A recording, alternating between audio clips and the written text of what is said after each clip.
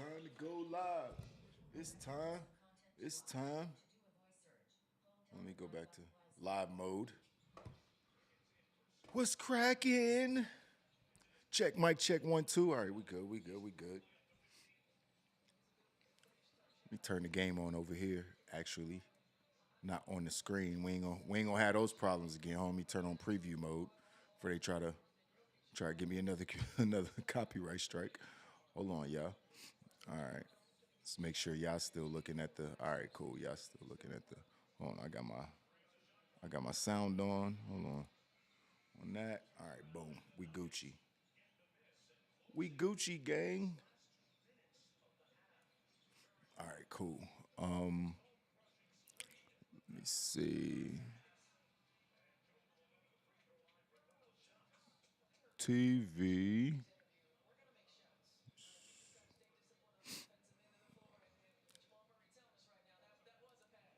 I'm watching the. I'm watching the Warriors and the Nuggets right now. It's a good game.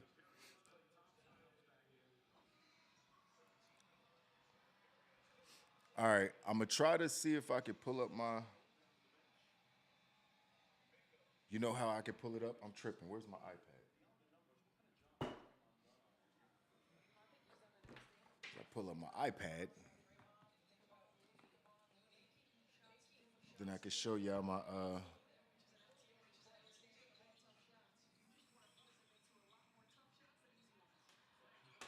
Clay. Oh, Clay hot tonight. He had a hot first quarter anyway. He cooled down since. Oh, buckets.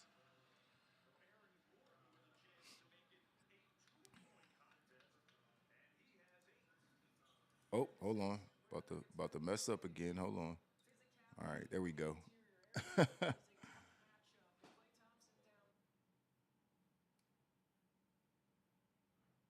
right, hold on. Hold on, cause I don't want another community strike. Hold on, let me make sure I do this correctly. Hold on. Screen share.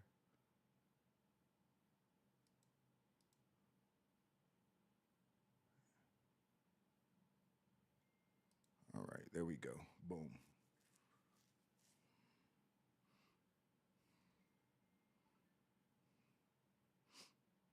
All right, boom. All right, we Gucci.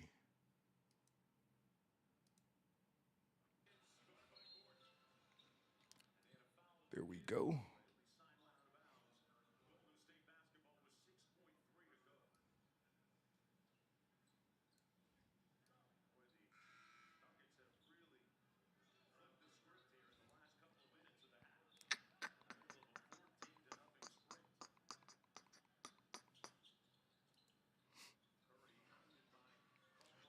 Okay.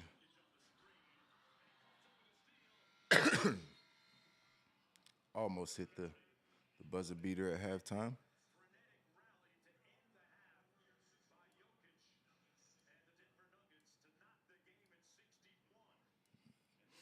That was a good run.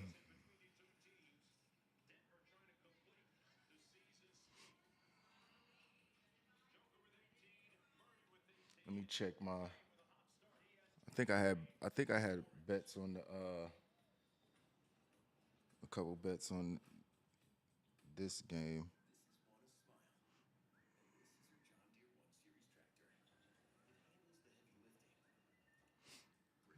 Boop boop boop boop.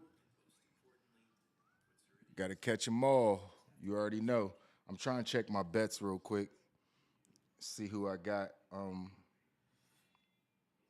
I got a couple bets on DraftKings right now. Damn, I did a 9 leg parlay. I don't even remember doing that.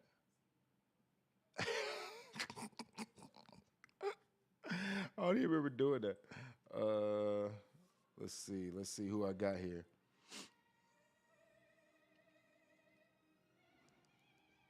Damn, Brandon Pazinski. Wait, man, hold up. This can't. Is this right, or is my shit broke? Nah, this right. Why Steph Curry got 4 points at halftime? What the fuck is going on? Well, this bet ain't gonna hit. I got Steph Curry 30 plus. Yeah, that shit ain't gonna hit unless he go off in the second half, which could very easily happen. He can get to 30 by the end of the third. You know what I mean? But still. And all my everything else is hitting. Pozinski need to hit 1 3. But Michael Porter need to hit 1 more 3. Jokic on his way, he gonna hit. Michael Porter gonna hit. Jonathan Kuminga gonna hit. He probably gonna get 12. He already got 7. Murray already got 18. I got him at 20 plus. I got Aaron Gordon at 10 plus. Dang, everything gonna hit except for Steph Curry. No, and well, Pozinski, I got Pozinski at 9 and over 9, or no, I got him at 10 plus. So he got to get 10 points. So Pozinski and Steph Curry got to go off in the second half. And I'll make, what's this bet? It's a $10 bet for $92. So, yeah, nice little 9-leg parlay right there. I got some, hold on, let me check my bet MGM. I was trying to see, can I share that screen too? Let me see something real quick. Screen.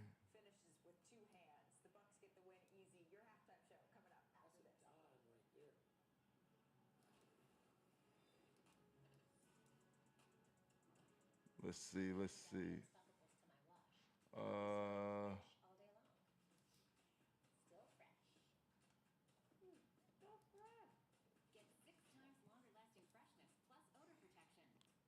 Nope, maybe I gotta try plugging it in and see if that works. Trust.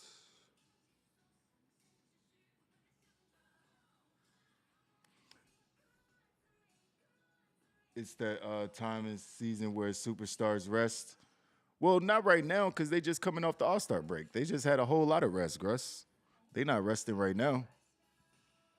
They all just came off a week-long vacation. At least, you know, the superstars did. So I'm not really worried about too much rest.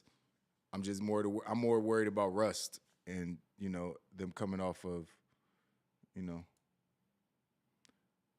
a week-long layoff.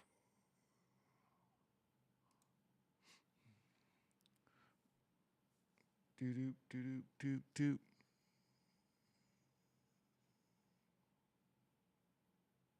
Why is this screen not? I don't know why this screen isn't. Matter of fact, let me. Woo! Background music for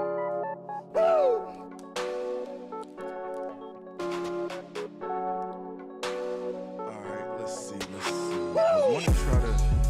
Why did this stop?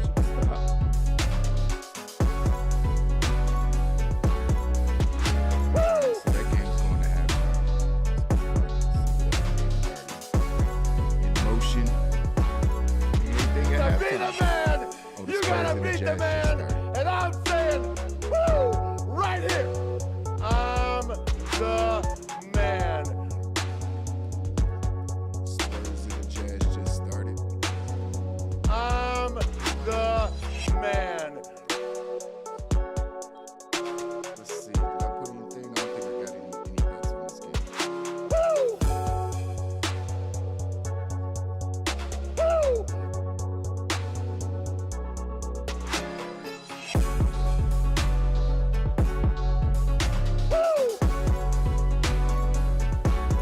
What's happening in this business game? Let me check this box score.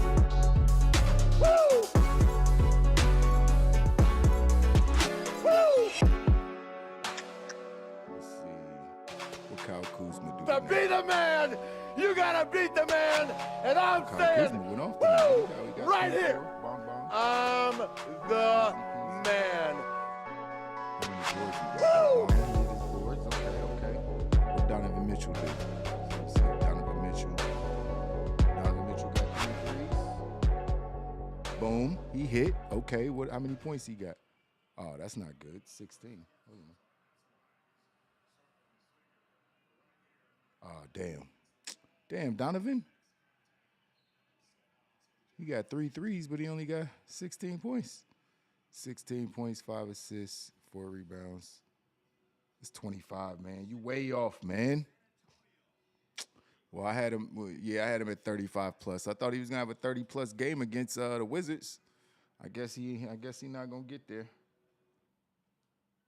Yeah, it's 2 minutes left. Yeah, that's a wrap.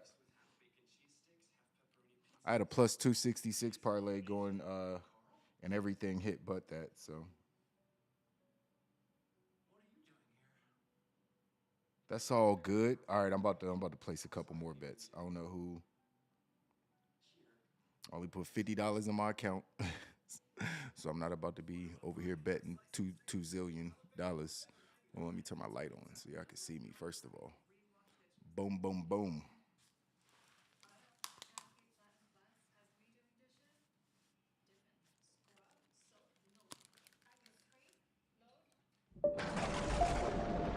Doo doo doo doo. Rubber Rabbit, thanks for stopping through.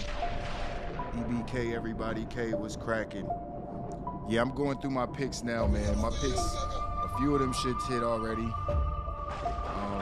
I got a couple parlays that's not gonna hit, but my single bets hit. Well, a few of them so far.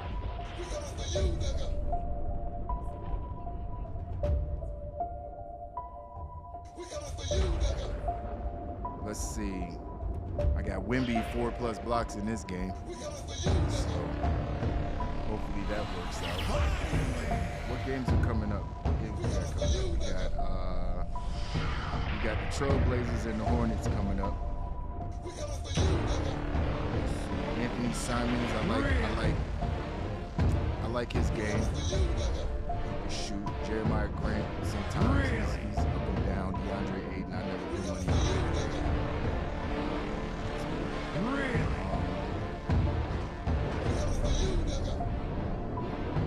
There's not a whole lot of Miles Bridges. Sometimes you can put money on Miles. Let's see if there's any in-game bets that we can go to. You know who I like to bet on? Thunder, right? Thunder's in the next halftime. Let's see. Player points. Jalen Williams already has 14 points. Will he get 24 points at -10? Seems like an easy bet to me. That boy be balling. And Houston defense is up and down. I feel like that's an easy bet. I'm going to take Jalen Williams to get 10 more points in the second half. That's basically what this bet is. He got 14 in the first half. I really like Jalen Williams' game, man. Dude can shoot, he hustles, he rebounds his ass off. That's an easy bet, especially at one shit. That's almost a double up. That's an easy bet. Who else would I take in this game? Fred VanVleet has that's -120. I want -110 or higher. I'd like to have even odds when I take one of these. -130, -120. Nah, I don't really like it. Because Chet Holmgren, 7 more points in the second half at -130. I mean, it's probably going to hit, but I ain't really making nothing. I would probably get, You know what? Let's go to this Golden State Warriors game. Let's go to this Warriors game and go to player points and see what they got Steph Curry at. They got Jokic over his original over. He's now at 31.5. I'm looking for Steph, though. Steph Curry is now at 17.5 at -120. I'm taking that. You got to be crazy. If you don't think Steph about to cook in this second half, then I don't know what you do. You watch basketball. I don't even know if I could really say you watch basketball if you don't think Steph about to cook in this second. If you think he about to end the game with 12 points or some shit against the Nuggets, I don't see that happening. So I'm taking Steph over 17.5. That's an easy bet to me. I like to do these in-game bets because it's you could check the temperature of the game, you can see how the game is playing, and a lot of times you can read how it's gonna work out. So we'll see. We'll see.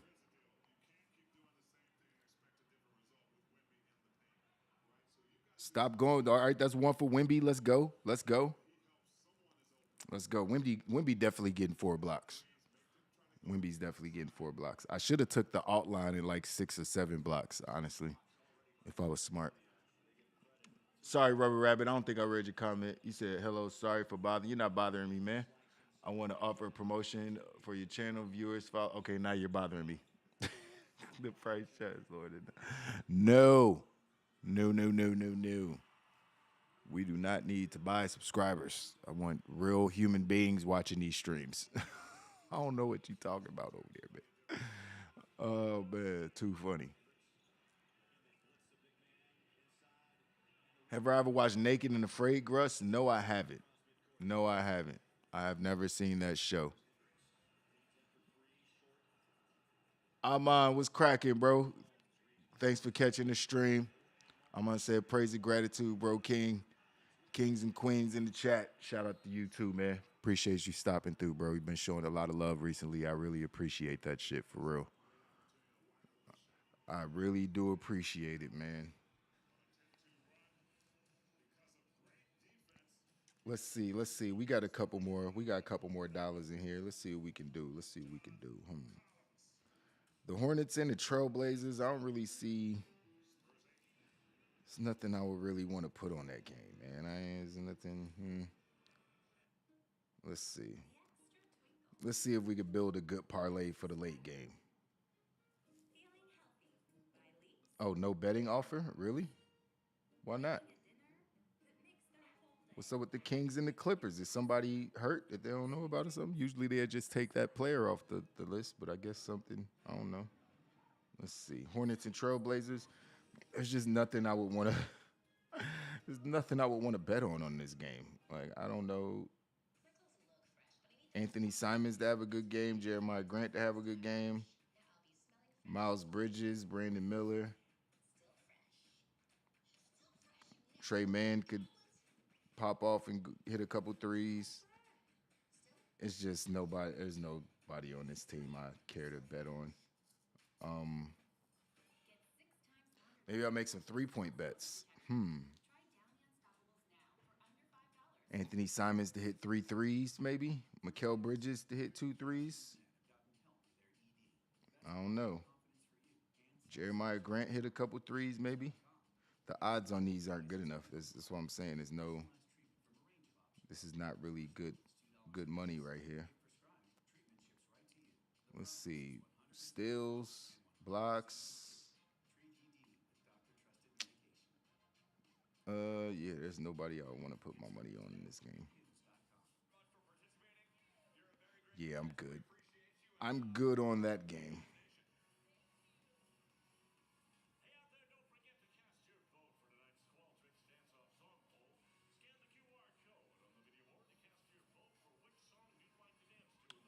Let's see here. Let's see. I wish you could do in-game parlays on BetMGM. They don't let you do in-game parlays. That's the only bad part about it.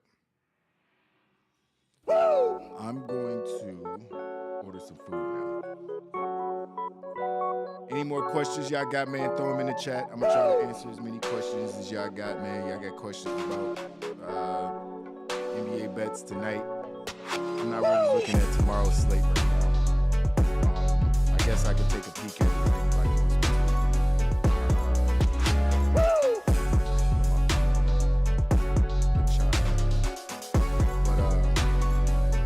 Yeah, wrestling questions. To be the man, you gotta beat the man. And I'm saying, I gotta get these watch hours right here. I'm the So I'm gonna be streaming a lot. We just gonna be streaming, hanging out, talking about whatever. I'm the What man. app do I use to bet on games? Let's see. I'll run them down for you right now. I use Underdog Fantasy for fantasy football. I don't really use it for nothing else. I use ESPN Bet, which is the newest one that's come out. I love ESPN Bet. I use BetMGM because I live in Maryland. BetMGM is one of the better betting sites, even though their bet tracking is terrible. Like being able to track the bets, there's no system to track your bets. You just have to look at stat sheets and stuff like that. As far as offers and odds, BetMGM is A1. To be the man, you gotta beat the man, and I'm saying, woo, right here, and DraftKings, man. So DraftKings, BetMGM, and ESPN bet basically with a little bit of underdog fantasy. I don't use FanDuel. I probably sign. Ironically, FanDuel has the best tracking system. FanDuel and DraftKings, but I don't use FanDuel. I'll probably sign up for FanDuel at some point, but I'm not betting that much. You know what I mean? So I feel like three apps is enough for me. I'm not a hardcore gambler like some of these dudes. I wish I could make a living sports betting. I just don't know how people do it. Like you lose money as fast as you win it. Sometimes, unless you just got the inside track and you know sports betting better than everybody else out there. And there are some people like that. I know people who are millionaires basically from sports betting. But like I said before, they betting 10,000, 20,000, 25,000, on single bets. I'm not in a position to even take that kind of risk. Oh man. Amon, yeah, I mean, I wouldn't really, you know what I mean? If you're into sports betting, if you're into it like that, then cool. But if you're not, I mean, the only reason I really like it is because it makes all the games fun to watch. Like it's kind of like Red Zone. Like how when NFL Red Zone came out and it was like, oh, I could watch all the games at once, and fantasy football started, so now you could track all your teams at the same time. It makes sports just that much entertaining. That's why they're legalizing it, because it's getting people into sports that weren't into sports as much before. It makes me watch. Why am I watching San Antonio and Utah? There was absolutely no reason for me to ever watch this game unless I was thinking about putting money on it. So,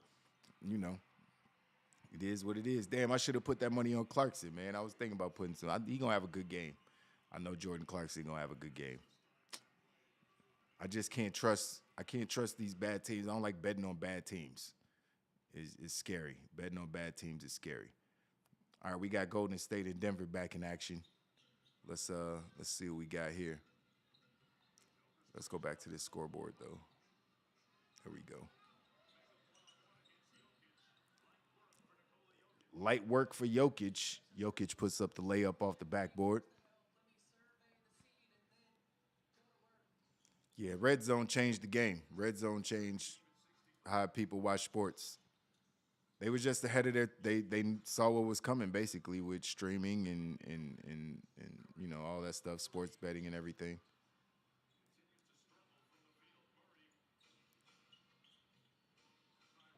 I'm gonna have like 20 fantasy football teams next year, boy. I know that much. I was mad as hell this year, man. I finished second place in 3 leagues. I ain't getting no trophies. I was mad as hell. I made a little bit of money, but because I was only in 6 leagues this year, I basically broke even. Jamal Murray hit his number. Jamal Murray hit his over. I had his alt line at 20. I think he got 21 now. And I had him at 3 plus threes. He got 4, I think. So he got 4 or 5. So Jamal Murray and Jokic are always good bets, man. If you're gonna bet somebody 25 plus points or 35 PRA or something like that, Jamal Murray, Jokic, easy bets. I like betting on Michael Porter Jr. I like betting his over a lot of the times, especially on 3-pointers. They'll have him at 2.5 3-pointers. Like it'll be like plus 160 or some shit. I'm taking that. You know what I mean? Every time. Which sparkling ice drink you talking about, man? Which sparkling ice? Yeah, I don't do no other fantasy sports either, Amon. I just do fantasy football. I'll bet on basketball games, but I'm not tracking basketball stats like that. That's too much. I gotta watch too much wrestling. I can't watch that much of every sport. That fruit punch joint. No, I haven't tried it yet. Right now, I'm about to drink this energy drink, guava strawberry. I know y'all done seen these. Do y'all got these where y'all at? These joints and them Celsius drinks them became so popular because they're sugar free, and they are sugar free because I'm a diabetic, so I know sugar free. If these joints had sugar in them, my blood sugar would be spiking every time I drank one. But no, this is my new drink. I love to drink these, like seltzer flavor seltzer or whatever. Zero sugar. You know what I mean? Zero sugar. You know what I mean? So I love these things. They coming out with so many more sugar-free drinks, which I love, because juice and shit makes it. It's like the worst thing to drink. It's the hardest thing to stop drinking, because water sucks. I mean, water's great. You know what I mean? Water's great, but you might be drinking water all the time. It ain't got no flavor, man. You want to drink something with some flavor. so as much as I love water. Oh, y'all ain't got it up there in Seattle yet? Damn, you in Seattle, bro? Damn, man. I got good weed up there. And I know that for a fact. Because my entire supply used to come from Seattle at one point. I used to get all my weed from Seattle. So I know y'all got some fire up there, bro. No cap. I'm about to spark up this. This shit I'm smoking is fire. It's fire.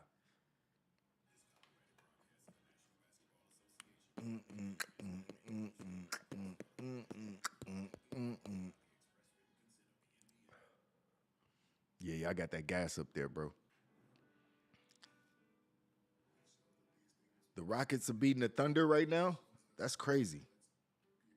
The Rockets got a good team. Do y'all root against the Rockets? I know you probably don't, Gruss, obviously, for obvious reasons. But I root against just because I don't like Dylan Brooks. He's a villain. He's a true villain. Whatever team he's on, I'm a root against. I just can't help it. He's a villain. I don't like him. He's just annoying as fuck. So I ain't got nothing against the Rockets outside. I don't like Dylan Brooks. But they are up right now by 7, 71-64. Jalen Green just puts in 2 more. They up 73-64 now. Jalen Green's a solid player, man. I like that guy. Ooh, Chet Holmgren tries to get the alley-oop. He misses. There we go. I told y'all, boy. I told you it was an easy bet. Jalen Williams probably going to end up with 30. Give me my money. I told y'all, man. Jalen Williams ain't going to get 10 more points in the second half. Y'all tripping. He definitely doing that. So I'm going to hit that bet. Dylan Brooks sells on a layup because he's Dylan Brooks. Oh, man. Some Trill Burgers. I heard about that spot, man. Oh, Rockets and Spurs fans got a rivalry down there. That makes sense. It's probably like Cowboy fans and Texans fans probably don't like each other either, I bet. Oh, Jalen Green with the crossover, gets to the basket, fouled. Chet Holmgren, I think, picks up the foul.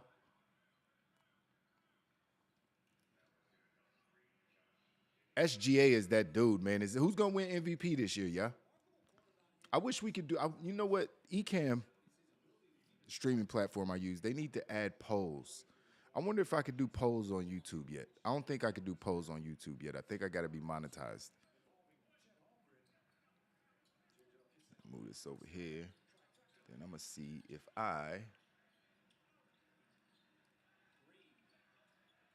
Jalen Green. So many Jalens in the league.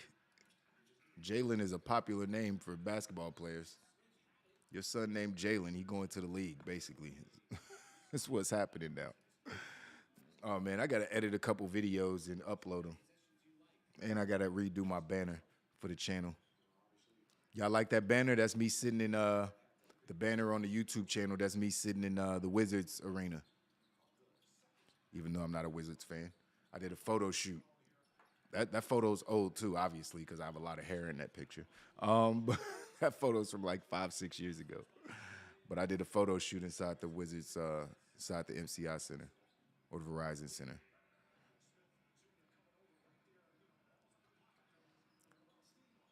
Yeah, that shit was fun.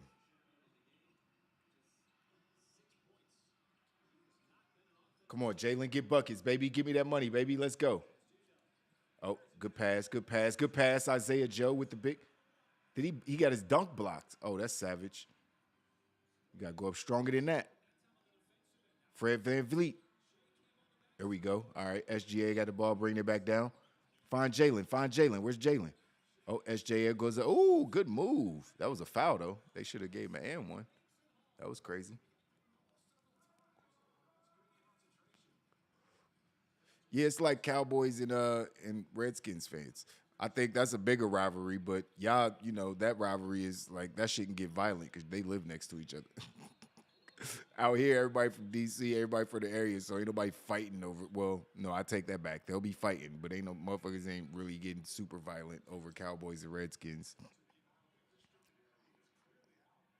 I think Baltimore and well, I keep saying Redskins, Commanders. I keep forgetting. Still getting used to it. Sorry. But Commanders and the Ravens, I think, is a more contentious rivalry, if you will, in real life. It's closer to the Raiders and the 49ers. They had to stop letting them play against each other because that shit was getting so violent. Let's go, Williams. Let's go, Jalen. Oh, good pass. Isaiah Joe, that's buckets. He not missing that. He not missing those. Isaiah Joe is a gunner, man. That boy can shoot. That boy can shoot. Who's the MVP of the league this year? SJ or Jason Tatum? Jason Tatum, really? That's not a bad pick. They are at the top of the East. It's not a bad pick. SGA, it just feels like it almost feels like it's by default. You know what I mean? I don't even want to disrespect him because he's balling. And when you watch him and he got the mid, he reminds me a lot of Grant Hill. He reminds me a lot of Grant Hill, SGA. But I don't know, man. He don't feel like the MVP. If that makes any sense. But that's probably a stupid way to even think about it, honestly. His team's got a good record. They're, in contention around the top of the West. Like it's probably gonna be SGA. Unless they give it to Jokic again, which I don't want. Lord knows I don't want. I think Jokic got so much help, it makes it easy. He is a great basketball player, but his team is loaded. They got easily the best roster in the NBA, in my opinion. You could throw Phoenix in there, but Phoenix ain't got nobody after they top 3, 4, because you got to get Jokic in there. But Phoenix got a strong monster. Phoenix probably got the best starting 5. But as far as all-around team, I don't know. I got to give it to hey, man, why you hating? Man, listen, man, I was still laughing at that after we ended the stream. Like, I really do look like this damn Pokemon character right now. That's some bullshit. Oh, man, because that shit was hot. I had to take it off. That shit was hot.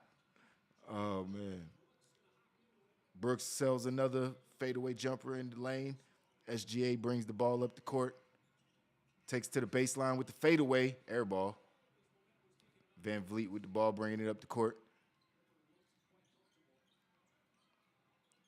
Jalen Green cuts to the basket through the lane. Oh, he gets swatted by SGA. Dork, one of my favorite names in the league. Dork. Good bucket. OKC got the lead back by 2. Williams just hit another bucket. Not Jalen, but the other Williams. Anthony Edwards is an MVP candidate? Ugh, really? I don't even know if I can really disagree with you. I mean, his team is pretty good. He be balling. I don't know if I could it's crazy because I guess I'm just getting used to the young players coming in and you hearing these names for the first time in the MVP race, potentially being MVP candidates. I guess I gotta get used to that with the SGAs or whatever. I'm so used to hearing the same 3 or 4 names in the MVP race. I would like to see Jason Tatum get it, honestly, even though I'm a Lakers fan. I would like to see Jason Tatum get one. I would love to see AD get one, but the Lakers got to start winning some games. I feel like AD could easily be in the MVP race if the Lakers had 5 or 6 more wins instead of be hovering around 500 right now. AD's been balling out all year, so he could still win Defensive Player of the Year, which I think he's probably in the lead for right now. As far as Defensive Player of the League, he's probably averaging like 3 blocks, I think, a game. changes probably like 10 to 12 other shots during the game. AD is a monster. Speaking of, let's check in on this Lakers game real quick. See how my squad is doing.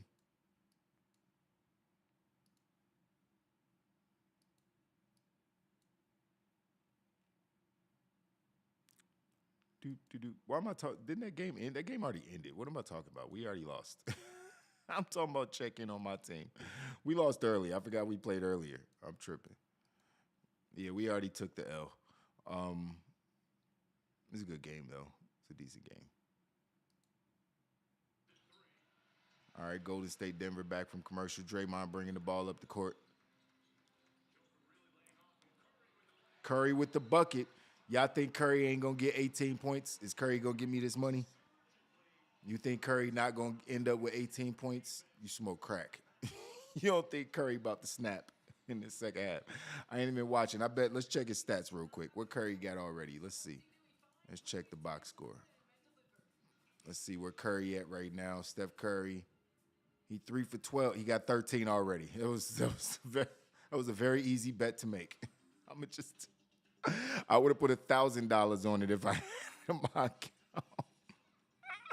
That was the easiest bet ever. I think Steph Curry going in the game with single-digit points or something. You crazy. So he only need 5 more for me to win that bet. That's easy money. That's why I like doing in-game bets, because you catch stuff like that, somebody having a slow start, and their total drop down to something stupid like 18, and then you just bet on it because you know that a player like Steph Curry is going to get the money. You know what I mean? So thank you, Steph Curry. You know what I mean? Thank you, Steph Curry. Dang, I wish I would have bet more on that shit. I bet $25 on that. I should have bet 100. Should have added money to my account. But yeah, so that's easy bread. Who else did I bet on? I bet on somebody else in this game, didn't I? No, I bet on Jalen Williams in the other game, and he's gonna hit too. So both of those last 2 bets that I just did, they both gonna hit.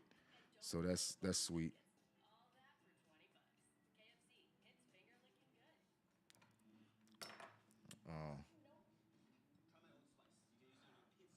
Man, I think I might. Man, I don't even know. It's crazy. So there's this girl, guys, and I think I really like her. I don't know. I'm still traumatized from my previous relationship, so I'm not sure. We're going to turn this into a relationship therapeutic podcast. No, we're not going to do that. Oh, man. Oh, man.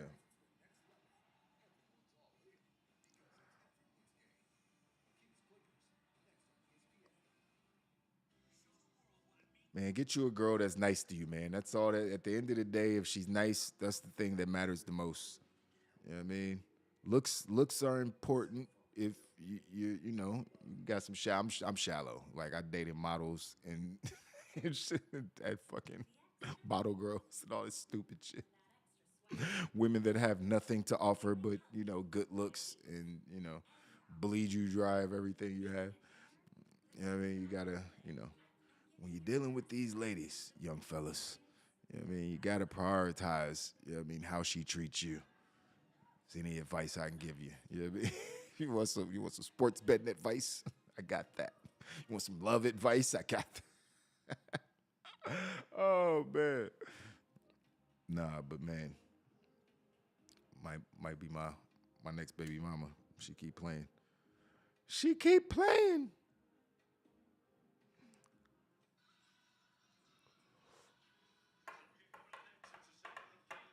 Yep. That's it. That's the key, Gruss. That's the key. Somebody that'll be there instead of bailing out, because most of these motherfuckers will bail the fuck out, bruh. In a heartbeat. The second you can't, give them things that they think they deserve, even if you want to, that shit ain't good enough, especially in today's climate, man. You know how that shit go. Y'all know how that shit go. We all men right now in here. I think everybody, all the guys in here. But yeah, we know how that shit go. Let's go, Steph. Cook, Steph. Let's go. Oh, we got Gordon in the air. Let's go, buckets. This is too easy. Why not put more money on that bet? Why was the total so low? Did Bet MGM really think he was going to end up with 18 points? That was just ridiculous. that was that was such an easy bet. Y'all saw how fast I made that bet. Like what? Wait a minute. Taking that one. Who is that? Caldwell Pope. Yeah, that was KCP. Shit, hold up. I might hit these parlays then if Steph is going off. Steph was the only one I was worried about. Let's go, Steph for 3. Oh, he missed that one. Who is this? Who is this? That's not Clay. Who is this guy? Who is this other light skinned dude on the Warriors? Just got some random light skinned dudes, man. Like Pazinski just came out of nowhere. I don't know who he is, where he came from. You know what I mean? They got like a bunch of mini Clay Thompsons on the team. They was like, Clay, we gonna find your replacement. We gonna look just like you. Curry for 3. Let's go. That was, man. He already what he got? He already got 18. He already got 18. I did not say he was going to hit that before the end of the third. I'm pretty sure I said that verbatim, and he definitely did. So let's go. Steph Curry already made me some money. He covered my other bets for the night, so I may at least break even. That's sweet. Caldwell Pope with the brick from 3. Gary Payton Jr. back from that nasty injury, playing well again. Steph Curry with the dime to the corner. Good bucket. Let's go.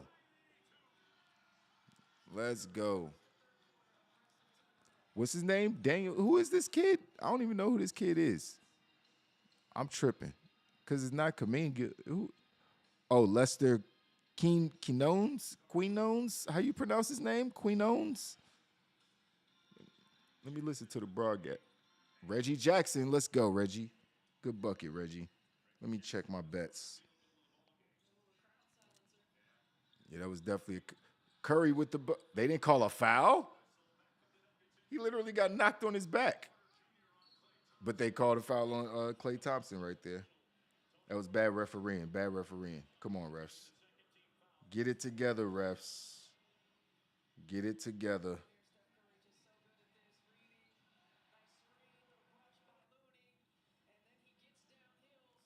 Let's see here.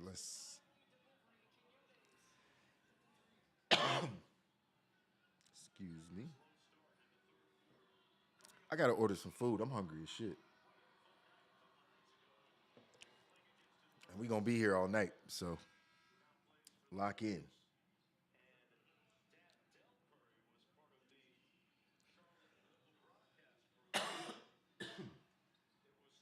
What's up, man? You hungry? No? Okay.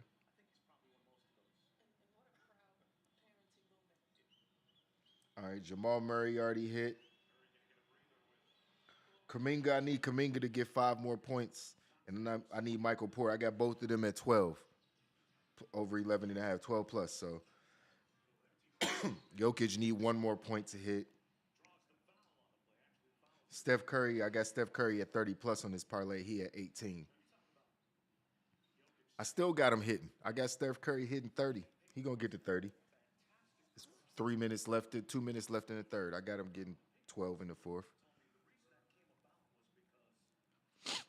Pazinski got to hit a 3, and Michael Porter got to hit a 3.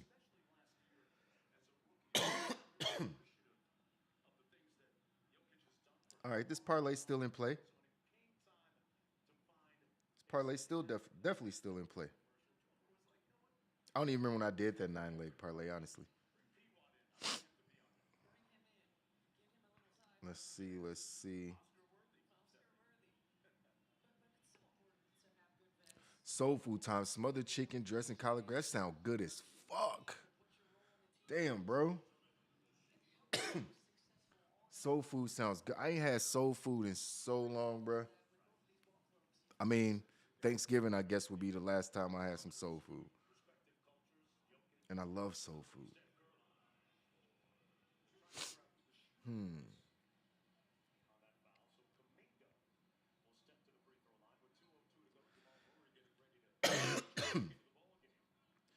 Easy money. Jalen Williams and Steph Curry gonna make me $100 or $50, basically. Let's see.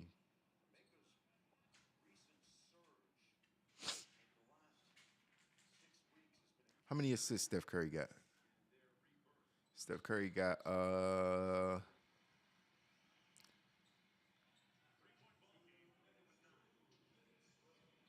he got 3 assists. Yeah, he gonna hit his assists too. Kaminga ain't doing shit though. He 3 for 6 from the field. Oh, turnover. Thompson leading the fast break. Draymond Green trips.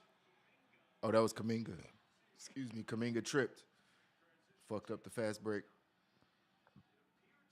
They called a foul though. Reggie Jackson. Oh, for a clear path? They can't call a clear path on that. It was like 6 people on the fast break. I know they're not trying to call a clear path. Do y'all have League Pass? I have League Pass. That's how I'm bouncing back and forth between the games. There's no way I can not have League Pass during NBA season. It's like I have to watch the Wizards play. There ain't no, I never watch the Wizards play. It's like ain't no way I'm watching unless the Lakers are playing against the Wizards. I'm not watching no Wizards games. So if I'm gonna watch NBA basketball outside of what they put on TNT or what TV games, network TV games, then League Pass was the only option. And it's not. It wasn't that crazy. I think it's like $80 or something. I don't know. I pay Sling all that shit. Common foul. It should be a common foul. That's a good call. It was a common foul. He tripped him. It was an accident on a fast break. Yeah, he grabbed his way. He barely touched him. He barely even tripped him. That nigga clumsy. He just fell. Oh man, no league pass. It's all good, man. It's all good. This game's on ESPN. Denver and Golden State on ESPN tonight. So yeah, you get all the Spurs games down there. I mean, at least you get to watch Wemby. You know what I mean? But I wouldn't want to watch the Spurs every night either. But again, at least you get to watch Wemby. There is nobody on the Wizards that I would ever want to watch play basketball. That is a wretched team. It's a horrible, depressing team to have to watch. Jordan Poole is like one of the worst 5 basketball players in the league. Crazy skill. You know what I mean? He has a lot of basketball skill. You pick him up in a pickup game, he gonna cook. He ain't gonna pass the ball, but he gonna cook though. You know what I mean? But yeah, he's not a good NBA player, man. Golden State was probably his best, you know. But I see it. Honestly, I see why none of them niggas liked him. I see it makes sense. He seems like one of just the pest. You know what I mean? That would get on your nerves. Just running all the wrong plays and shit. Tickets for the Spurs games are cheap down here. What you think the Wizards tickets cost? Them shits be like $12. Them shits be like $12. I could probably get courtside for like, you know what I mean, a stack. And that's courtside. Be on TV and shit. Cheap ass tickets.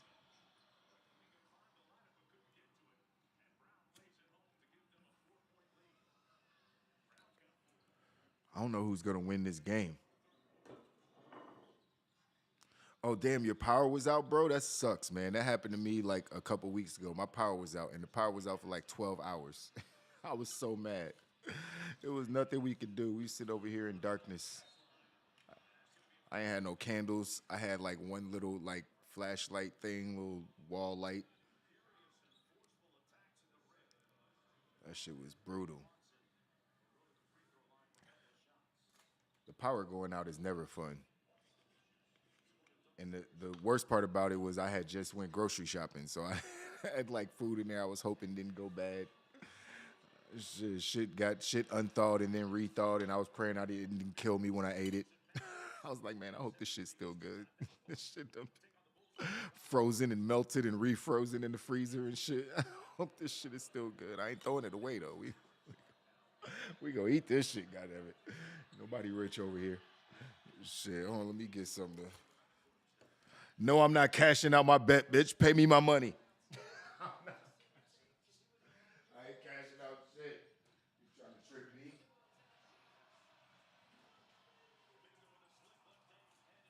Yeah, Kaminga, let's go, Kaminga.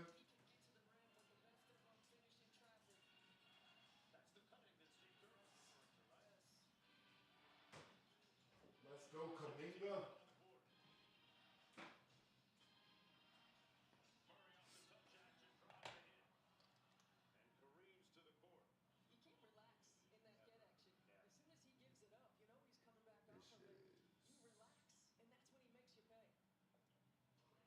shit is.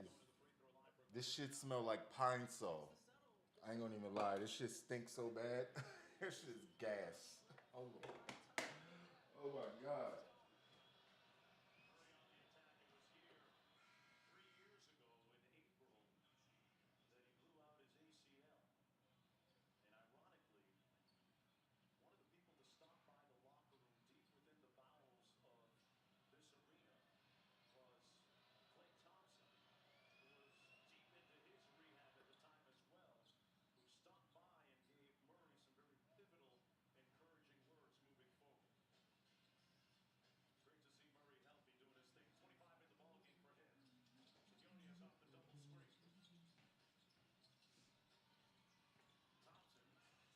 Do some reaction videos later too, man. I might be streaming till like 1, 2 in the morning, man. I don't give a fuck.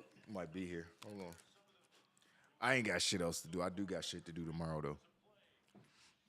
And Shorty probably gonna want to talk to me, so I gotta, you gotta get it. He's a little time, you know. The lady be liking a little time, you know what I mean? It's the thing they be wanting the most. You gotta give them time, you know what I mean?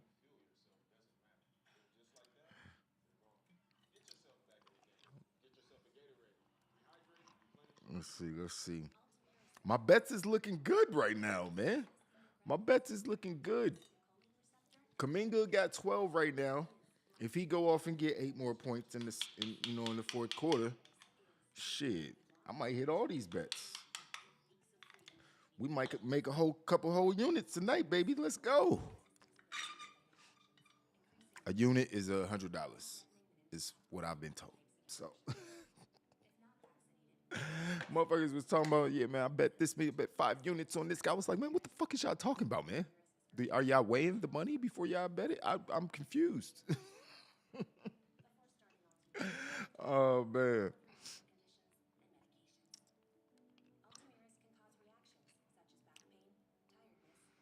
Oh man. What is she talking about? Let's see.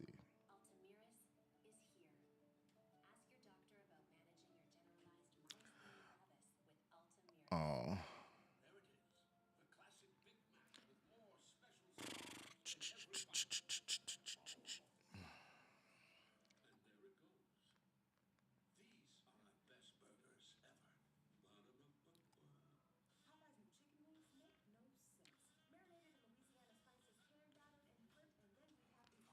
All right, man.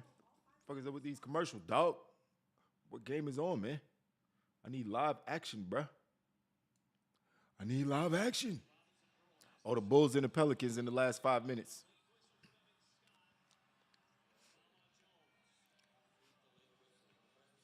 Nah, man, I ain't getting no. Man, Chinese don't sound bad though. I would rather have some stir fry.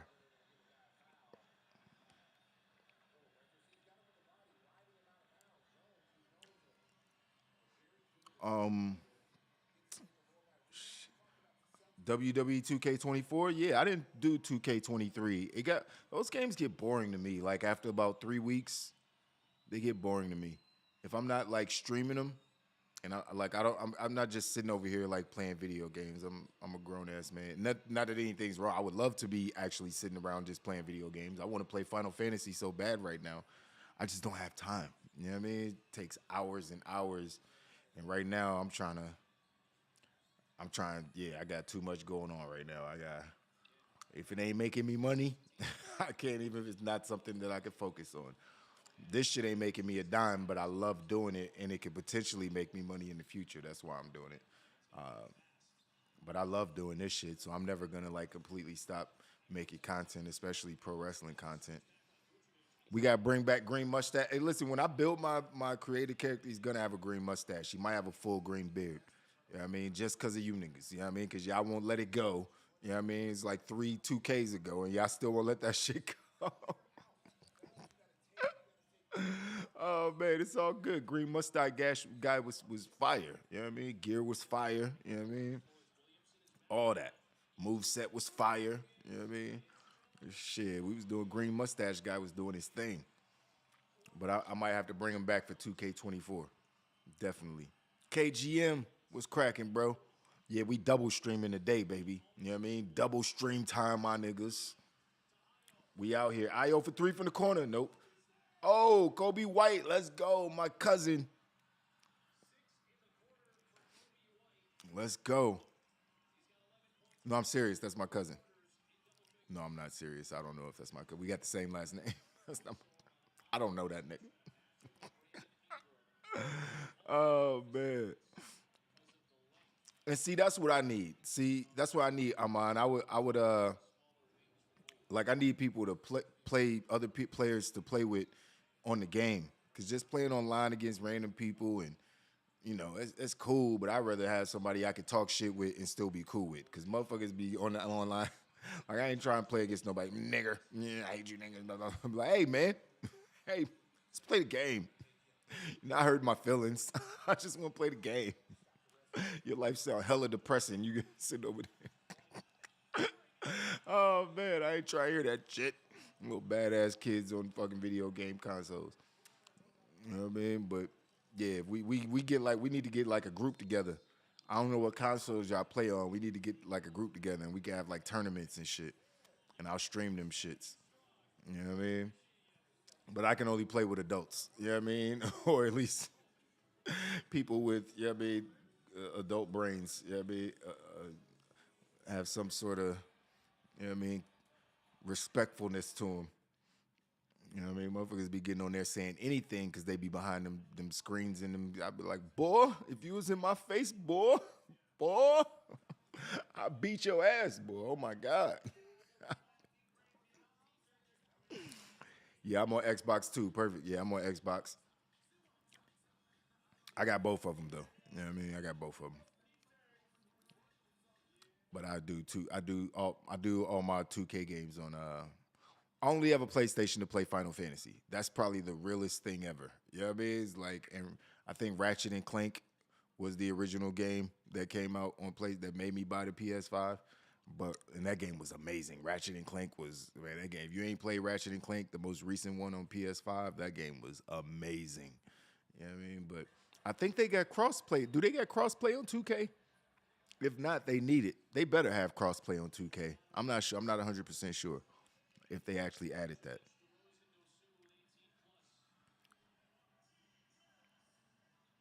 All right, what game is closest to the end?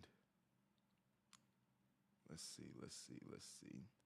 The Magic and the Nope. Well, I'm watching a get money game. I got money on. Hold on. What's up with these? What's up with these Warriors? Yeah, that's what I'm waiting. I'm waiting on GTA. Man, why you even bring that up, man? It ain't 2025. Why am I even? I'm not about to get excited. You ain't about to. Nope. Nope, I'm not about to get excited for that game. If they said January 1st, 2025, maybe I get a little bit excited. They just said 2025. That could be December. That should come out Christmas 2025. Then what? That's 2 whole years from now. I'm not about to get excited, but I am excited. That game's going to take over my life when I get. And it's sad because I'm be a 45-year-old man at that point. In here on GTA, like, oh my God. I might be married and shit by. Oh, man. All right, Wiggins with the bucket.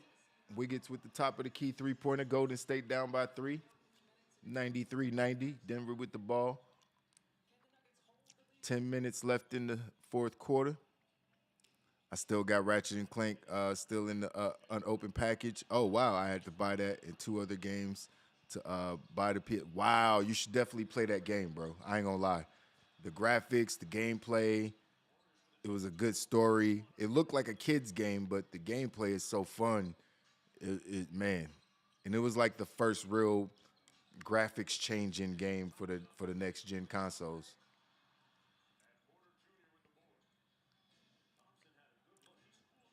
Thompson has definitely cooled off in the second half. 100-inch TV, bruh? 100 inches? That's crazy. That's crazy. I don't blame 100 inches though. Hold on. My TV, this one in here is 50. 50. This is 55. I mean, I can see it. But that's crazy. That's a lot of TV, bro. That's a lot of TV. You better get you some good blue light glasses. You know what I mean? Like, and if you're gonna do that, it's got to be OLED. You might as well just go ahead and get an OLED TV. If not, you better off getting a 70 or 80 inch that's OLED. You know what I mean? OLED, QLED, the good stuff. You know what I mean? Get that them super dark blacks in the screen. Like, yeah, you need the good stuff. Like this I got an LG C1. That's from like 3 years ago, almost at this point, maybe 2 years ago when it came out. Now they're on the C3, I think, at this point already.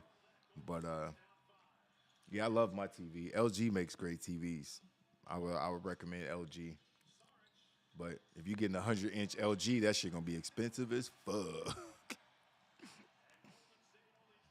A massage sectional to go with it. That's nigga. Are you ever going to leave the house? I'm just saying, like, are you planning to like barricade yourself indoors? I don't understand. I know you got a job and shit. What you go? How you gonna get up off that shit? Cause I ain't a massage, yeah, sectional with 100-inch nigga. I'm never leaving home. You know what I mean? And if I work from home, I'm probably not gonna get shit done. You know what I mean? It's like that's crazy. That's crazy. Are you married, Gruss? Do you have like a wife and kids and shit? I don't know if I've ever asked you that. You ain't never mentioned it, so I assume not. So fuck it, my nigga. Do your thing. Shit. You know what I mean? If you a bachelor, you know what I mean? You ain't got shit. Fuck it. Why not? Enjoy your life, man. Enjoy your life. Cause soon as you know what I mean, the likelihood is when you do finally decide to get in a relationship, you're gonna have to stop doing some of that shit, or at least cut back on doing some of that shit. So enjoy it while you can. But you can find, good women out there as long as you handling business, you know what I mean? Making sure them bills is paid and that back is blown out. You know what I mean? You can play all the video games you want to, you know what I mean? Just gotta find the right chick. Yeah, he been about to be on super chill mode. You gonna get a 70 inch? 70 is probably the perfect big screen size. I ain't gonna lie. If you want a big screen TV to take up a lot of space on the wall, I would say 70, 75-inch TV is probably the best size. It's not too big to where it's gonna like destroy your eyeballs and you're not gonna be like this trying to watch shit on the TV because I don't want to do that. I don't want to like. I just want to look straight and have my eyes. So don't seek the relationship. Let it find you. That is facts, brother. That is facts. It is actually what I've decided to do. You know what I mean? But see, the problem is, fellas, but see, the problem is weeding them out. You know what I mean? Because I remarkably, I don't know how. I don't even know why women be liking me, but I get approached by a good number of women. Let's just say that, and I don't. It's hard, man. I don't be trusting these girls. They all just sound like they running game. They all sound like they trying to get saved from their prior mistakes. I'm like, I'm not saving nobody from their prior mistakes. What are your intentions? Why are you here? Why do you deserve to be in my presence? But yeah, man, that's good advice though. Don't look for a relationship. Just let it find you. That is good advice. I need to roll up. I ain't got no papers. Hold on. Smile. You're on cricket.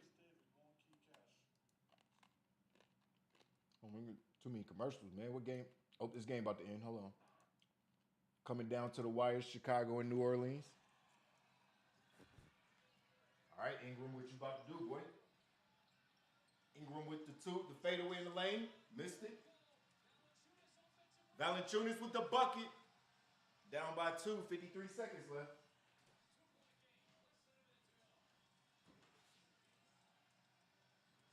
Oh, I was like, what the fuck?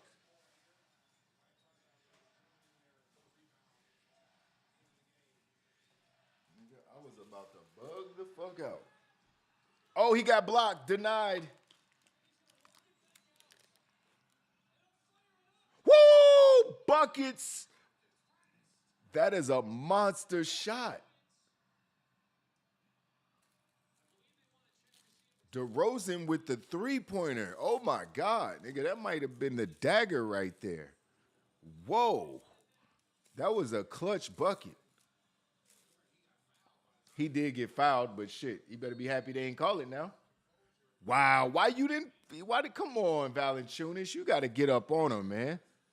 You can't leave him wide open for what do you got your arms down for? Valanciunas is guarding DeRozan in the corner with his arms like what your arms do? What are you doing? What are you blocking exactly with your arms like this?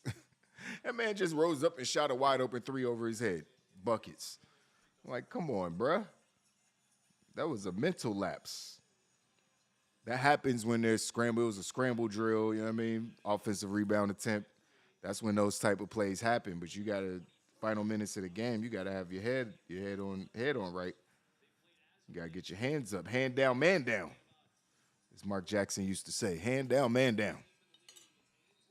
Let me put it back on the score screen. My bad. Let me go back. Back to the scoreboard. The Nuggets looking like they're gonna pull out this game against the Warriors. I don't care about who wins. I just want my money.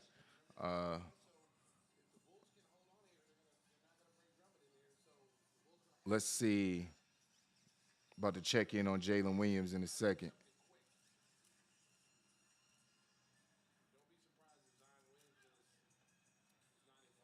What's worse than missing a bet by like a half a point or like, yeah, by like, some when you got the over and it'd be like 19 and a half and that motherfucker have 19 points. That should be painful as fuck, bro.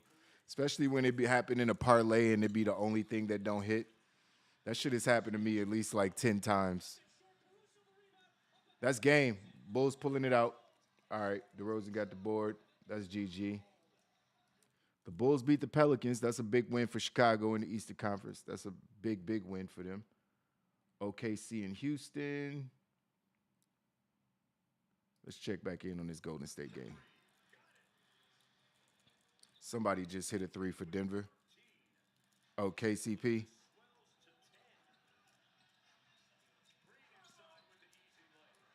Draymond Green, fourth quarter buckets. Okay, Draymond.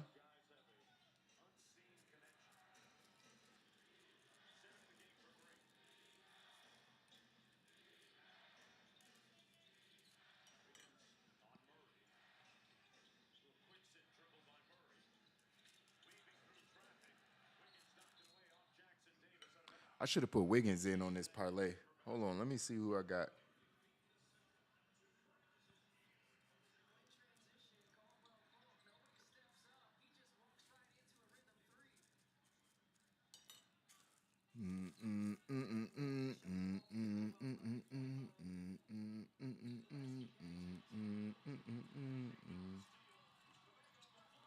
Ooh, good block.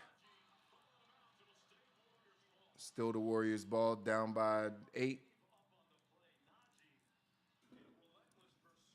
Let's check these box scores real quick. Did Jalen hit his number? Jalen got 22. Of course he hit his number, boy. That's what I'm talking. Oh, no. I'm tripping. He need 24. He got to get 2 more points. 23 and a half was the number. So we need another bucket. So we still 1 bucket off. We got 4 minutes left in the fourth. So Jalen ain't got me the money yet.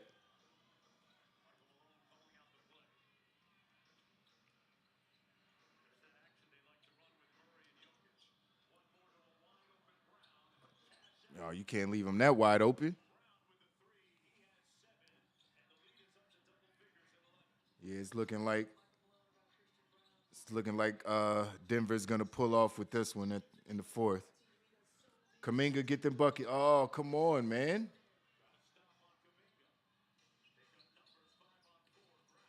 Brown, you supposed to take that shot. It's a bad pass. Jokic with 3. Nope. Jokic passed the Brown turnover. Jokic should have shot that one.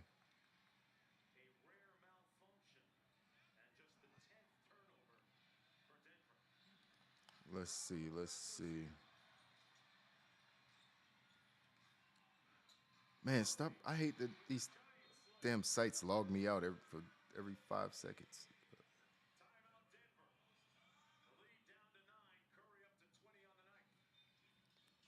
Curry got 20 already? Okay. So Curry got me money. Thank you, Steph Curry. I appreciate you, brother.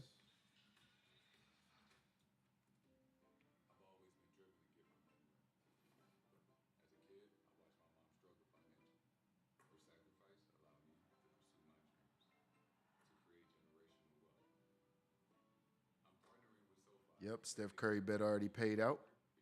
Nice. Yeah, Jalen at 23 and a half. Come on, Jalen, let's get this bucket, man. It's still a close game, too. Oh, shit. No, it's not. Oh, man. They might sit this nigga down, man. I might not hit this bet, actually. That's crazy. And that's exactly what I'm talking about. Didn't I just say something like that? Like when you miss a bet by one bucket or some shit? I literally just said that. I might have jinxed myself. So the Thunder have pulled away from the Rockets. Chet Holmgren went crazy in the second half.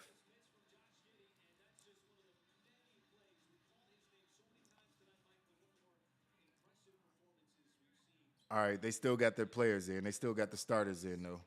Chet Holmgren had 26, 8, 7 with 3 blocks. That's a stat line for your ass right there, boy. That boy did not come to play around tonight. Magic lost? Ah, that's a tough loss for the Magic. You have $41 off of $1 bet in NASCAR? Oh, well, yeah, because the odds are all crazy, right? Because it's NASCAR, so the odds got to be crazy. Come on, Jalen. He got the ball. Let's see. Jalen, 2 points. Come on, bro. Come on, bro. $50. Just shoot the ball, but just give me a bucket. Give me one bucket. Pull that shit. Drive it to the basket. Pulls back. Fade away. Oh, I missed. Damn it. Come on, man. That was it. That might have been the last opportunity, man. That might have been the last opportunity. He gave me a shot at it. Come on, Jalen, you gotta hit that, dog. That's why I like that's the beauty of sports betting, honestly. That's the beauty and the torture of it. It's like it makes the games fun to watch. Makes regular season games exciting. What's a regular season game? Oh man. The Magic definitely gonna make the playoffs this year. Oh, Banchero was out. Oh, that's why they lost. Yeah, he's everything to that team.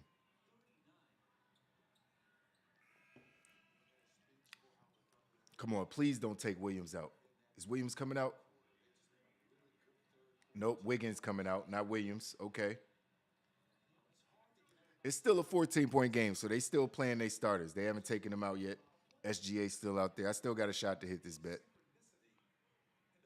It ain't over yet, baby. It ain't over yet.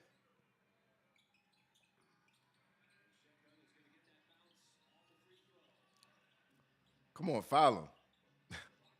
Let me get 2 free throws. Giddy, don't shoot that. No, don't shoot that.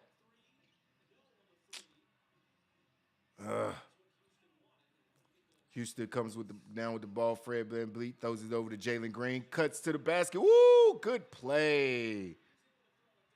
Good play. Jalen Green with the sweet pass. Come on, so he's playing point. Okay, he's playing. Jalen Williams playing point guard, running the pick and roll with SGA.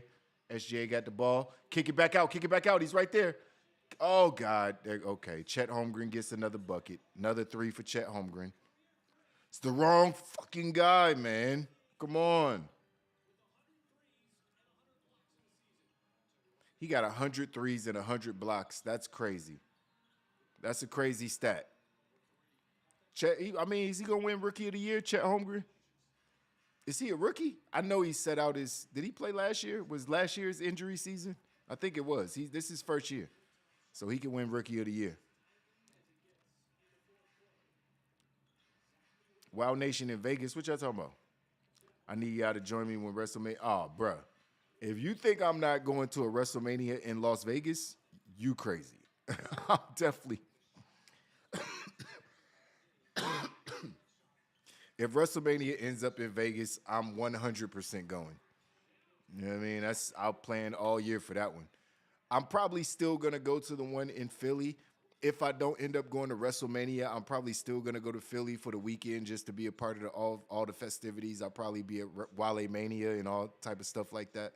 So I'm probably still going to take part in WrestleMania weekend. Yeah, I just don't know if if I'll be able to go to the actual show, depending on what them tickets looking like, because I'm not spending $500-$600 on no tickets. You've been to 8 of them so far. Damn, that's crazy. As y'all know, I've been to 3 now, 4. Has it been? It's been 3 or 4, 3 or 4. Most of them recent.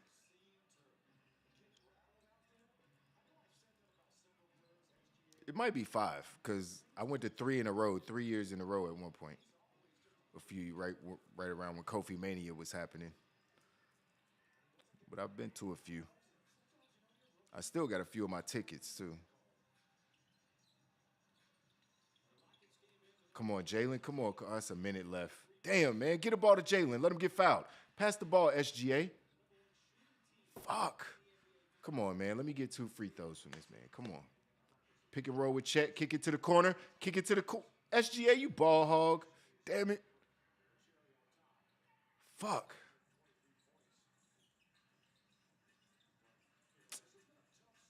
That's whack, man. At least Steph Curry got me money.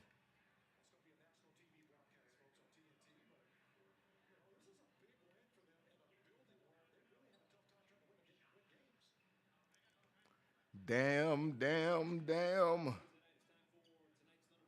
right, let's check out this Nuggets Warriors game. See, yeah, this game's they cut it to 11. They cut it to 11. 12 now. Let's check this box score.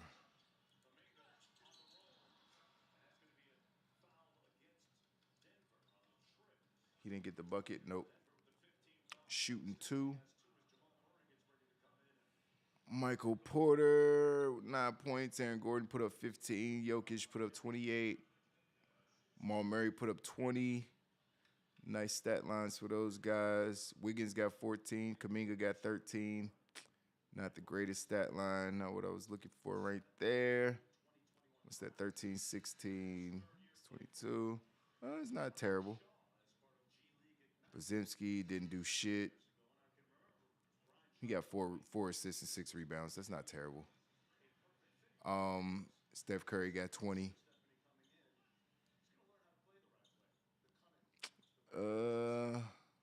Dang, Steph Curry 1 for 9 from 3. That's crazy. That's crazy. Klay Thompson's the high scorer for Golden State right now.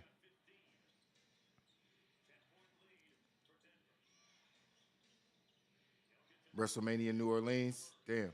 Nah, I wasn't at that one. I've never been to New Orleans, man. That's one place I've never been that I want to go. And I got homies from there too.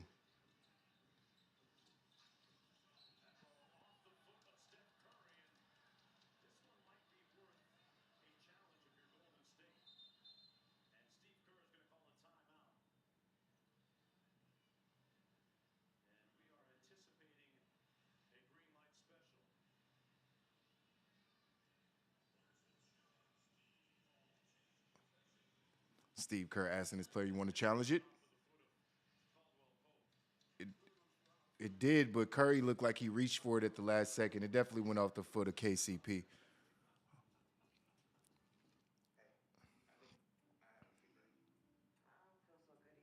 Yeah, the Spurs gonna be crazy once Wembanyama gets some actual players around him. That's why low key Greg Popovich is a genius. Like he gonna do the same shit he did with David Robinson and Tim Duncan. He got the number 1 pick, and he gonna make sure the team still sucks, and gets another high draft pick to put right alongside that draft pick, and then they gonna go on to be a good team for the next decade. He know what he doing, and they got some other little pieces, Vassell and all these players. They're not trash. They just really young, So Spurs might be alright. Spurs might be alright. At least it's easier to root for them when they don't have Tim Duncan. Tim Duncan was just so boring to watch. It was just it was too boring, and I couldn't take it. It was just so boring to watch him play.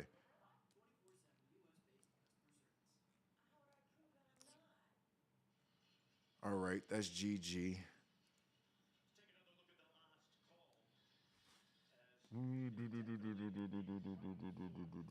Double check this box score one last time. Yeah, Jalen Williams, you ate dirt. Bitch ass nigga. Give me 2 more points, man. I was extra confident about that too. I should have went with Chet Holmgren. Why didn't y'all tell me to go with Chet instead of Jalen? Dang. I could have went with Chet. I could have went with Shea. SGA ended up with 36, man. Dang. Dort ended up with 20. Dang, man. They whole team balled out for real. That's why they won by 13. But yeah, OKC had another good night.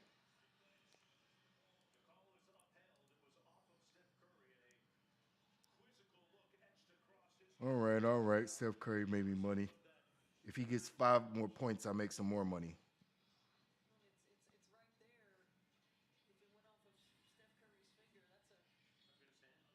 It did go off his hand, right? Yeah, I thought so. It looked like he reached for it at the last second.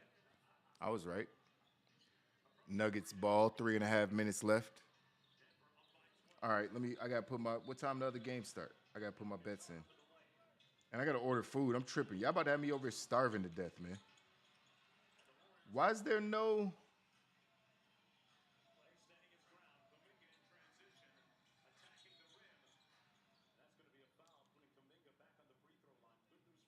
Why is there no parlay bets for the Kings and the Clippers? That's crazy.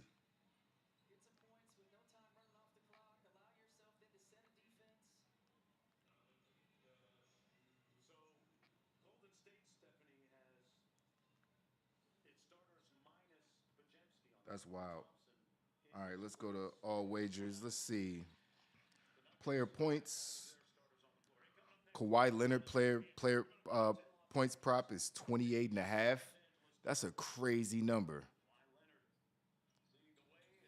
That's a crazy number. 28.5? I'm not, no. That's crazy. Sabonis number is 21.5. Yes, and it's plus 100. Nigga, that's a much easier bet. Seriously?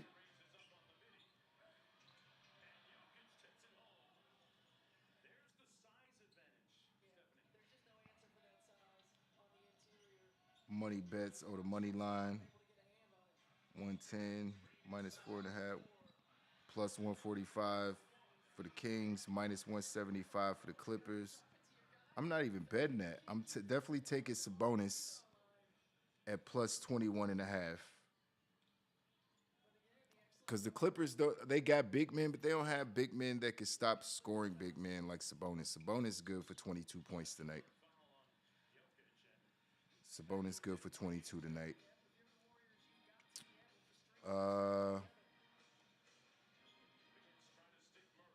What about rebounds?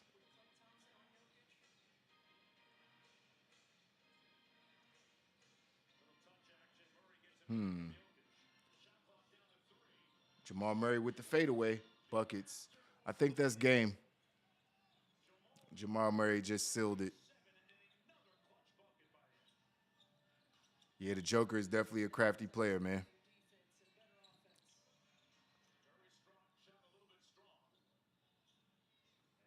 Yeah, Texas, like the ladies down there, man. I ain't gonna never complain about going to Texas.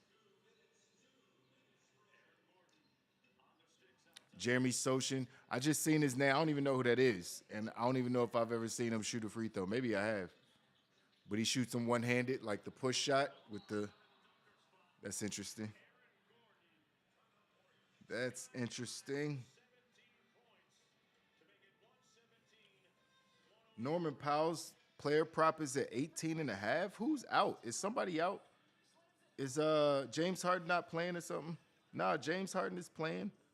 Why is Powell's player prop at 18.5? Yo, that's crazy.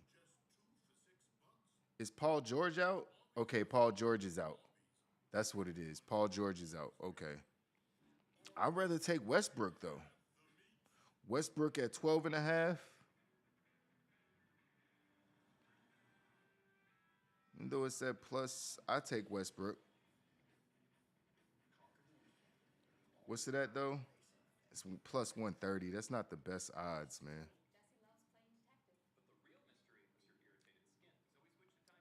Uh,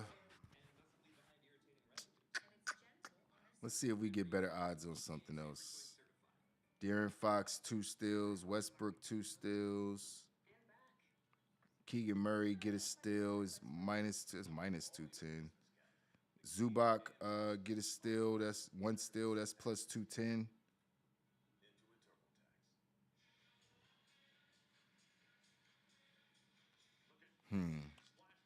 Zubac get a steal. I don't know. I don't know if I could put money on Zubac getting a steal. It'd be accidental, somebody throwing the ball to the post. It could happen very easily, obviously. But I don't know if I could put money on that. Domantas Sabonis getting a steal. What about blocks?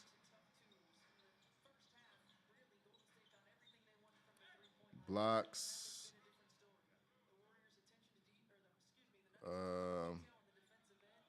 Domantas Sabonis is plus 115. I like that bet. I definitely like that bet.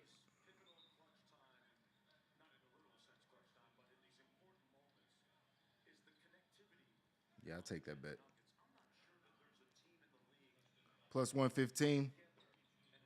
Yeah, I'll take that bet. I got Sabonis getting a block, 1 block in the game. Because, I mean, he's playing against Zubac. Zubac going to throw up some of them soft-ass layups, and Sabonis going to get one of them. You know what I mean? He's going to get one of them shits. Let's see. Combos, player combos. There's not really any good odds on the combos. Malik Monk, 24.5 at plus 100. I don't like it. Malik Monk too streaky. Harrison Barnes at 16.5 PRA.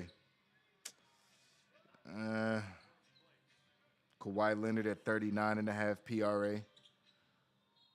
With Paul George out, I mean, you could take that bet. It's probably a decent bet. I could see Kawhi ended up with 25 and 10 and 5, but 25, 10 and 5 is only 40. Well, I guess that's that's 40, so that's what he would need to get. I could see Kawhi ending up with 25, 10 and 5, or 35 and 5, something like that. I could see that happening. But at minus 115, I don't know, maybe minus 105 or something, to where I felt like I was getting good money on it. I would feel better about that. Harrison Barnes, though. Harrison Barnes getting 1 block is at plus 340.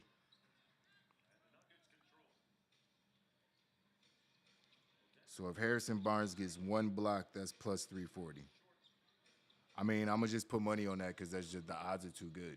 If he accidentally blocks a shot, that's just good money. So I'm going to take that bet. I'm going to put $10 on that at plus 340. $10 give me 44. I'll take that bet all day. Boom, boom, boom.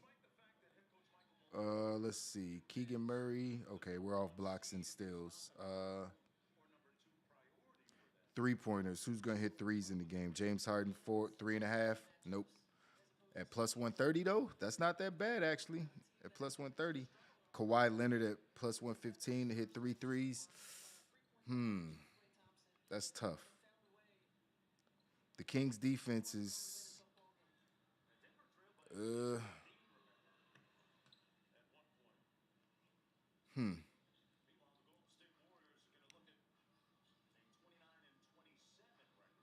Golden State is up out of there. Big win for Denver. Another big win in the Western Conference for the Nuggets. Let's see what games are left tonight. The Spurs are getting destroyed by Utah right now. Jesus. And Charlotte is, let's check in on Wemby anyway. I want to see. Does he have 4 blocks? Is Wembanyama have 4 blocks yet? Come on, give me this money, Wemby. Oh, he got 5 blocks. Cha-ching. Let's go. Let's go. Let's go. Damn, I wish I would have done 6. Something told me to do the 6 blocks. That man is a block machine, boy. I will always bet Wemby's blocks over his rebounds, because sometimes he don't get rebounds, and he ain't got the body to, like, block everybody out. He could jump over people or just stand over people, obviously, grab some boards. But That man good for 4 or 5 blocks almost every game. You see his arms just reaching for that. Oh, good pump fake. Oh, gotta hit that, Murray. Gotta hit that one, dog.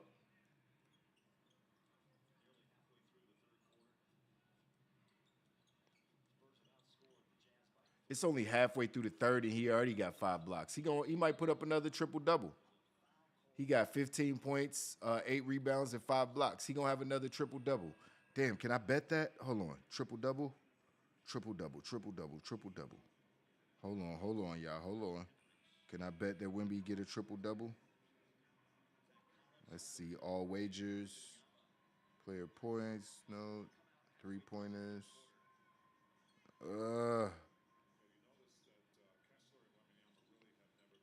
Nah, you can't bet it now. It's too late. Damn.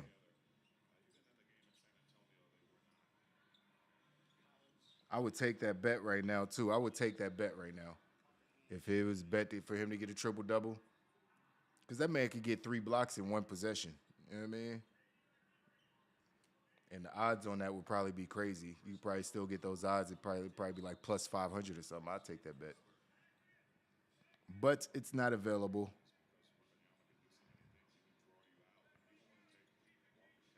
Let's see. Rebounds, points, assists, 3-pointers. Vessel already got 2 threes. Damn. Minus 110 for him to hit one more 3.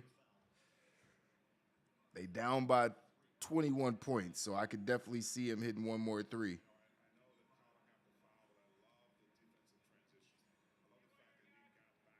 Then they got some good bets on here right now, man. That's why I love BetMGM, man. BetMGM give you good ass odds on these bets. I ain't gonna lie.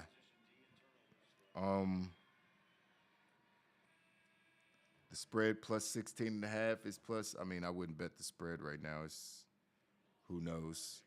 Every team makes a run in the NBA. The Spurs could go on a 15-0 run and make the game close. I'm not betting no spreads in this game.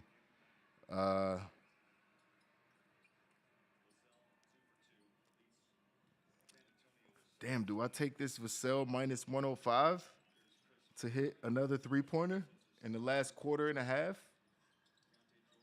It feels like such an easy bet, right? There's not a whole lot more bets I could take tonight.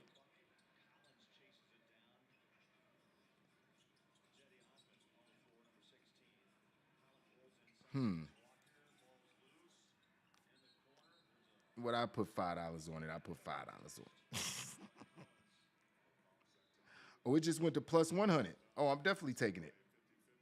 Hold on. Now I put $10 on it. Now I put $10 on it. 10 get me 20. Let's go. All right. Your bet has not been placed. What the fuck you mean my bet has not been placed? Then place it, mother. Oh, they switched them odds back quick as hell. Come on, man. Why y'all do me like that?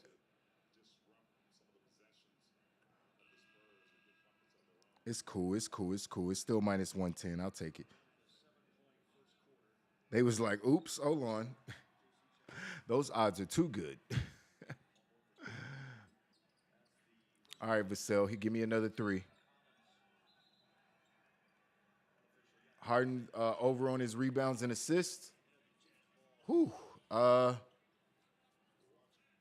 mean, yeah. I mean, that's probably a good bet with Paul George being out because Paul George makes a lot of his own plays. So I feel like Harden gets less assists with Paul George on the floor.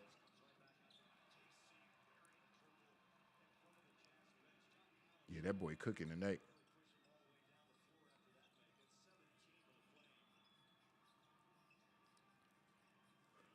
Let's see. Let's see here. All right, man. Hold on. It's 9:40. Y'all, man. Hold on. Y'all distracted me. I need food or I'm going to pass the fuck out. And now everything is probably closed. I'm gonna probably have to order some fucking Wendy's. Give me a grilled chicken sandwich or something.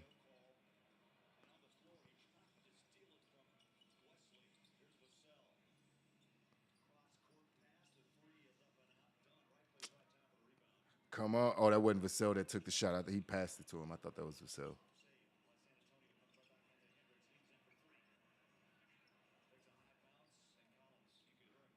Let's see here. Let's see here. Doghouse is open. That's too long though. They take way too long. That should be so good though. Oh my god.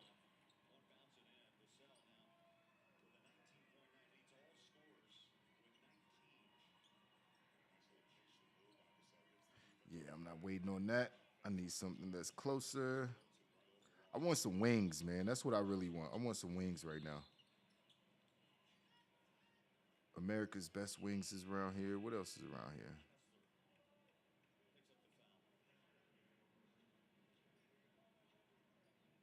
Buffalo Wild Wings. What is the Buffalo Wild Wings at? I'm hungry as a motherfucker. Wingstop? We ain't got no Wingstop. I mean, we got Wingstops out here, but not that's close to me. It's in America's Best Wings up the street. Oh, Manny and Oga's up the street too.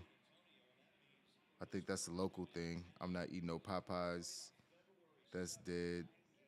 Let's see. I'm hungry as fuck, man. Now I'm looking at the food, getting even more hungry. This some bullshit. This some. All right, let me. That was Uber. Let me check Grubhub or something. Hold on, let me see.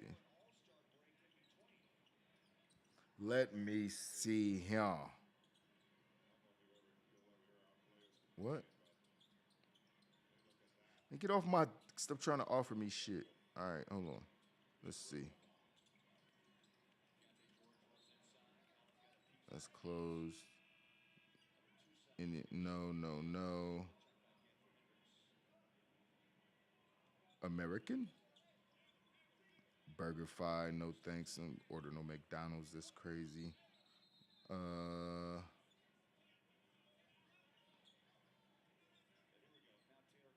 come on, bruh. They got pre-order for. Come on, man. Fuck is you talking about?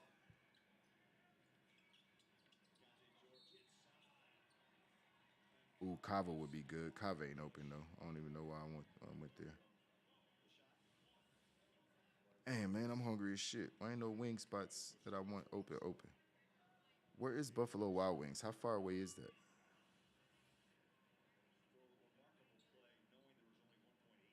That's on Maryland Ave. Nah, that shit in DC. Nah, man. 50 minutes. Hell nah. They tripping. I need some up the street.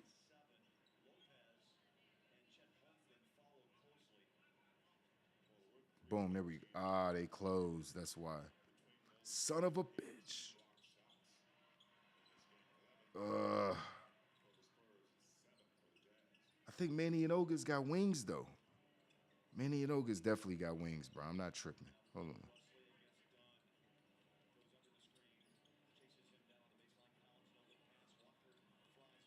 Why I say this joint closed?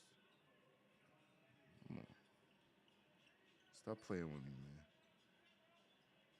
It's not even the right one.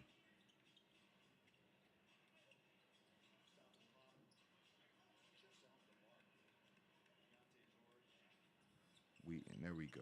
Boom, open now. 65 to 75-minute delivery time. Nigga, it's 2 blocks away.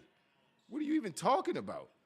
He's talking about it's a 65 to 75-minute delivery time, and they literally right up the street. But I could just call these things. I don't even need to like order this through an app. They deliver, so I don't even know why I'm doing this right now. I don't even know why I'm doing this right now. Let's see. What they got. I want no steak and cheese. I already had that.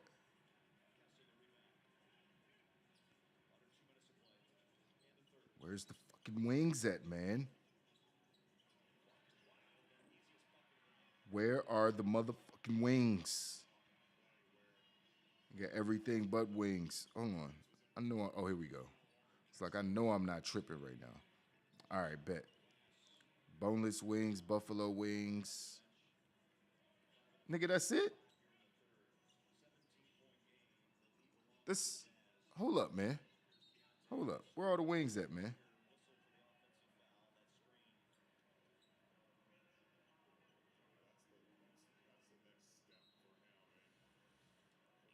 It's 13. Are they whole wings?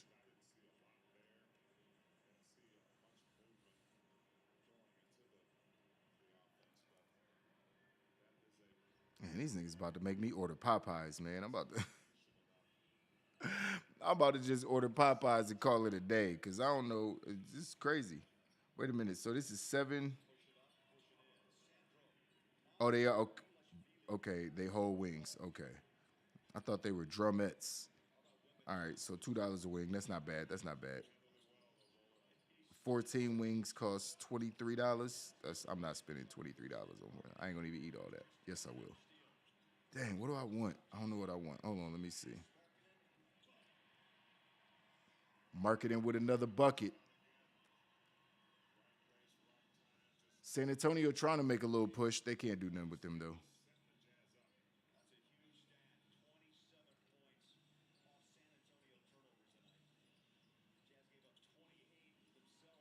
Let's see. Let's see.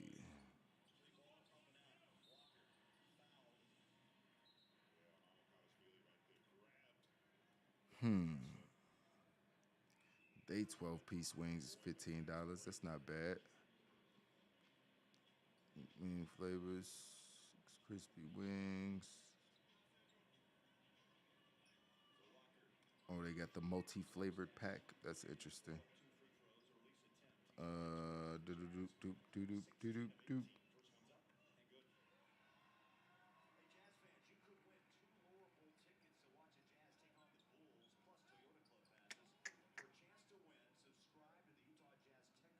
Surf and turf, spicy flounder fish sandwich. My bad, y'all. I'm hungry as shit. I gotta focus because I'm gonna keep getting distracted and not ordering my food. Hold on. I don't want no soda. That shit out of here.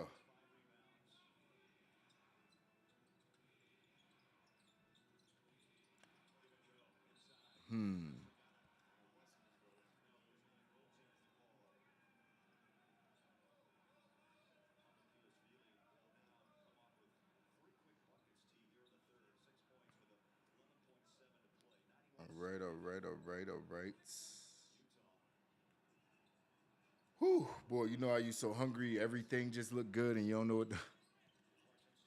That's the point I'm at right now. I can't decide what to eat because all this shit look good. That was a nice pass.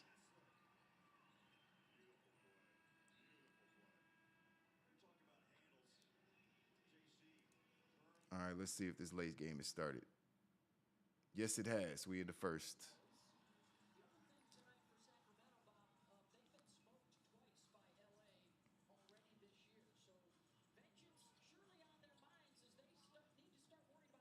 Um, I just want to order anything at this point. I'm so hungry.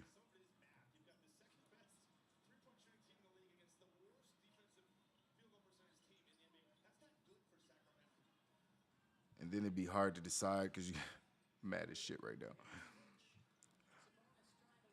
I had me some beef strips teriyaki over right there. And that sound good as with some salmon. Damn, nigga, that sound good as a motherfucker right now. Oh, that shit sound good as fuck. You just ordered some fried rice and noodle. You know what? Man, I might just order me some Chinese food, dog. You can't go wrong with Chinese food. I ain't no fried rice in a minute. I think I'm about to order fried rice too. I'm about to steal your move, Gruss. Hold on, let me see what Chinese spots is around here. There's only a couple good ones. Let's see. Let's order me some fucking Chinese.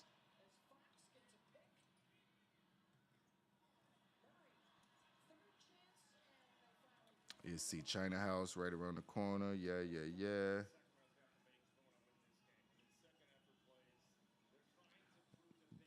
Brother Chinese. Yeah, Panda Walk is over there.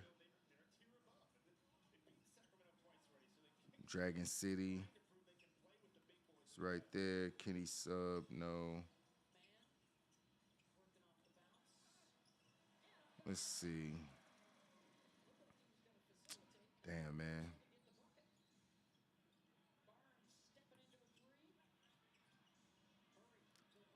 They got shrimp, egg foo young.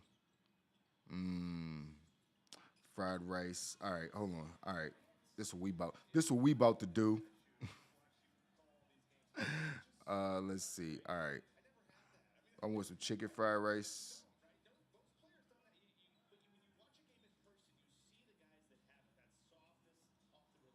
Man, hold on. I know what I'm about to do. I'm not ordering this shit, dude.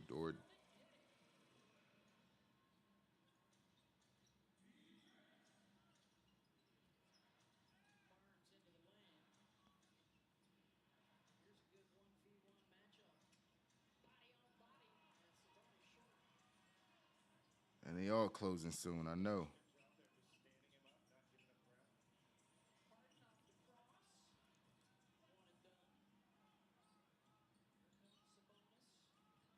Calling these niggas directly. They 5 minutes away. They can get my food here fast. What? Why do I have these on? Yes, can I get a delivery order, please? What's my address? Hold on 1 second. Yeah, y'all don't need to hear that.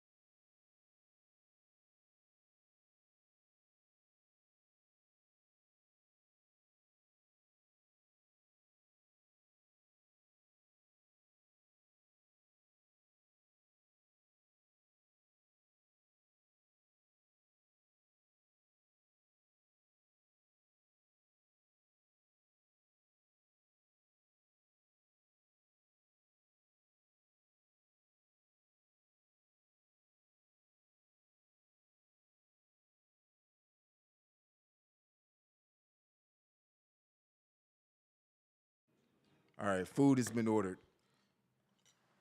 Order me some chicken fried rice and some egg rolls and some crab ragoon. That's what happens when you're hungry. You just order everything. I was just ordering everything. Problem with Chinese food is you can't eat it the next day. Ain't no leftovers. Ain't no, you gotta be real specific with Chinese food leftovers, man. You can't eat all that shit. All right, what bets we got? Hold on, they pay us out for my other bets. Hold on, let's see what we hit. I know we hit something.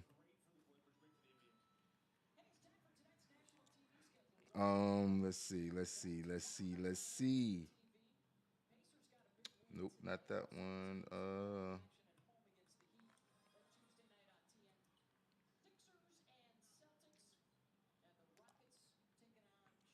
I don't think I hit that shit though.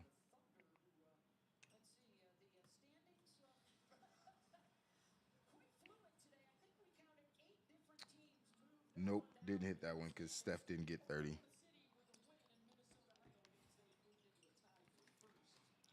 See, that's why betting when you're betting is always better to do just single bets. Parlays suck, bro. Parlays are exhilarating when you hit them shits, but those it's like the biggest ass bet of all time.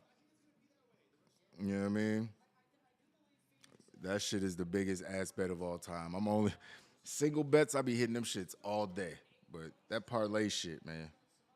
They definitely came up with some shit to get more people money because that was. I mean, you could hit them, but man, it's tough.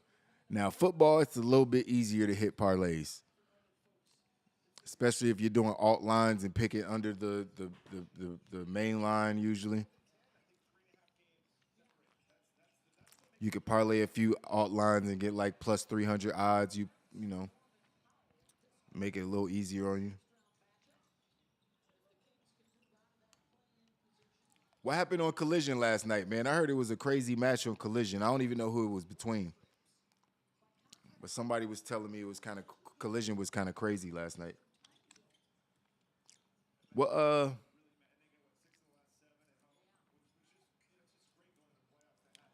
let's see what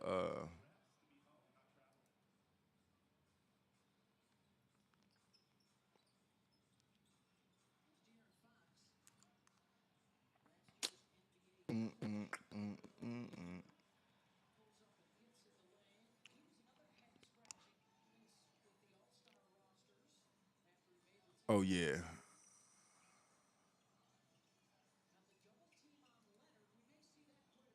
All right, let's see what's on YouTube. I still got the game pulled up. You're looking at my YouTube feed like, what is this nigga be watching? Yes, I watch a lot of Candace Owens. I watch a lot of Abba and Preach, a lot of AMP videos. What else? Obviously, a lot of wrestling, a lot of Shannon Sharp. Oh man. Let's see.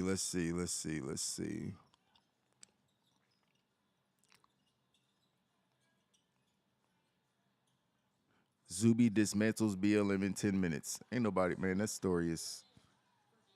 That movement is done.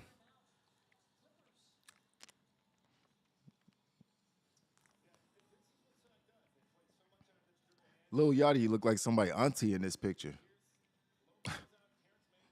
Why he look like that? All right, let's find some wrestling videos to watch while we sit here and Santi Zap. Do y'all know this guy? Hold on.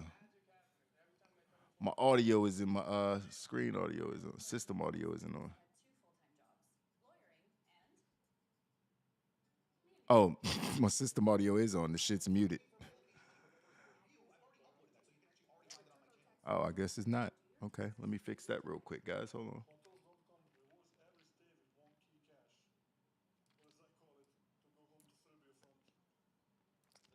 System audio.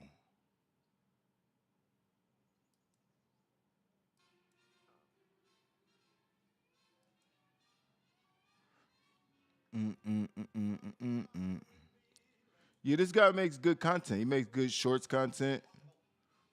He makes pretty good content. He's got good energy when he makes his videos, so I respect it. I don't hate on no content creators, man. No wrestling content creators. It's not really only one that I don't like is Dave Meltzer. I can't stand Dave Meltzer, man. He's just like I don't know. somebody that has so much credibility and be wrong so much, it just doesn't sit well with me. I ain't gonna lie. I ain't gonna even lie, y'all. Um, what the fuck? Why is my? Oh, because I'm in the wrong tab. Okay. Uh, let's see here. Preferences, audio, broadcast system, audio, all the time. Why is that shit not coming through?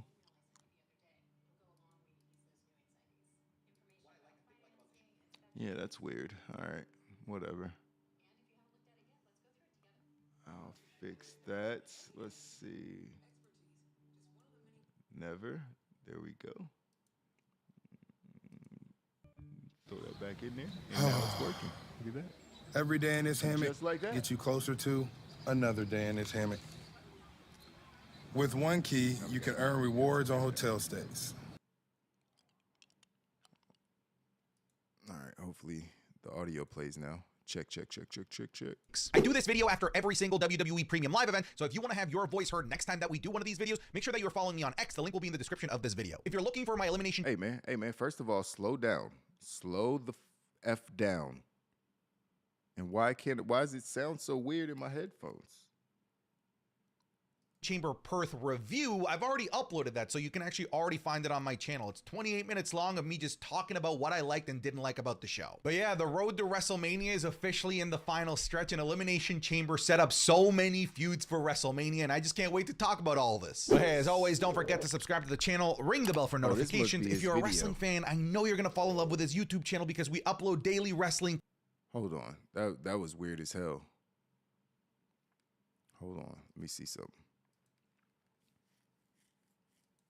Chat. It's fine, bro. Like, literally. All right, big forehead. Look how they shine. It wasn't his video. It's something going on with my audio. Hold on, let me check my headphones. Oh, that was probably it. It's not even around. Yep, that was it. My headphones were unplugged. I was like, what the fuck is going on? Yeah, that shit wasn't plugged in. All right, cool. Wonder what age you're talking about. All right, let's see what's saying. I'm still following the game. I'm still watching the games, y'all. We're just going to sit here and watch some YouTube after videos. Every single WWE Premium Live event. So if you want to have your voice heard next time that we do one of these videos, make sure that you're following me on X. The link will be in the description of this video. If you're looking for my Elimination Chamber Perth review, I've already uploaded that, so you can actually already find it on my channel. It's 28 minutes long of me just talking about what I liked and didn't like about the show. But yeah, the road to WrestleMania is officially in the final stretch, and Elimination Chamber set up so many feuds for WrestleMania, and I just can't wait to talk about all this. But hey, as always, don't forget to subscribe to the channel, ring the bell for notifications. If you're a wrestling fan, I know you're gonna fall in love with his YouTube channel because we upload daily wrestling content, and it's wrestling Super Bowl season. This is as good as it gets for a wrestling fan because it's the road to WrestleMania. So make sure you subscribe because we're trying to get to 200,000 before WrestleMania night one. Really, all right, let's get to them. Tiffany Stratton was very easily the best performer in the women's chamber. Whether it was the moves that she hit, her selling, or just her aura, she killed it. We need Tiff competing for a major title by the summertime. Yeah, I think I'm gonna agree with you. I think Tiffany Stratton was the best performer in the women's chamber, and the crowd was absolutely behind Tiffany Stratton. I would say that they were probably more over for Tiffany Stratton than just about any of the other women, which is kind of crazy to think about considering you have main event mainstays there like Becky Lynch and Bianca Belair in there, and Tiffany Stratton was getting the biggest pop out of all of them, which is kind of crazy to think about. And as somebody that got into NXT early in 2023, it makes me so happy to see so many people be impressed by Tiffany Stratton and people that... Yeah, I really feel like I would be deleting my life if I deleted my IG. Like there's so much history, all these photos and memories of my son and past life that I used to live that was so much fun. My transition is just, my Instagrams tell so much of a story of the last decade of my life or however long Instagram's been around that it's hard for me to delete them, but I'm sick of using that shit, I ain't gonna lie. Didn't realize just how good she was. Let me tell you, the NXT machine is working, and there are a lot of people just as good as Tiffany Stratton that are developing and training that are going to be regularly called up to the main roster. Hey, yo, dead ass. All right, that's what we about to do, man. So somebody tell me, is 2K crossplay? Because if 2K is crossplay, I will dead ass start like a tournament series to where I will stream that shit and we could set up like some tournament action. You know what I mean? We'll pick a day out the week and we'll set up some tournament. Or maybe we'll do like GM mode and everybody. I don't know how the fuck that works. I don't know what modes and everything they're gonna have or how you could do it. But I know there's ways to create content or do fun stuff online with your peers.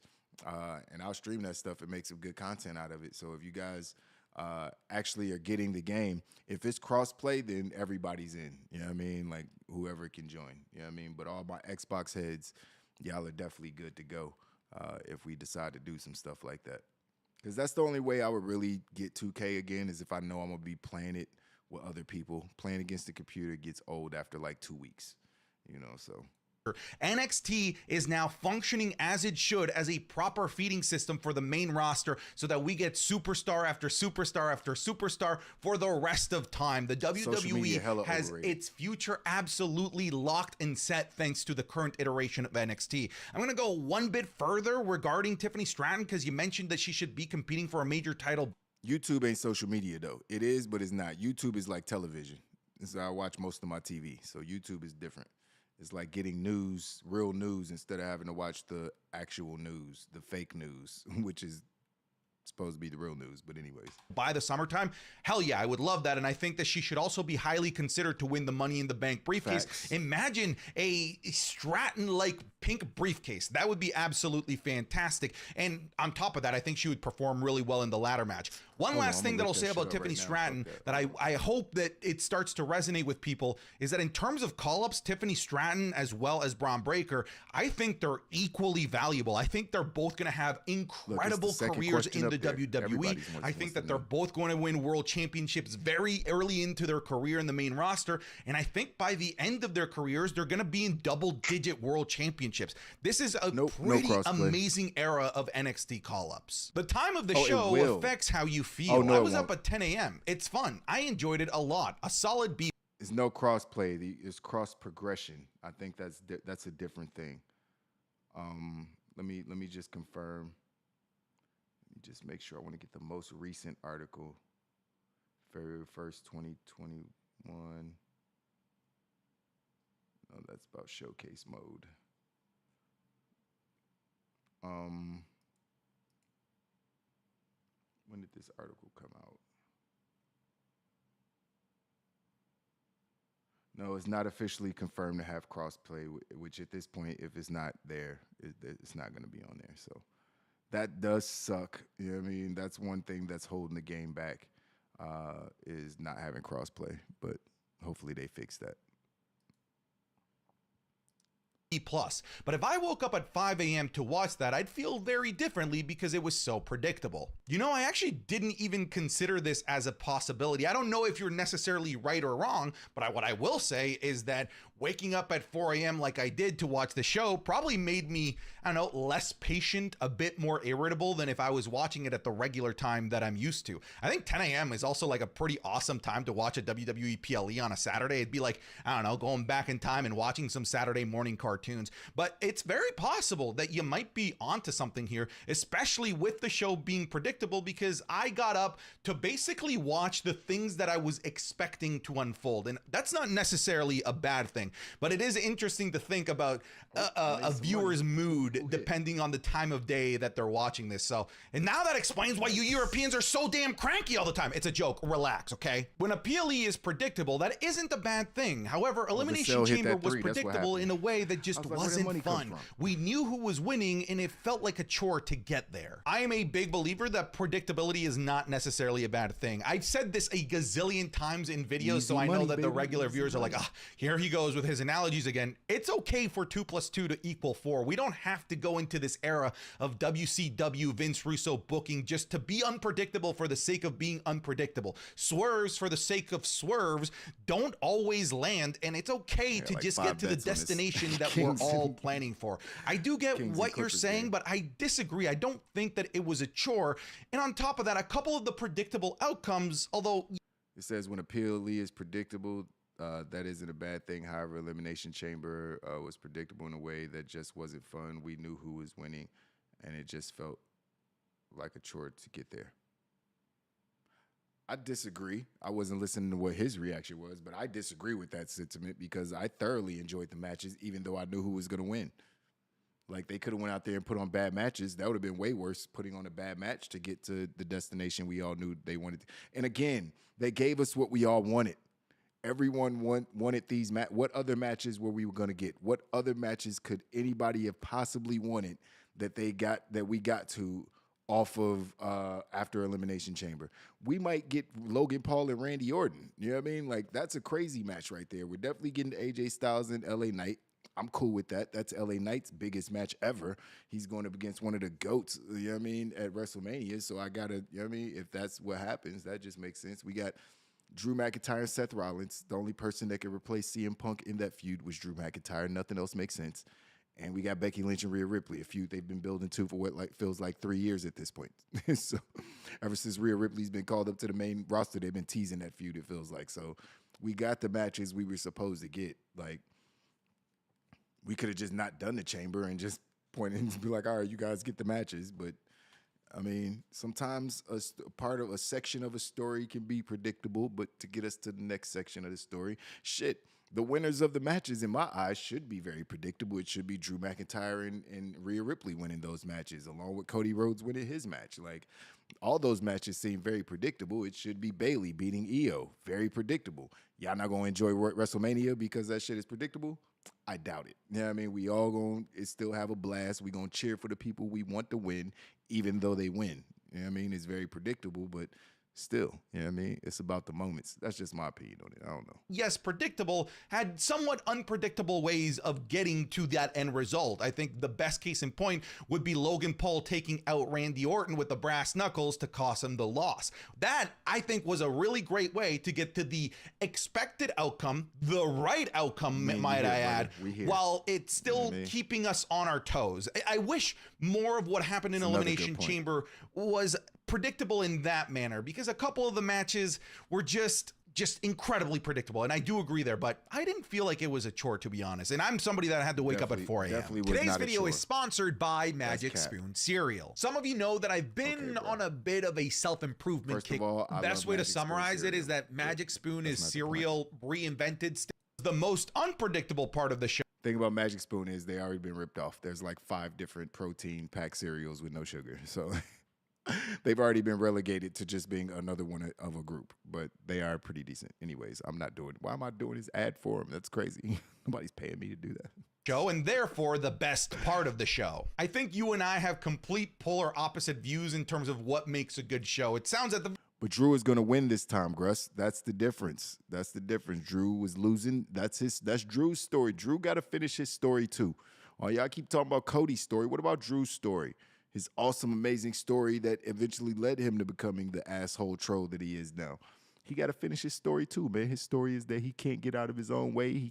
He was being too nice, and Seth kept beating him. Now he's a dickhead, and he's gonna take Seth's belt. It's great. It's great. Very least from this tweet, I don't want to make too many assumptions that for you a good show is just an unpredictable show, and I just don't follow by that philosophy, because that was 2000s WCW booking, and that kind of booking completely killed the entire brand. Because if you do everything unpredictable, then you start more or less insulting logic, and when you insult logic, sometimes the actual viewer themselves are going to feel, I don't know, insulted and disrespected, being treated like idiots, more or less. Now, if you believe that unpredictability equals good by de facto, then I can't argue with your opinion. That's just what you believe, but I don't believe in that in any capacity. And here's the thing, the Grayson Waller effect, and in what regard was it unpredictable? Was it unpredictable because we were wondering all of these different things that might happen? Because it was unpredictable, like the actual result, the unpredictability was that I wasn't able to predict that it was going to be that lame. You stupid, Gruss, but there's a part of me. I won't lie, and I'm not a hater, but it feels like I'm a hater every time I think about this. But there's a part of me that wants to see it too. I'll be thinking about it like, what if Cody loses? Like, that's so much content. Everybody's going to be so angry. It's going to be so much fun just trolling people. I'm preparing myself for it mentally because I'm going to be upset too because I want Cody to finish his story. But if Roman Reigns happens to retain that title, however it happens, Solo, The Rock, whatever, it would be fucking hilarious, the reactions that we would see on the internet. Oh my God, it would be too much fun. That would be too much fun. Then we could you want to see some Cody crybabies? Oh my God, every virgin in America would be planting his flag in the crowd. How dare you? How dare you? Cody, help me clear up my acne. No. Let me stop. But there will be a damn riot. Like, I am scared. Some of these people, as you can see, with all giving death threats to people's families for fake fucking sport and shit. Like, some of these people are not wrapped too tight. So I'm not sure what will happen. I'm not even sure if I want to see it. There might actually be a riot. I know it's like metaphorical, hypothetical, or whatever. Usually when you see those signs, it might actually happen if Cody don't win that title at WrestleMania. So you put him in the match, you better give him that title. It's been too long. I don't want to hear about this story no more. So we got to deal with it. And they just came out with 2K's about to come out, and the whole concept of the 2K is finish your story. I could very well see them like dragging this out a whole nother year. Will Cody Rhodes finish his story? Man, I don't give a fuck. I don't care anymore. I just don't care. Oh, man. In that boring and that uneventful. I guess that was unpredictable. Does that make it good? Because a lot of the things that a lot of us were predicting were for this to have a lot more substance. Like, they didn't have anyone from the bloodline. Hello? They didn't have Paul Heyman in there. They didn't pay off the whole Grayson Waller talking to the tribal chief before the show. Like, there was really nothing aside from, hi, I'm Seth Rollins and I'm cleared to compete. Could have been done on Monday Night Raw. And Cody Rhodes, okay, calling out The Rock, but it doesn't hit as hard when The Rock is in there. How the fuck and you think when, I was about to get Paul downstairs? Heyman or somebody representing The Rock isn't there. I thought it was a lame segment. I thought it could have just been a corporate email. I think it could have just been a tweet. I think it could have just been done on Monday Night Raw. I just think that it just padded the show out unnecessarily. This was pointless. Like, it literally led to nothing but acknowledging him in front of the crowd. Yes, if we were expecting for it to be paid off during the Grayson Waller effect. I don't think that it's necessarily pointless if this still gets played out later on in a couple of weeks and we do get a payoff to this. So I don't want to say that it was pointless, but it was, I think, it created false expectations heading into Elimination Chamber because it made us believe that something involving Roman Reigns was going to play out at the Elimination Chamber. So this, in fact, I don't think was pointless, but it did create false expectations. We'll have to see how it plays out over the next couple of weeks to see if it truly was pointless. However, it would be kind of a hilarious heel move if the only thing that Roman told Grayson was, hey, I need you to get the crowd in Perth to acknowledge me, which he did. But I right now, I'm pretty sour on this. Even though the feud with Logan will feed families, I still think Randy going after the 15th would have been better than Drew versus Rollins. I think in a different timeline where Drew McIntyre hadn't amazingly reinvented himself into this current iteration of himself, I think that, yeah, let's tell the story of Randy Orton going for his 15th. But Drew McIntyre has just done such an amazing job of changing his character and reinventing himself in such a way where I'm entirely okay with a fourth version of Drew McIntyre versus Seth Rollins. And even though it's the fourth time in the past 4 months, I'm okay with it because Drew McIntyre feels new and feels fresh in terms of character at the very least. So to me, to me that result made sense and I'm happy with it. Whether it was predictable or not, we can debate, we can decide whether or not that's a good thing or a bad thing, but I'm happy Drew won because of the current iteration of Drew.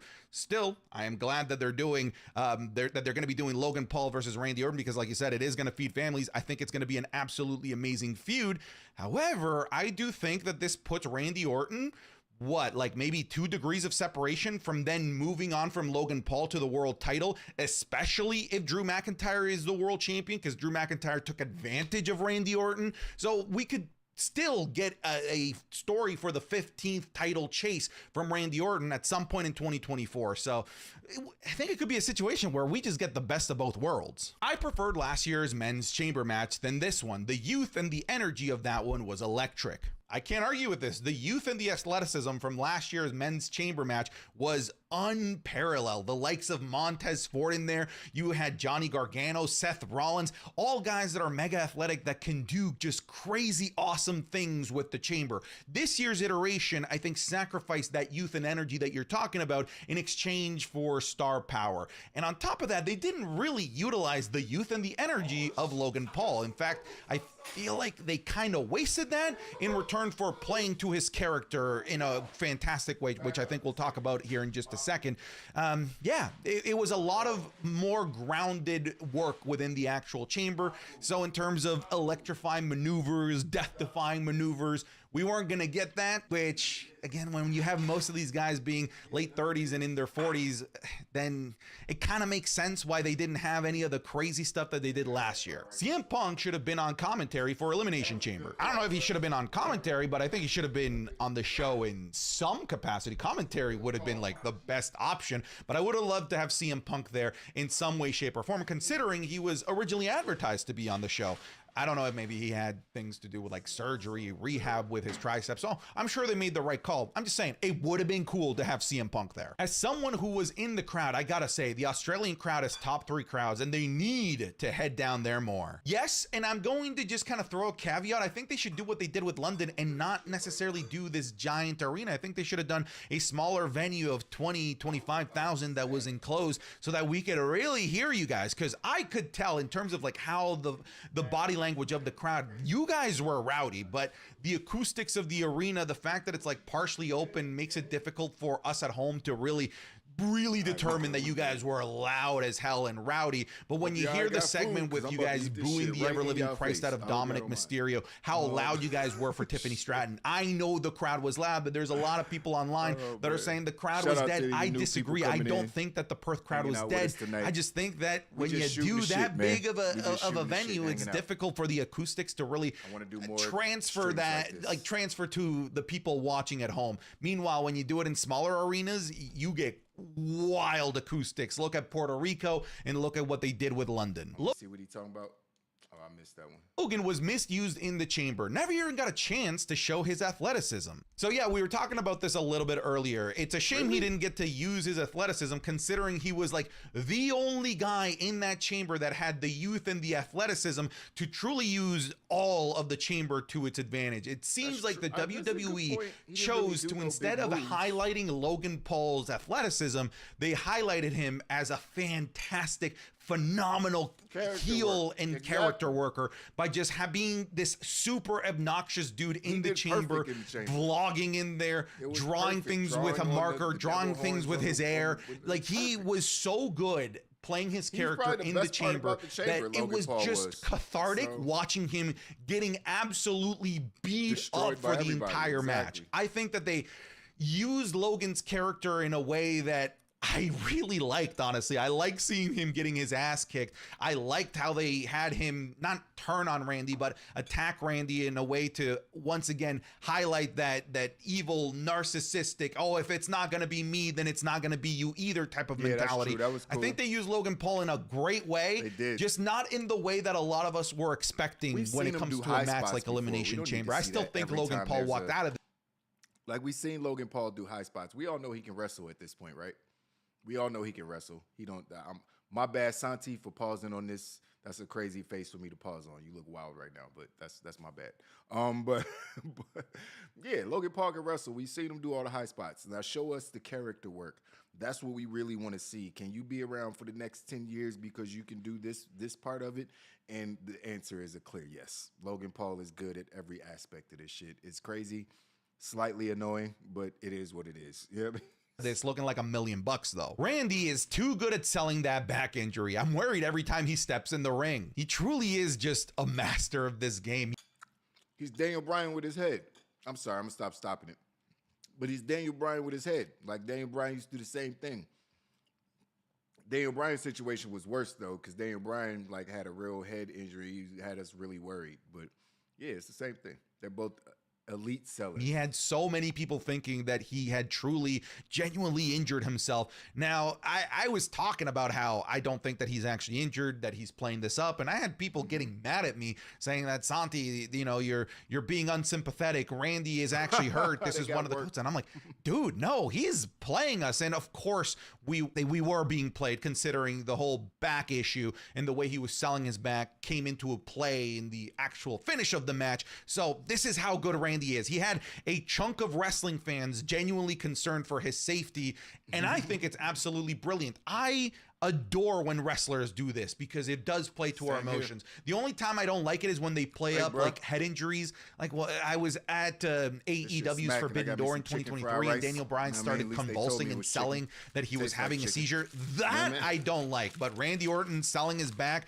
making a match finish revolving around the selling of his back, I thought was absolutely brilliant. And I think we're going to see it more. The Waller effect wasn't bad at all, and people just had way too high of expectations, like wanting The Rock or Roman to show up. The only critique is that we didn't figure out what Roman told Waller, but I assume we will find out in the coming weeks. I'd also like to find out why Cody Rhodes gave up his spot to The Rock in the first place, but something tells me that that's going to be a plot hole that they're just never going to address. And I think you're right. I think expectations were too high, but when you're flying out two guys for 30 hours across the globe to Australia, and the two names being Seth Rollins and Cody Rhodes, two of the biggest names in the business, and two guys that are involved in right now the biggest storyline in all of professional wrestling that we've seen in years, I think are in the right to expect something than just what we got, because what we got just wasn't really much of substance. Was it bad?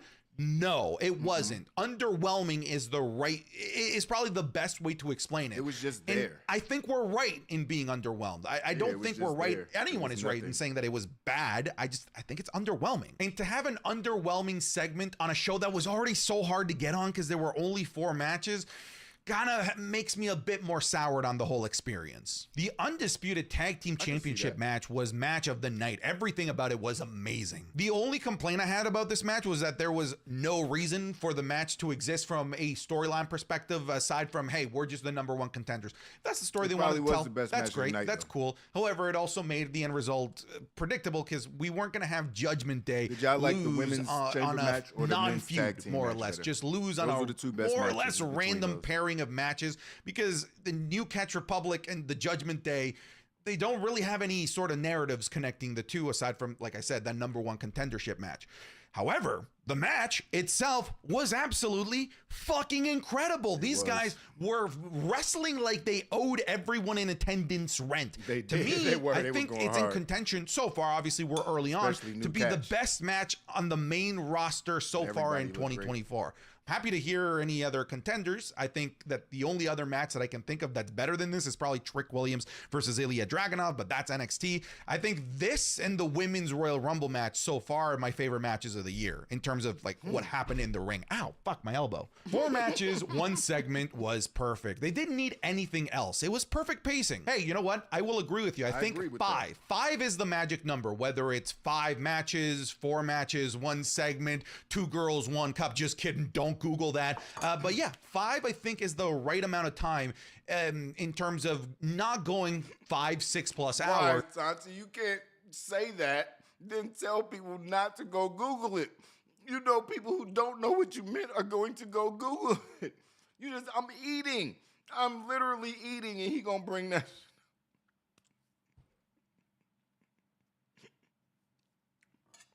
Come on, man. Giving everything 20 to 30 minutes between entrances and actual in-ring work, and it doesn't make it so that we have to rush any of the matches. One of the things that I said during my live stream, twitch.tv/SantiZap, is that tag match that didn't have a feud connecting them back in the Vince McMahon era would have lasted 6 minutes, and instead they got 20+ minutes, and it was absolutely wicked. So yeah, I like the rule of 5 right now. I think it's working really, really well. All right, folks, we'll leave it at that. Let me know what you thought of Elimination Chamber. Do you have any wild thoughts? What do you think about Logan versus Randy? That's probably the aspect of this show that I'm the most excited about. But yeah, let me know. That's it. I'm done. Get out of here. W video, Santi. W video.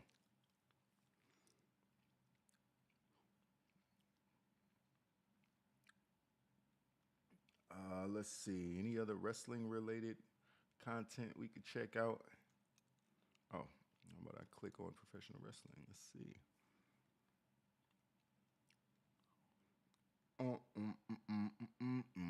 Oh, you know what?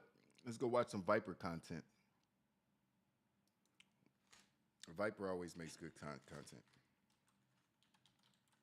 I've still got the game on over here. I'm watching it. Oh, that's not right. Oh, not Viper. Why'd I say Viper? I'm in Venom.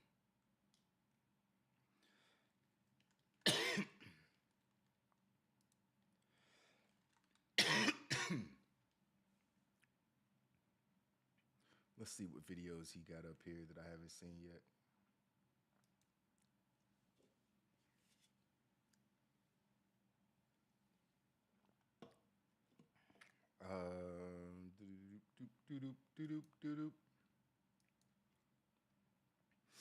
These are all Savage Moment videos.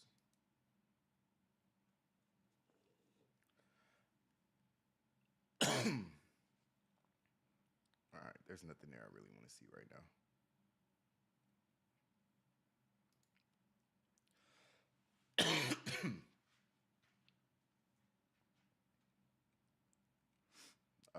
Polana, got some good videos. The harsh truth about CM Punk. All right, maybe. Let's see who got some good content out right now. CM Punk, or why'd I say CM Punk? Sunny V2.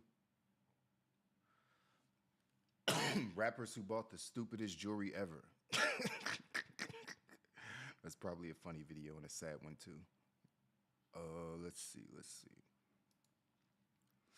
Wrestling GIFs.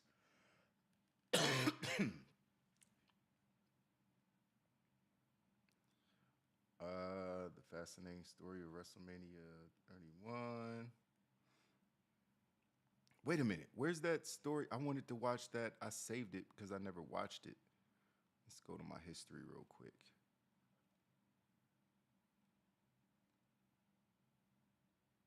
Oh, here it is. Yeah, I had it on, but I never watched it. You guys can watch this with me. How does somebody get into the pro wrestling business almost by accident, then become one of the most popular TV stars on the planet, and then leave the industry by suing its most powerful organization for over $100 million? And all in little over a 3-year period. This is the story, well, part of the story, of Sable, the blonde knockout who became a household name at the height of WWE's Attitude Era. It's the story of a woman named Rena who grew to be beloved by fans the world over as she simultaneously drew the ire of her co-workers and became a reviled figure within WWE. Her shocking exit and the fallout that ensued threatened to blackball her from the industry where she'd made her name, but like any good wrestling storyline, there was plenty of twists and turns to come. Get ready for a few Sable bombshells. I'm Jack from Cultaholic Wrestling, and this is the true story of Sable's controversial WWE exit.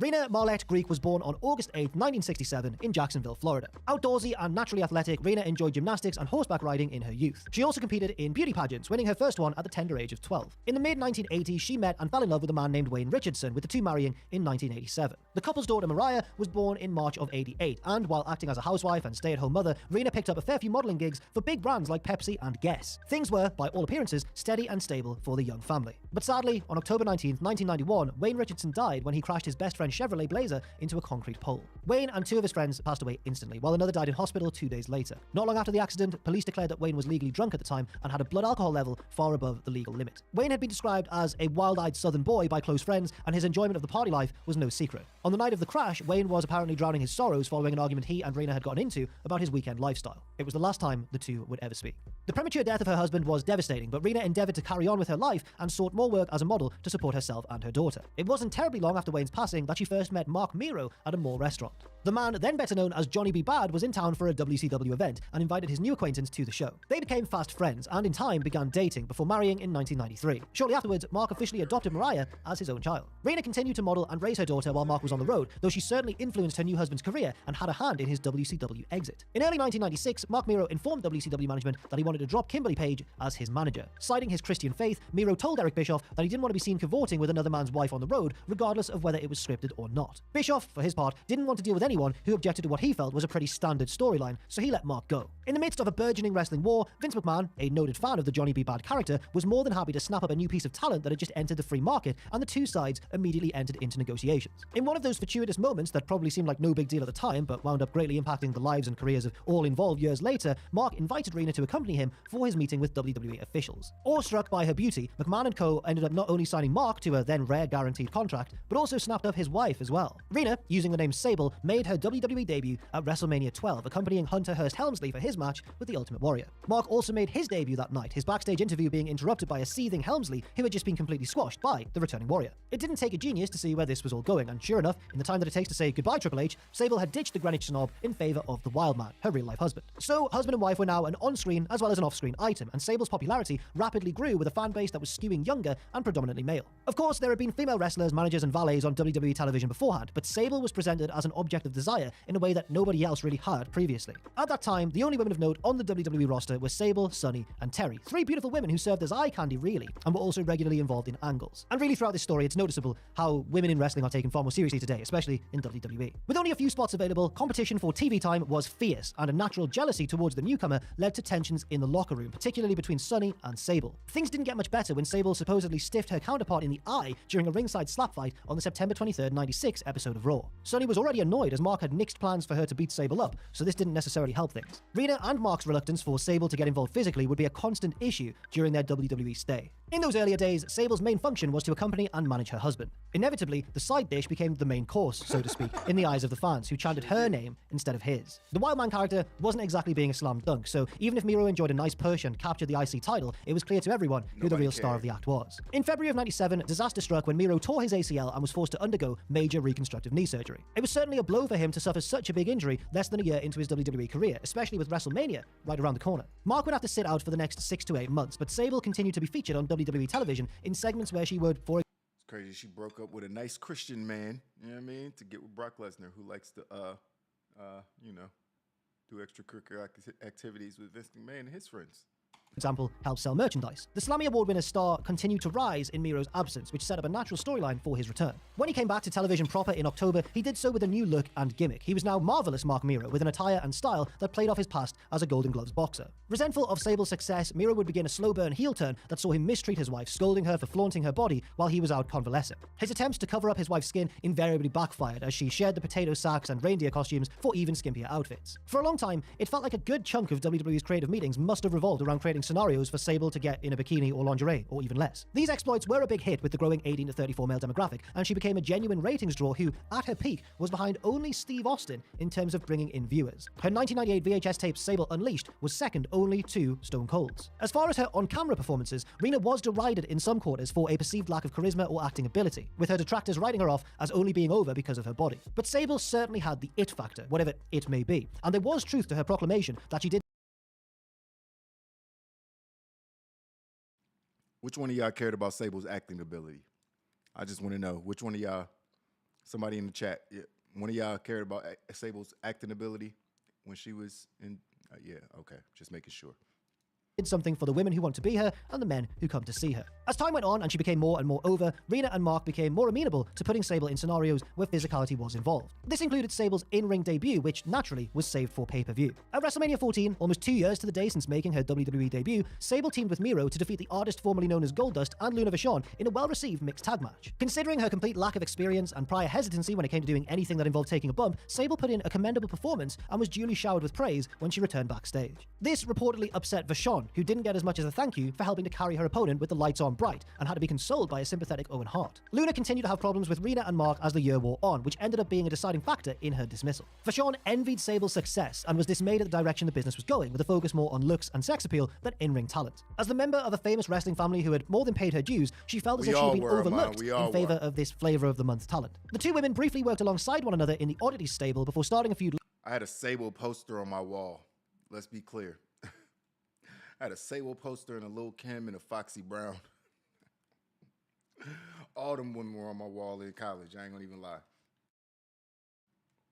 Later in the year over the Women's Championship, a belt which had pretty much been brought back for Sable to win at Survivor Series. It had been a banner year for the promotion in 1998, during which Sable supposedly made somewhere in the region of $250,000 to $1 million, so good for her as well. Rena and Mark both signed 3-year contract extensions with WWE in the August of that year, and that December, Sable completed her first photo shoot for Playboy magazine for a cover edition that would be released in March to coincide with the big promotional push for WrestleMania. Signing a lucrative deal that supposedly made her, at the time, the highest paid Playboy cover girl in history, Rena was also given full creative control over the shoot, including final say on what pictures would make it into the magazine. On the surface, everything seemed fine and dandy, but as 98 became 99, the relationship between the Miros and WWE began to unravel. The first major warning signs concerned the build-up to Sable's women's title defense against Luna at the Royal Rumble. The main bone of contention, particularly with Mark, who was very much helping to navigate his wife's career, much to the chagrin of the WWE office, was the strap match stipulation. Mark complained to talent relations chief Jim Ross, feeling it was too dangerous since Rena had never trained for it and there were no plans to do a practice session prior to the show, since Sable was so heavily booked doing personal... I mean, you wanted to give her some practice with some straps, my nigga. You could have took care of that on your own. I'm saying, Mark. I mean, I'm saying, Mark. Like you could have. Come on, dog. What is you doing? You could have. Y'all could have got all the practice y'all needed. And promotional appearances. The match was originally pulled from the show, but put back on after WWE agreed to do a walkthrough the morning of the Rumble. This was just one incident that put heat on the Miros, though, as the tide of opinion was beginning to turn against them. Just a couple of weeks after the Rumble, it was reported that there was a lot of internal heat regarding Sable, and that Rena and Mark had requested their releases from their recently signed 3-year contracts. Their requests were turned down, mainly because WWE didn't want to lose Sable, as they figured they would due a ton of exposure from her Playboy cover issue, which was due to hit shelves in early March. Also, show me a Nitro girl that came out with black handprints on their giant boobs, and we can have a discussion. No, I ain't. Sable was doing some serious numbers on Raw and Sunday Night Heat and was genuinely one of the company's top draws. Her February 8th appearance on TSN's Gallagher Talk Show only intensified the ill will towards her. Booked alongside Chyna and Deborah to promote that night's show at the Toronto Skydome, Sable and the Ninth Wonder of the World ended up working themselves into a shoot. Asked about potentially challenging for Sable's title, Chyna dismissed the idea, claiming it would take mere seconds for her to accomplish it. Naturally, that didn't sit well with the champ, who, somewhere in her comeback, insinuated that Chyna had some chemical assistance in getting so big and strong. When word got out to the locker room about what had happened, they largely sided with the D-Generation X member, the general feeling being that Sable crossed the line and that Chyna's initial comments about beating her were clearly made in a worked fashion. In general, the roster and WWE management were growing tired of the Miros, who had made it clear that Rena never got into the business to be an actual wrestler. They were also dismayed about the evolution of the Sable character and wanted to really tone down the sex appeal aspect. That was slightly awkward timing with the whole Playboy shoot about to come out and everything. There was speculation that all of these issues could convince WWE management to have Sable drop the women's title to Luna at the St. Valentine's Day Massacre pay-per-view, but the match was pulled when Luna was suspended. Luna then had a backstage altercation with the Miros, which was really the straw that broke the camel's back after consistently erratic behavior, including previous confrontations with Jacqueline and road agent Blackjack Lanza. As a result of this, Vachon was released in early March, but Rena Miro didn't have time to dwell on it as she was positively swamped with commitments related to Playboy and WrestleMania.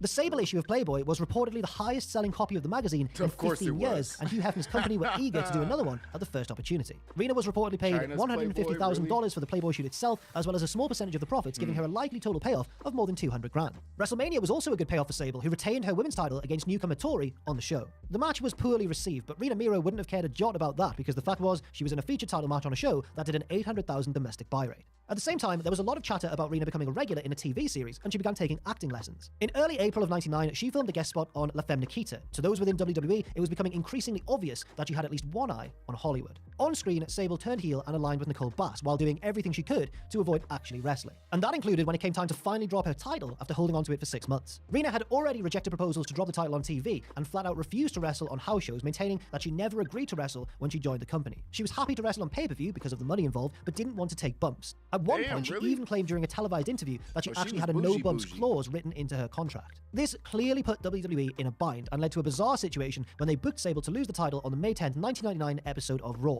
Before the show, she gave a handwritten contract to WWE which said the following: "Notwithstanding any agreement between us, and because we disagree about the fashion I would lose my belt, and because of my concerns of humiliation and safety, it is agreed that I appear tonight solely upon your contractual assurances that I will not lose my gown nor wrestle, and that the girl with whom I am interfacing agrees with her role. My appearance in Manchester shall be no more than parading in the ring and shall not include wrestling. I agree to make a scheduled personal appearance outside the ring, otherwise I will have complete hiatus from the WWF until May 23rd, at which time we hope to have our contractual concerns resolved. Until such time, neither I nor the WWF, its employees or subcontractors shall speak disparagingly about the other, scripted or unscripted." And with that, Sable actually defeated Deborah in a short evening gown match before WWE Commissioner Shawn Michaels ruled that, in his opinion, since Deborah lost her clothes, she was actually the winner and therefore the new champion. It was a frankly ludicrous compromise to make. That's crazy. I didn't know that. So she wrote a handwritten letter basically saying, yeah, I'm doing this and I'm not doing this. Nobody gets to see my tits tonight.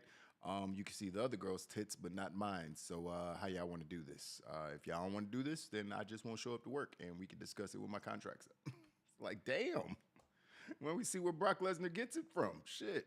But Rena was agreeable to it, and it got the title away from her, which is kind of what WWE management wanted in the first place. 6 days later, Sable was in the United Kingdom for the UK exclusive No Mercy pay-per-view. WWE had pulled her merchandise from sale and had cancelled promotional appearances she was scheduled for following the debacle on the May 10th Raw. Due to wrestle Tori on the show, Sable instead backed out of the match, claiming the Manchester weather had given her a chest cold. Sable's bodyguard Nicole Bass took her place in the match and beat Tori in a very short bout. And that was Sable's last WWE appearance for nearly 4 years. When Rena and Mark returned home to Jacksonville, Florida, they discovered that an unpleasant, unwanted extra had accompanied them on their transatlantic trip when they found human excrement in their luggage. The culprit of this so-called rib was later revealed to be Sean X-Pac Waltman. In early June, it was reported that Rena and Mark Miro were in the middle of a contract dispute with WWE and were not being used, but that didn't nearly begin to tell the whole story. That's because it soon came to light that Rena Miro had quit the company and filed a $140 million lawsuit against WWE's parent company, Titan Sports, on June 3rd. The lawsuit, filed in the US District Court in Bridgeport, Connecticut, was the result of months and months of disagreements between the two sides. The trouble had started in April of '98 when Sable tried to claim at least partial credit for Unforgiven's pay-per-view buy rate of 300,000, which was high for the... Shorty just texts me,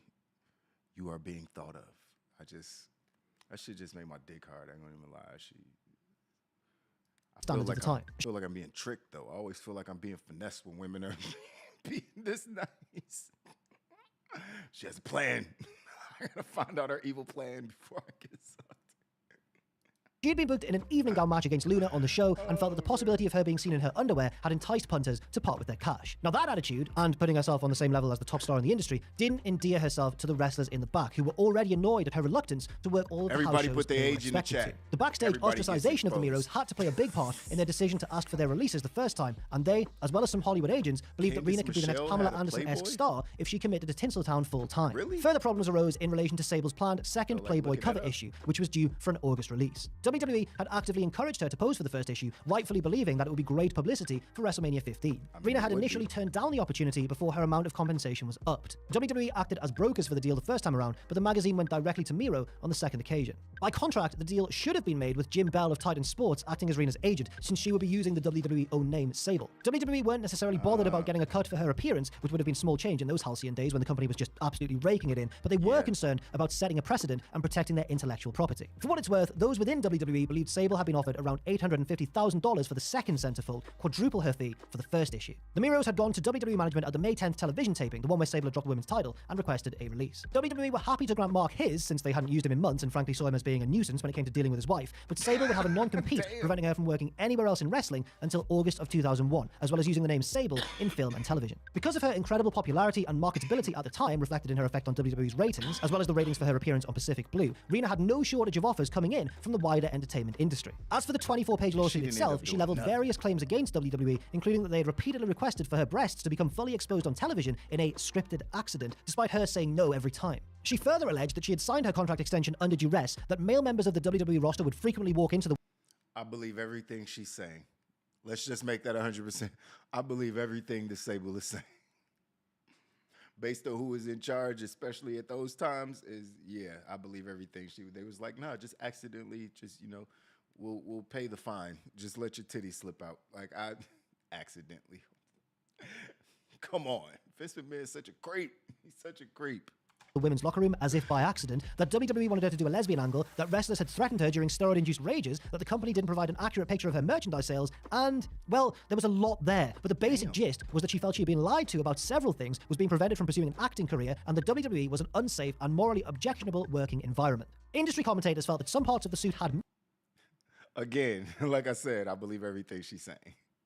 It's crazy that all the things she said have come out to be proven true. So I believe that she probably went through a lot of the same stuff. So merit, while other parts were ridiculous, and that the $140 million figure she was seeking was really just a tactic to get her release, along with the rights to use the Sable name. Days after the lawsuit became public knowledge, Rina Miro did the unthinkable and showed up on the live broadcast of WCW Nitro. Seated in the front row, Miro smiled and waved at the camera while being shown in close-up. WCW's announce team, including Eric Bischoff, made a point not to reference her either as Sable or Rina Miro, but the fans were more than happy to chant her WWE-owned moniker. Alarm bells were ringing in Titan Towers when they saw one of their contracted performers popping up on the rival show's TV program. In spite of Rina Miro's desire to obtain her full release, she was still technically under WWE contract at the time she appeared on Nitro, and Titan lawyers smelled a breach. WWE had sent Rina a cease and desist the week before, asking her to stop using the name Sable. When it came to the Nitro appearance, Rina innocently claimed that she had just been in Chicago visiting a friend, noticed that the wrestling was in town, and bought a ticket of her own volition. WCW corroborated the story, but in actuality, Kevin Nash had acted as an intermediary and made sure with Turner Broadcasting's legal department that Rina showing up wouldn't cause any issues for either her or the company. WWE's ace lawyer, Jerry McDevitt, immediately contacted WCW's attorneys and threatened to file a lawsuit. WCW contended that Rina Miro /Sable was not negotiating with the company and would not appear on WCW programming until her contract expired in August of 2001, so good luck with that one, or she'd obtained a full release. Speaking to the media, McDevitt vowed that Miro would never get the rights to the Sable name and could, quote, sue until the cows come home. Rina herself used the media, including an appearance on The Jay Leno Show, to attack the wrestling business for being unregulated, sleazy, and violent. She also filmed commercials and infomercials and fielded TV and movie scripts while waiting to see how the lawsuit would play out. On July 12th, a little over a month after filing the suit, a court in New Haven, Connecticut ruled that the name Sable was the intellectual property of Titan Sports. Once that had been decided, the two sides quickly began working out the deals of a settlement. Not so much with a general payout, but the financial aspects of Miro's deal with Playboy, future royalties, and the terms of release for both her and Mark. The lawsuit was officially settled out of court on July 22nd, with both Rina and WWE agreeing to not discuss the matter in public nor disclose the terms of the settlement. Mark Miro got his full contractual release, while Rina was bound to the original terms of hers, meaning she couldn't work for WWE's competition until August of 2001. Rina may not have been able to use the name Sable, but Playboy reportedly negotiated with WWE to use it for the August issue of their magazine. They also announced a bumper Ultimate Sable edition of the magazine for October, making her the first woman to be on the cover of Playboy 3 times in a calendar year. I say reportedly agreed because Jerry McDevitt told the media in September that they had not reached a full agreement before the August issue went to print, and they were suing Playboy for some of the issue's profits, as well as attempting to block the forthcoming 96-page special. The saga did go through the court system, but to cut a long and quite frankly tedious story short, they sorted things out, and WWE and Playboy's relationship only continued to grow in the years after, with stars like Chyna, Tori Wilson, and Maria Kanellis posing for the magazine. Her WWE career ostensibly over, Rina Miro pretty much relocated to Los Angeles to try and get her fledgling Hollywood career up and running. She received some small parts in movies and TV shows and got an offer to write an autobiography, which was never published, but without the WWE marketing machine behind her, Miro's star began to wane. In December of 2000, Jim Ross noted during a conference call that he'd had conversations with the Miros regarding a potential return, but that the timing wasn't right and that there were still hard feelings stemming from her acrimonious exit. In November of 2001, Rina resurfaced in wrestling as the heel CEO of the short-lived XWF, but was only around for one set of TV tapings as the promotion never really got off the ground. Her name came up again in September of 2002 when she testified in the trial between WWE and her former on-screen bodyguard Nicole Bass, who had sued the company citing sexual harassment. Miro testified that Vince McMahon had broken his promise to portray Sable as a classy, intellectual woman, and that she had left after refusing to bare her breasts on TV or participate in a lesbian storyline. You might assume that testifying against the company on behalf of somebody attempting to sue them for millions, which was ultimately ruled in favor of WWE, I might add, could further block any attempts from Miro to get back into the business. Rina had talks with the insurgent NWA TNA in early 2003, but instead shocked the world by returning to the WWE on the April 3rd, 2003 episode of SmackDown. Never say never, I guess. She had called WWE to see if there was interest, and the company had subsequently flown to Los Angeles to negotiate with her, hammering out the details in a single sitting. Signing a multi-year deal, WWE assured her that what happened in the past would stay in the past. However, according to husband Mark, Rina did have to apologize to some of the top-ranking members of the locker room she'd rubbed the wrong way during her first run, including Steve Austin and The Undertaker. And what are the odds that two of the first things she would be asked to do were a lesbian angle with Tori Wilson and a romance with Mr. McMahon? Some honestly might call it a punishment of sorts. On the home front, just 2 months after Sable's return, it was reported that Rina and Mark Miro had gotten a separation. It came out later that the cause of the split was Rina's affair with Brock Lesnar. Mark was beside himself when suspicions of on-the-road adultery were confirmed via a voicemail message, but quickly found the meaning of forgiveness when... What you gonna do? I bet he did find the meaning of forgive. What you gonna do if Brock Lesnar fuck your girl? What y'all gonna do? What y'all... That's a tough spot to be in. your pride gonna be fucking with you. I'm gonna beat his ass, but no, I'm not. I don't know. What do I do? Rena told him that the voice belonged to the next big thing. It wasn't only Brock that got on well with Sable backstage, and by all accounts, she was a pleasure to deal with around this time, even if she did have a major blowout with Wilson after months of them working together, but that situation was quickly She was a pleasure to deal with. resolved. Sable and Tori graced another Playboy cover together in the annual WrestleMania tie-in feature, which also bagged them a tag team evening gown match at the Showcase of the Immortals. It became apparent after that promotional push that the creative team might be struggling for ideas when it came to the former women's champion, and after returning from a layoff caused by a punctured breast implant, her role was significantly lessened. It didn't help that Brock had left WWE immediately after WrestleMania 20 to pursue a pro football career, which made Sable's position tenuous. I'm sorry. I shouldn't be laughing. I shouldn't be laughing. My bad, yo. I shouldn't be laughing. Her titty exploded.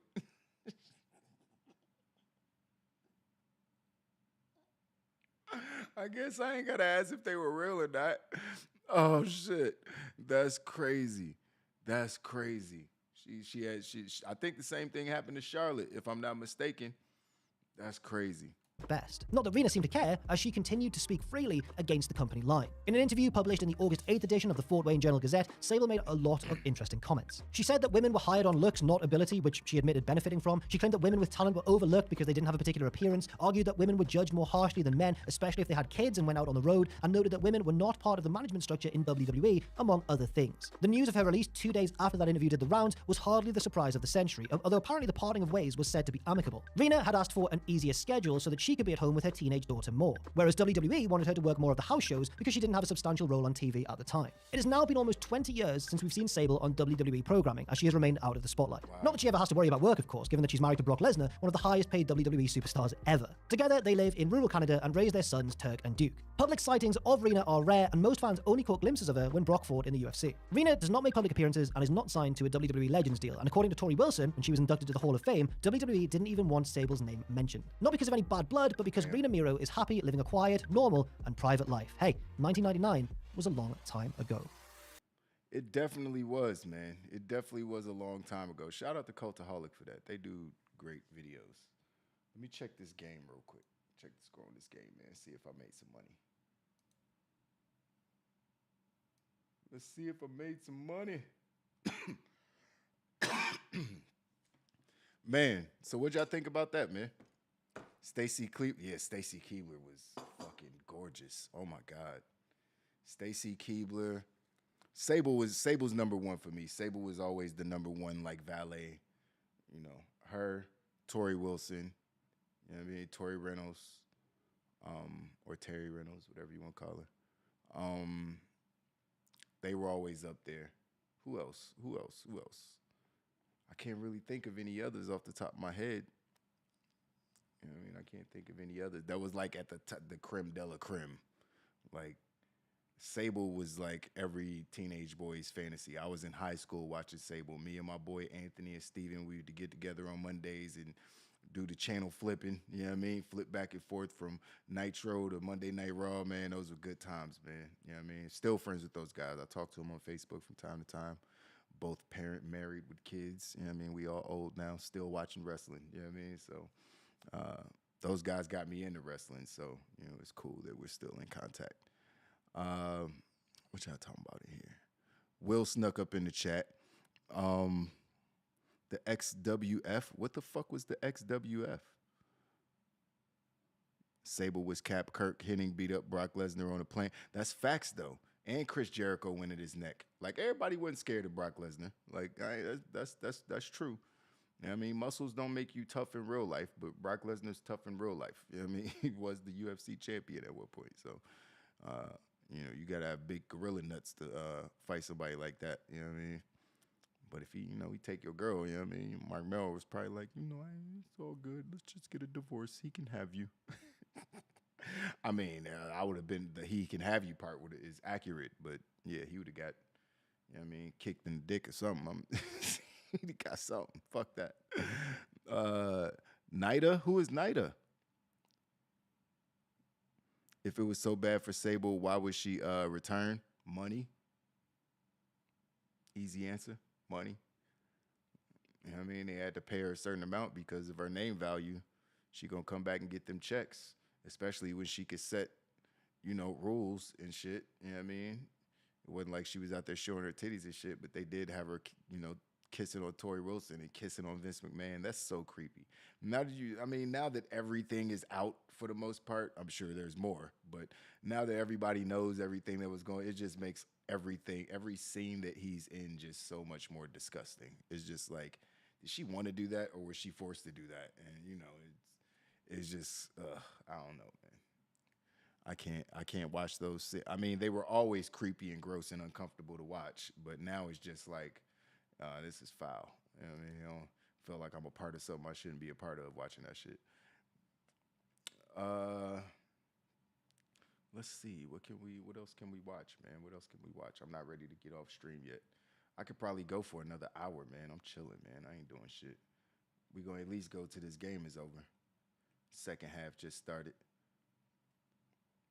Let's see. Hold on. Oh, shout out to Dolph Ziggler, man, and Mustafa Ali, man. Shout out to both of those guys, man. I forgot to mention that earlier. They both won New Japan titles, some titles that I do not care about or, whatever, but they're champions in a different promotion. So those guys are continuing on their wrestling legacies. Good for both of them. I'm happy for those guys. Let's see.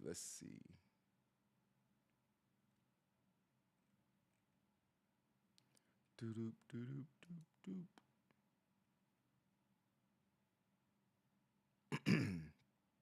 Do y'all watch JD from NY? Y'all watch JD? I mean, he's the #1 pro wrestling podcaster. I'm pretty sure y'all watch him. If y'all watching me, I'm pretty sure you watch JD. Everybody watches JD, apparently, even if they hate him. I watch this guy a lot, too. The Great One, he makes really good content. He only does WWE stuff, but he does good content. So, shouting out some other wrestling YouTubers.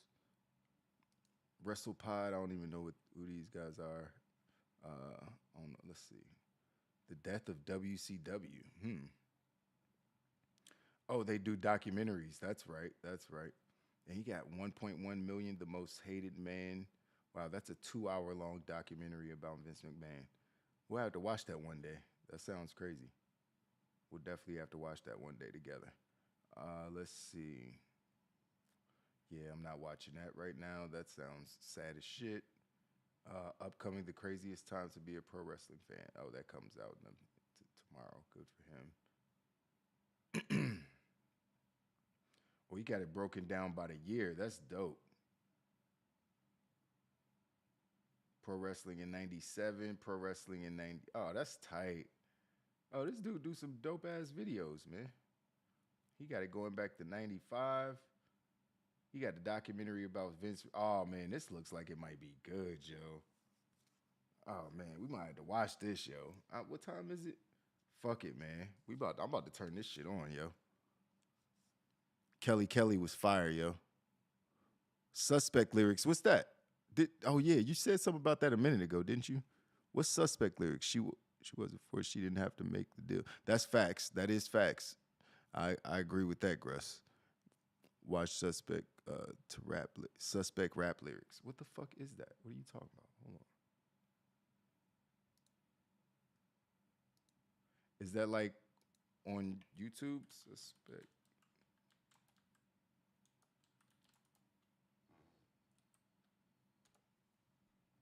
Suspect rap lyrics, Gully Boy lyrics part 1 through 5. What the fuck is this?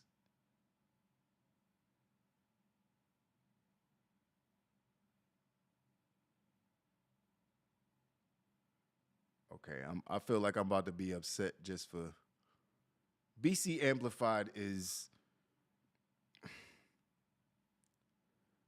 I don't know, man. I can't listen. I can listen to him sometime. Like I like his content, but it's cringe sometimes. But sometimes it just sounds like he be hating for no reason. Like he just be trying to be the opposite of everybody just for no reason sometimes. And it'd be like, bro, what are you even talking about? Like everybody enjoyed the show and you're sitting over here like, trying to pick apart some shit that nobody cares about. You know what I mean? It's like he's that guy. You know what I mean? JD be angry, but JD be angry for good reason usually. You know what I mean? He points out stuff that logic gaps and shit like that don't make sense. I feel like, you know, BC is he's a little too nitpicky sometimes, but still makes, you know, I mean, he makes average content. It's not like his production value is great or anything, but he's got the voice for it and the energy for it. So he's definitely got something with him. So shout out to BC Amplified. You know what I mean? Mickey James did Playboy? Mickey James didn't do Playboy. Hold on, I'm going to see this before. Whenever I can. Wait, what did he just say? I take sacks to the face whenever I can. You take sacks to the face whenever you can. Now, I know that this song is about guys smoking bud, and the sack Numbskull is referring to is a sack of weed, but the way that he says it comes off as if he's bragging about a sexual male act that he often participates in. I take sacks to the face whenever I can. Y'all get on my fucking nerves, yo. Why y'all got me watching this shit? Now I gotta watch more minutes of this bullshit. I'm not about to fall into this rabbit hole. Y'all got 5 minutes. This is some bullshit. The main thing that makes this line suspect, in my opinion, is the nigga. What? You don't have to explain that. How you feel like you gotta explain that? We can see it.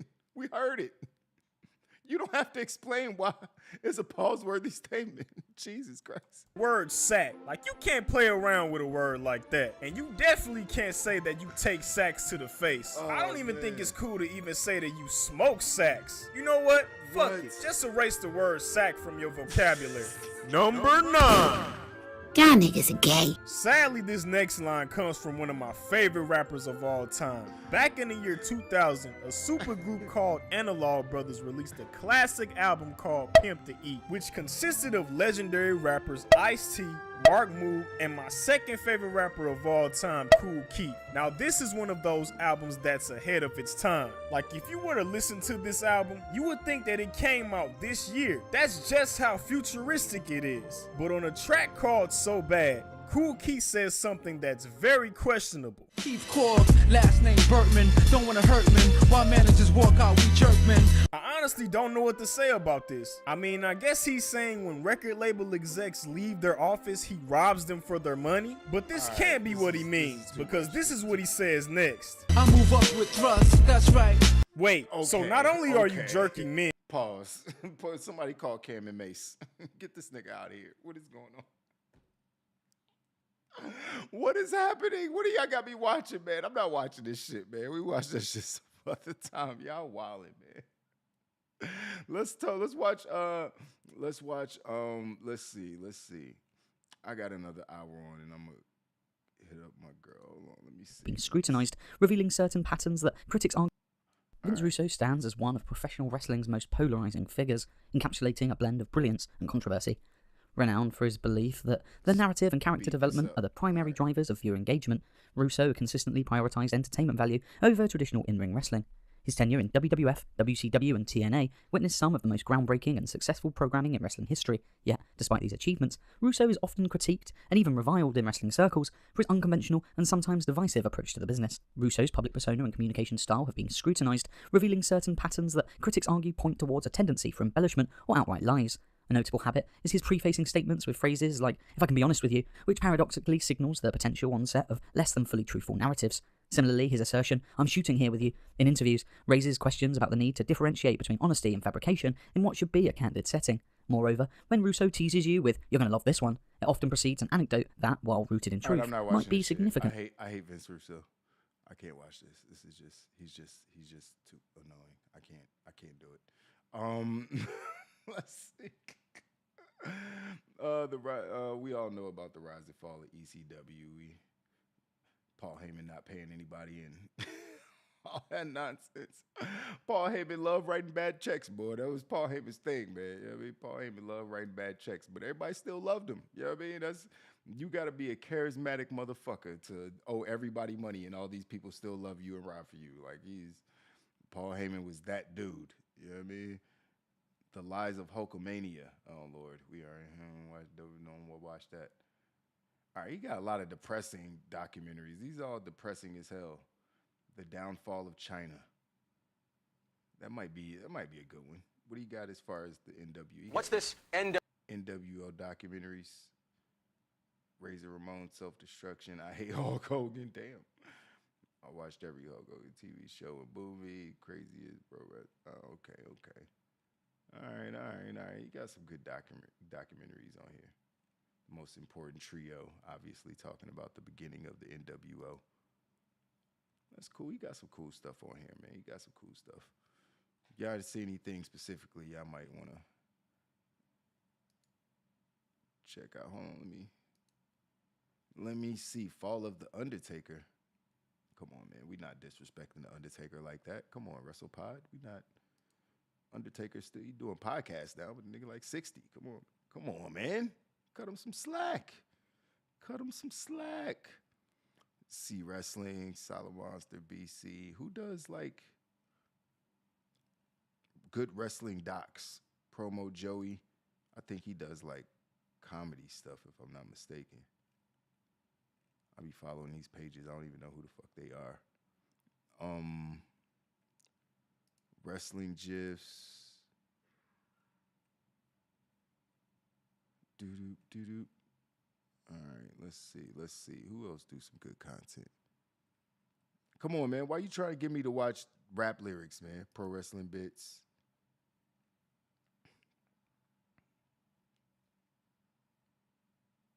How Christian Cage exposed Dave Meltzer as let's watch this. Christian Cage exposed Dave Meltzer and his sheep voters as hypocrites in this year's meaningless Wrestling Observer Awards. In fact, Christian broke the awards entirely. Now, I don't waste my time voting on these bullshit participation trophies. I'm more of a wolf than a sheep, but I do study them, and those who do vote embarrass themselves time and again, doing Meltzer's bidding, all while proving themselves to be every bit as hypocritical as aging Dave himself. How hypocritical? Stay tuned, subscribe, and find out. Christian Cage dazzled in 2023 with one promo after another exploiting real-life deaths. The type of exploitation of death that has won 6 different Observer Awards for most disgusting promotional tactic. Yet not only did Christian not win the award, he wasn't even an honorable mention. He didn't even appear in the others receiving votes category. In fact, despite openly mocking real-life deaths, not only was this not considered disgusting by the Lemmings Observer newsletter, Christian almost won Best Gimmick. I repeat, Christian Cage almost won a fake Observer Award for making light of real-life death. I don't know whether to laugh, cry, or just laugh when somebody dies, because apparently that's cool now. Full disclosure, I have no problem with wrestling promotions exploiting real-life death to sell tickets. This includes Christian Cage, and clearly I'm not alone. If you're one of those people who does have a problem with it, I get it, but I'm not. This isn't PBS. Right. It's a carny wrestling business built and fostered by liars and con men. Have you ever watched Dark Side of the Ring? As long as the people involved are cool with it. Let's be clear. As long as the children of these dead fathers and the wives and widows of these dead fathers are okay with it, then it's okay. You can't just be doing it all willy-nilly. Let's just be clear about that. Or even better, my CM Punk documentary streaming now. Pro wrestling in and of itself is a disgusting promotional tactic. So if you're going to give an award to that type of behavior, you better keep that same energy across all promotions. In 1985, the exploitation of Mike Von Erich's near death won the award for most disgusting promotional tactic. Then in 87, that nigga died, and the exploitation of Mike Von Erich's real death won the award for most disgusting promotional tactic. In 2006, WWE's exploitation of Eddie Guerrero's death won the award. In 97, it was WWE's exploitation of Brian Pillman's death that took the mantle. Just 15 years before Christian Cage exploited that same death in 2022, which of course didn't even come close to winning the award that year. In 2013, WWE exploited Paul Bearer's death, and it was so disgusting. I don't know if y'all know this, but I was there. It was like the week before WrestleMania. They were in D.C., so I got to see this Monday Night Raw. The Monday Night Raw where CM Punk covered himself in this picture, where he covered himself in the ashes and all that shit. I got to see this shit. Shit was pretty fucking awesome, man. You know what I mean? Got to see The Undertaker and CM Punk going at it live. that shit was fun. And I was on the rail. I was like on the entrance rail. So there's pictures of me when Dolph Ziggler came. It was awesome moment. One of those moments at a live show I'll always remember. Just as disgusting as WWE in 2015 exploiting Reed Flair's death.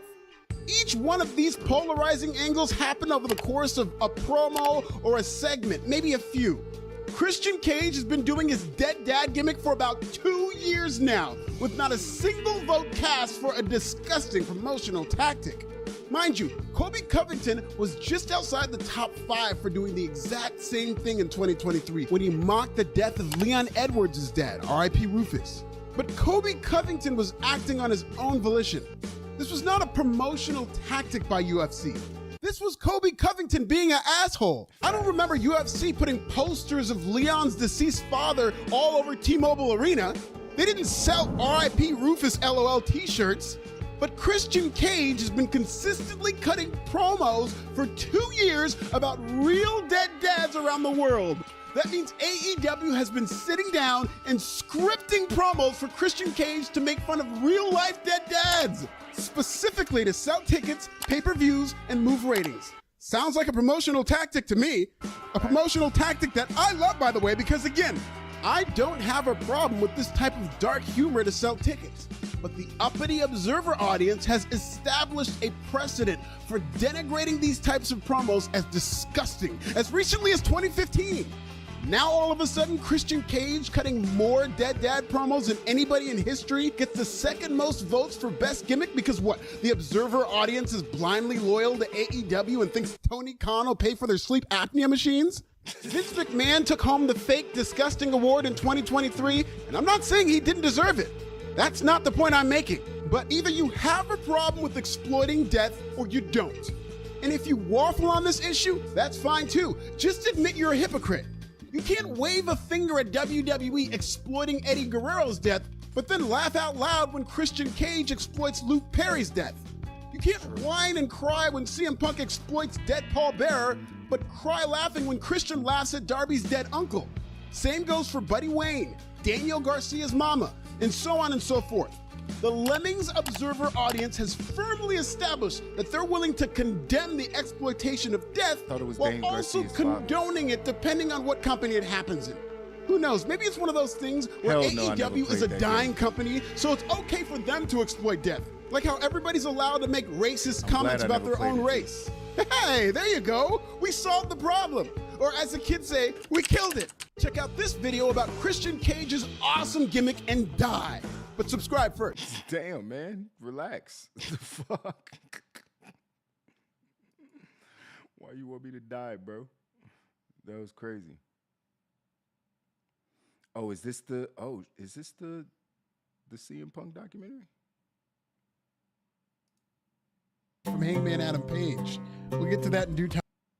The real story about CM Punk and AEW is actually crazier than anything the dirt sheets printed about it. When the legendary but polarizing wrestler debuted with AEW after a 7-year exile, they felt major league. But what started out as a war between AEW and WWE turned into a war between AEW and AEW, where CM Punk found himself at odds with the elite.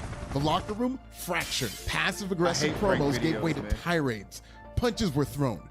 Niggas got bit. CM Punk's feel-good story in All Elite Wrestling turned into a Quentin Tarantino movie real quick because CM Punk and I saw a dude got shot doing a prank video. He was like harassing some white dude in the mall or something, and dude just pulled out on him and shot him in his gut.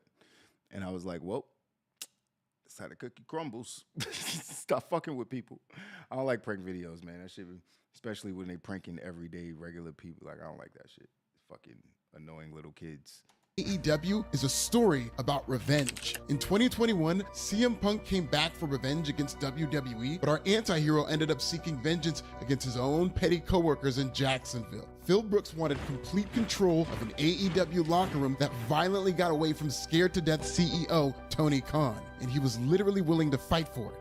I've spent every day and every dollar of my budget over the past 3 months studying CM Punk's disastrous tenure in AEW, and it's taught me a lot of lessons about the wrestling business. Good, bad, and ugly. All because one wrestler held an entire promotion hostage. So what went wrong with CM Punk and AEW? Whose fault was it? And where will we see CM Punk next? The answer might surprise you.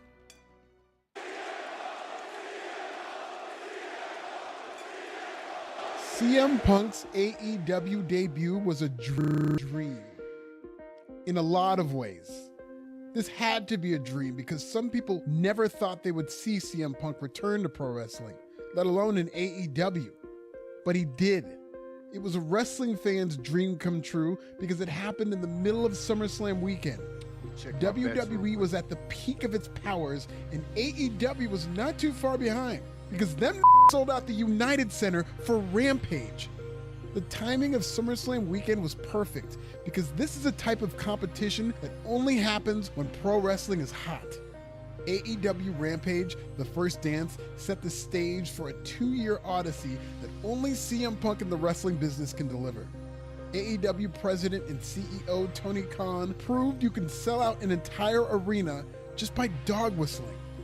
AEW fans didn't need to get beaten over the head with the announcement of Phil Brooks.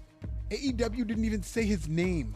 By booking the United Center and using buzzwords like best in the world, AEW's rabid online fan base heard all they needed to hear to know CM Punk was coming back. And they bought tickets in droves. 15,316 fans and this crying adult packed the United Center to hear the... Fun fact, this guy, the guy we're watching right now, Pro Wrestling Bits, he used one of my thumbnails, original thumbnail that I took time and spent over here on Canva making myself. He used one of my thumbnails in one of his videos, in one of his Cody Rhodes videos. That was dope. I was like, oh shit, that's my thumbnail. That was pretty cool. Opening riffs to Cult of Personality. The second Rampage went on the air, that's exactly what happened.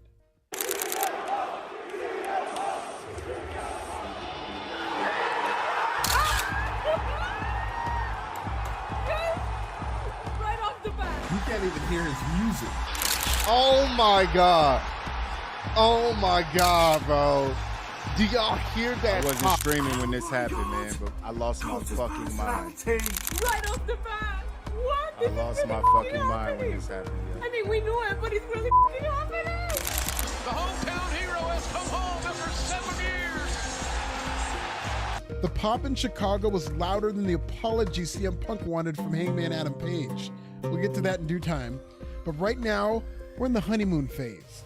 Chicago's favorite son has come home, and AEW was in the center of the pro wrestling world.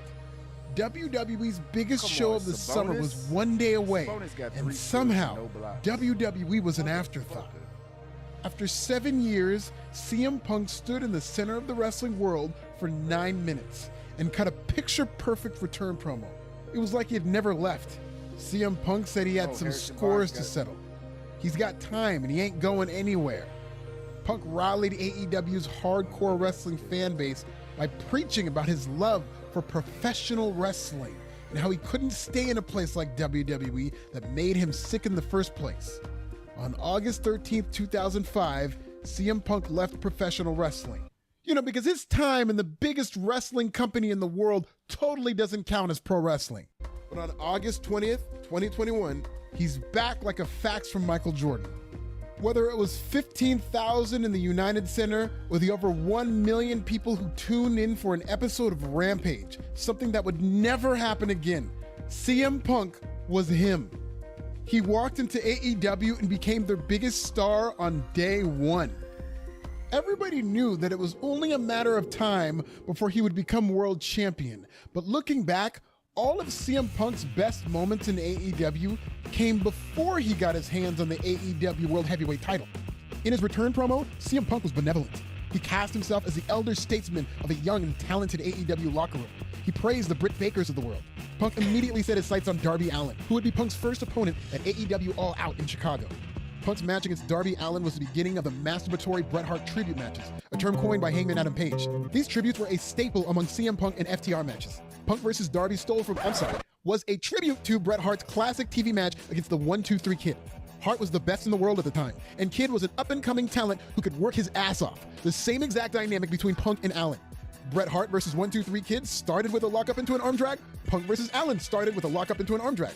The 1-2-3 Kid countered a counter to a hammerlock on Bret. Darby Allin countered a counter to a hammerlock on Punk. The knee to the gut. The back superplex into a splash. This was like watching the OG Little Mermaid right before seeing the remake. Yeah, same beats, very good results. If it ain't broke, don't fix it. 3 years after Bret Hart's instant classic against 1-2-3 Kid, Bret would exit WWE in the single most dramatic backstage blow-up in pro wrestling history. So Bret Hart's influence was everywhere during CM Punk's comeback tour. CM Punk knew how to tell a story in the ring, just like Bret. But when it came to telling a story on the mic with promos and feuds, CM Punk was better than Bret Hart. Punk could get a great feud out of anybody just by relying on his own star power and charisma. Punk used said star power to shine a light on some of AEW's homegrown stars, like Powerhouse Hobbs, whom he beat at Rampage Grand Slam, and Daniel Garcia. Punk could tell a story with anybody, but with the right dance partner, his stories became biblical. Enter Eddie Kingston. Eddie Kingston captures the very spirit of all elite wrestling. A scrappy underdog. He's able to overcome every obstacle and disadvantage that stood in his way to rise to national prominence. The same could be said about AEW. Eddie Kingston is an everyman capable of the spectacular. Just put a microphone in his hand. Eddie is a modern-day Dusty Rhodes, but it took over a decade to get there. In fact, Eddie Kingston is the Hard Times promo because he don't look like the athlete of the day. His belly might be a little big, but brother, he's bad. He took the scenic route to pro wrestling fame and even seemed to be destined to be a career journeyman until answering an open challenge from Cody Rhodes during the pandemic. With no fans in the stand, Eddie's AEW debut, like his career, flew under the radar, but was too good to ignore. Eddie's proud of where he came from. Shouts to Yonkers, New York. You can hear his whole hood in his voice. It's crazy to think Kingston is not a day one AEW star because nobody fits the identity of the type of gritty independent wrestler that AEW champions as an alternative to the clean-cut WWE better than Eddie Kingston. Eddie Kingston and CM Punk are two birds of the same feather. And even though they traveled similar paths, they reached entirely different levels of the wrestling industry. CM Punk went mainstream, and it was Eddie Kingston who stayed punk rock. That simmering bitterness of Punk's meteoric rise compared to Eddie's humble journey was the main ingredient of a feud that felt so real. It's a good feud. CM Punk's feud with Eddie Kingston was all business, with no backstage shenanigans to speak of. But it also foreshadowed CM Punk's downfall in AEW. Punk's feud with Eddie was as brief as it was awesome, but it spoke volumes about the CM Punk problem in Jacksonville. CM Punk's rise came as a rebel, when he was anti-establishment. Even on his final day in WWE, he went out on his terms, telling the most powerful man in pro wrestling to take this job and shove it. IRL. On January 27th, 2014, CM Punk left WWE as a rebel. On August 20th, 2021, he debuted in AEW as an ex-WWE guy. Not to mention one of the biggest WWE stars of all time. AEW has a talented roster, but these were not his peers. CM Punk was the biggest fish in the pond and the shark who eats them. Suddenly, the Rebel had that same power that he raged against. CM Punk was no longer an underdog. He was a dynasty. He was what he hates. If AEW was the minor leagues, CM Punk was the New York Yankees. Eddie Kingston felt more like CM Punk than Phil Brooks. CM Punk and Eddie Kingston only had one face-to-face confrontation in the ring, and to me that's a travesty. Because in that one time they went face-to-face on the mic, it was realistic enough to make you believe in their conflict, but not so real that they couldn't do business. Punk fried Eddie Kingston for his physique holding him back, claiming Eddie didn't work hard enough, which reminds me of when Triple H called CM Punk a skinny fat ass. Kingston's coldest line also foreshadowed the next 18 months. Nobody wants you here. They never wanted you here. That whole locker room is afraid to say it. Not me, so get out. This led to CM Punk now in Muay Thai shorts, which, by the way, AEW CM Punk was a drip god when it came to his ring gear. Can we talk about it? CM Punk's AEW run gave us Muay Thai Punk, Sting Punk, Long Boys Punk, OG Punk. He changed outfits almost as many times as he changed ops. Speaking of which, Punk beat Eddie Kingston at Full Gear in a very good match, but the only match they had in AEW. But if Eddie Kingston was an appetizer, MJF was the main course. Despite a brilliant career, Maxwell Jacob Friedman's best years as a pro wrestler remained in front of him. But even though he's young and on the rise, he was the type of condescending heel that could make CM Punk feel like Phil Brooks again. MJF's entire act was tailor-made for WWE. From the expensive suits, to the made-for-TV charisma, the impeccable physique, and that horrible tan. MJF ain't gonna risk paralysis in a bingo hall to build a cult following. He's gonna use every carny parlor trick in the book to land safely on the top of the wrestling business. MJF was the perfect foil for everything that makes the CM Punk character great, and it led to another great CM Punk feud in AEW. CM Punk and MJF told a simple story of former CM Punk superfan MJF challenging his childhood idol, but it was layered with several obstacles CM Punk had to overcome, an MJF staple. And even tales of anti-Semitism, another MJF staple. CM Punk versus MJF worked for different reasons as to why CM Punk versus Eddie Kingston worked. As a character, MJF was the complete opposite of CM Punk. CM Punk famously called MJF a less famous Miz. Similar to his feud with Kingston, this promo bent kayfabe, but it didn't break it. It all led to a showdown in Chicago on AEW Dynamite, where MJF beat CM Punk with a Dynamite Diamond Ring, handing Punk his first AEW loss in his hometown. MJF didn't win once, but twice. The first win was thrown out because the referee caught MJF cheating. The second win was upheld because, staying true to form, the AEW referee completely missed it. At the same time, AEW was teasing a breakup between MJF and Wardlow, who couldn't even. CM Punk's rematch against MJF came in a dog collar match at AEW Revolution in 2022. It was another masturbatory tribute, but this time to Greg Valentine and Roddy Piper. If you like some extra blood with your pro wrestling salad, this was your match. Punk was able to avenge his loss in Chicago with help from a fed-up Wardlow, who had finally betrayed Max.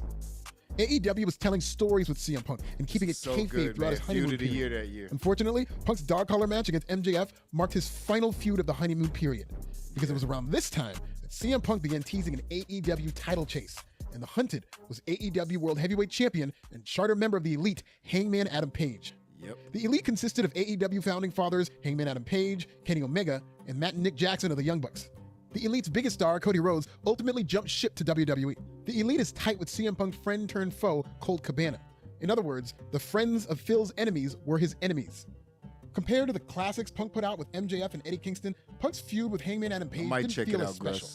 That magic chemistry just wasn't there because in hindsight, it was replaced with tension. AEW rubs up against the fourth wall like it's a feline and the wall is smothered in catnip. That's great as long as all participants are willing to be professional and not cross a line.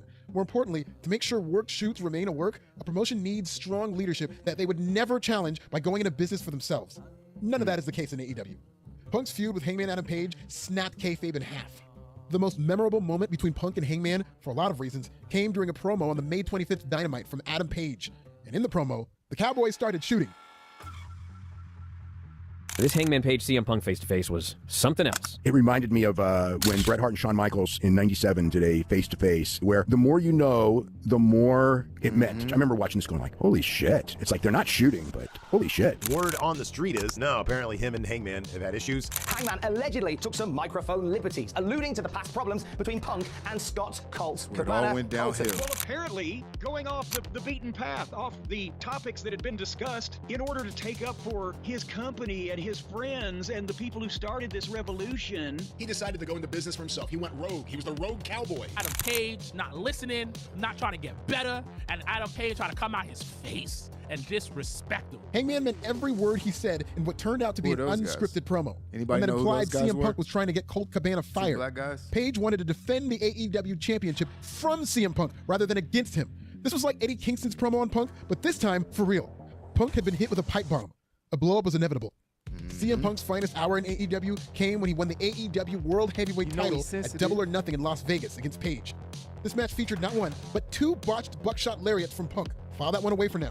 Punk won the strap with the GPS in the same city as his finest hour in WWE, the pipe bomb. After Punk's big win over the Hangman, I went to AEW Dynamite in Inglewood that next show, and it was a celebration. CM Punk's first appearance as AEW World Heavyweight Champion. But this Dynamite was memorable for two reasons. One was MJF's work shoot promo on Tony Khan, where Max stormed out of AEW for 3 months. The other was CM Punk shattering his foot doing a stage dive. There was a tweet from CM Punk saying that he was going to be live on Rampage with an announcement about the title. We got some unfortunate news, man. CM Punk's announcement, he has to relinquish the AEW championship. So crazy, CM Punk bruh. is down printed. Okay, we both go at the same time. Jumping into the damn crowd dive, stage dive, crowd surfing. Crowd surfing, there we go. That's what it is. And banged his foot on the barrier. CM Punk's honeymoon period in AEW was as fractured as his ailing foot. This was the last remnant of happy-go-lucky Phil Brooks. Like literally, the man was injured doing a celebratory stage dive. That Friday on Rampage, sad CM Punk was forced to vacate the AEW World Heavyweight Championship in a tearful promo. Well, kind of. Punk didn't exactly vacate the title so much as he announced he would be out for 3 months, and an interim champion would be crowned in his absence. 3 months later, sad CM Punk gave way to our toxic cousin Phil, and this version of Phil Brooks was here to stay. CM Punk returned with a receipt, and his first order of business was to call out Hangman Adam Page. He was mad, Punk got boy. injured before he had a chance to respond to Page's shoot promo. But now healthy, he challenged Hangman Adam Page, knowing Page was not booked on the show. He was Fans mad. booed the absent Page, and Punk demanded an apology that was, quote, as loud as the disrespect. The war between CM Punk and the Elite had been simmering for months. But with CM Punk's response, it was made public. And from that point on, the real-life feud overshadowed anything CM Punk would do or say in AEW.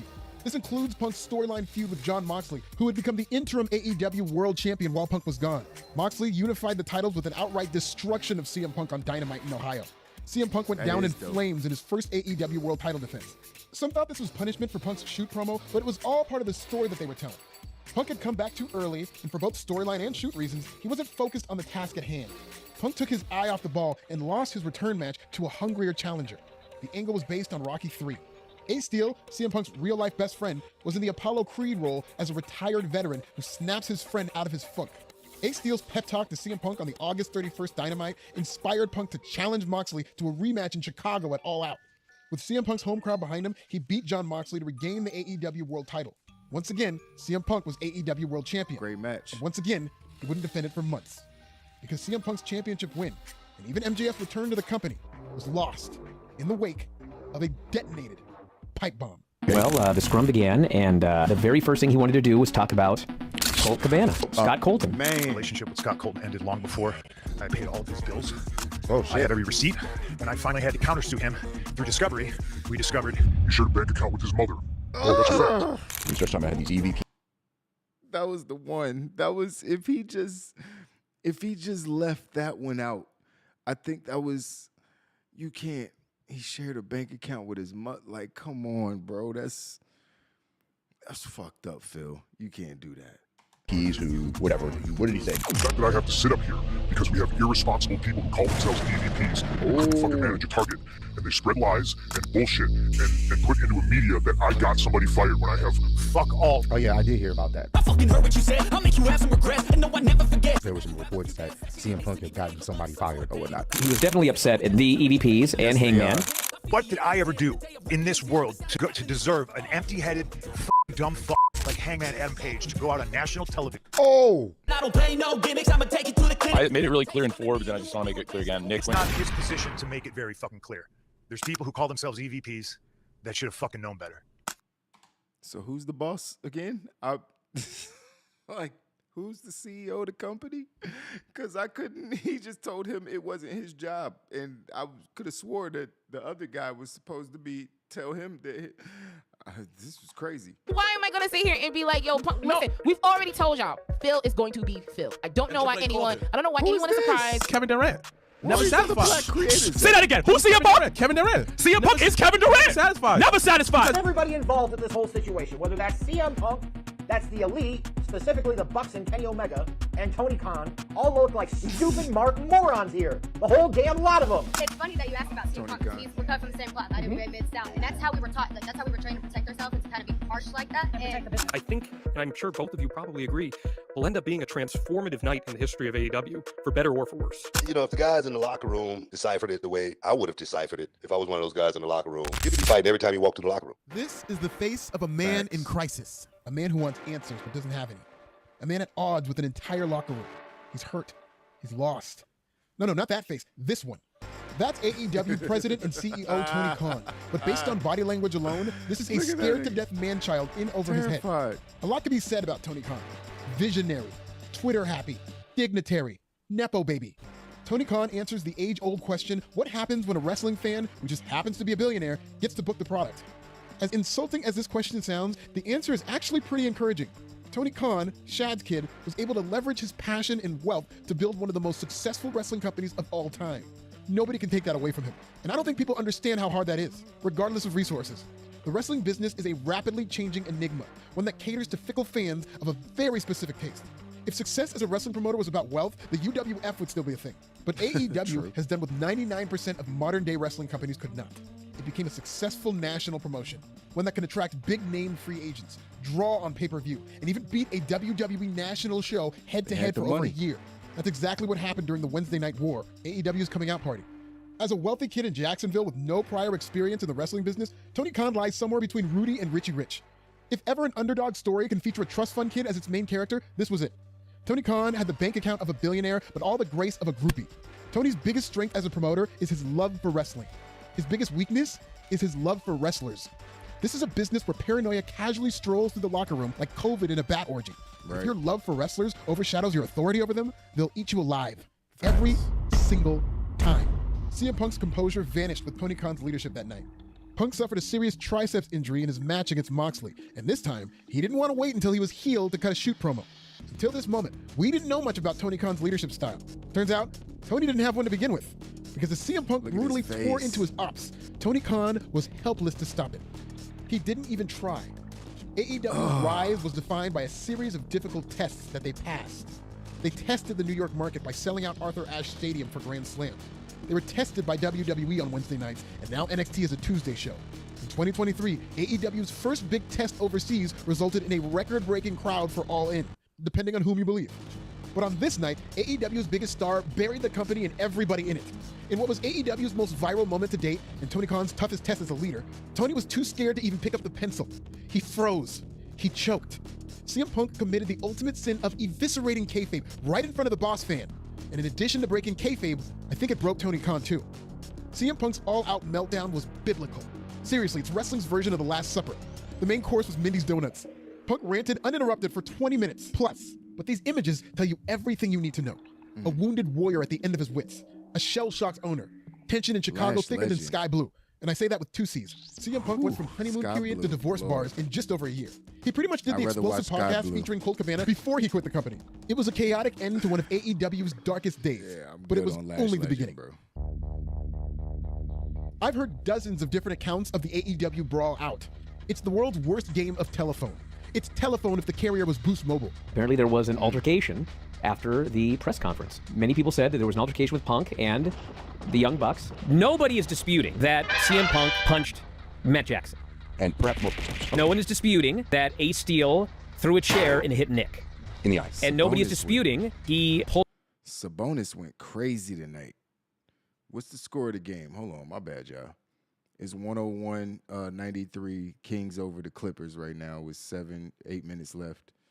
Sabonis got 15 points, 12 assists, and 14 rebounds. Damn, this nigga going crazy. 3 steals.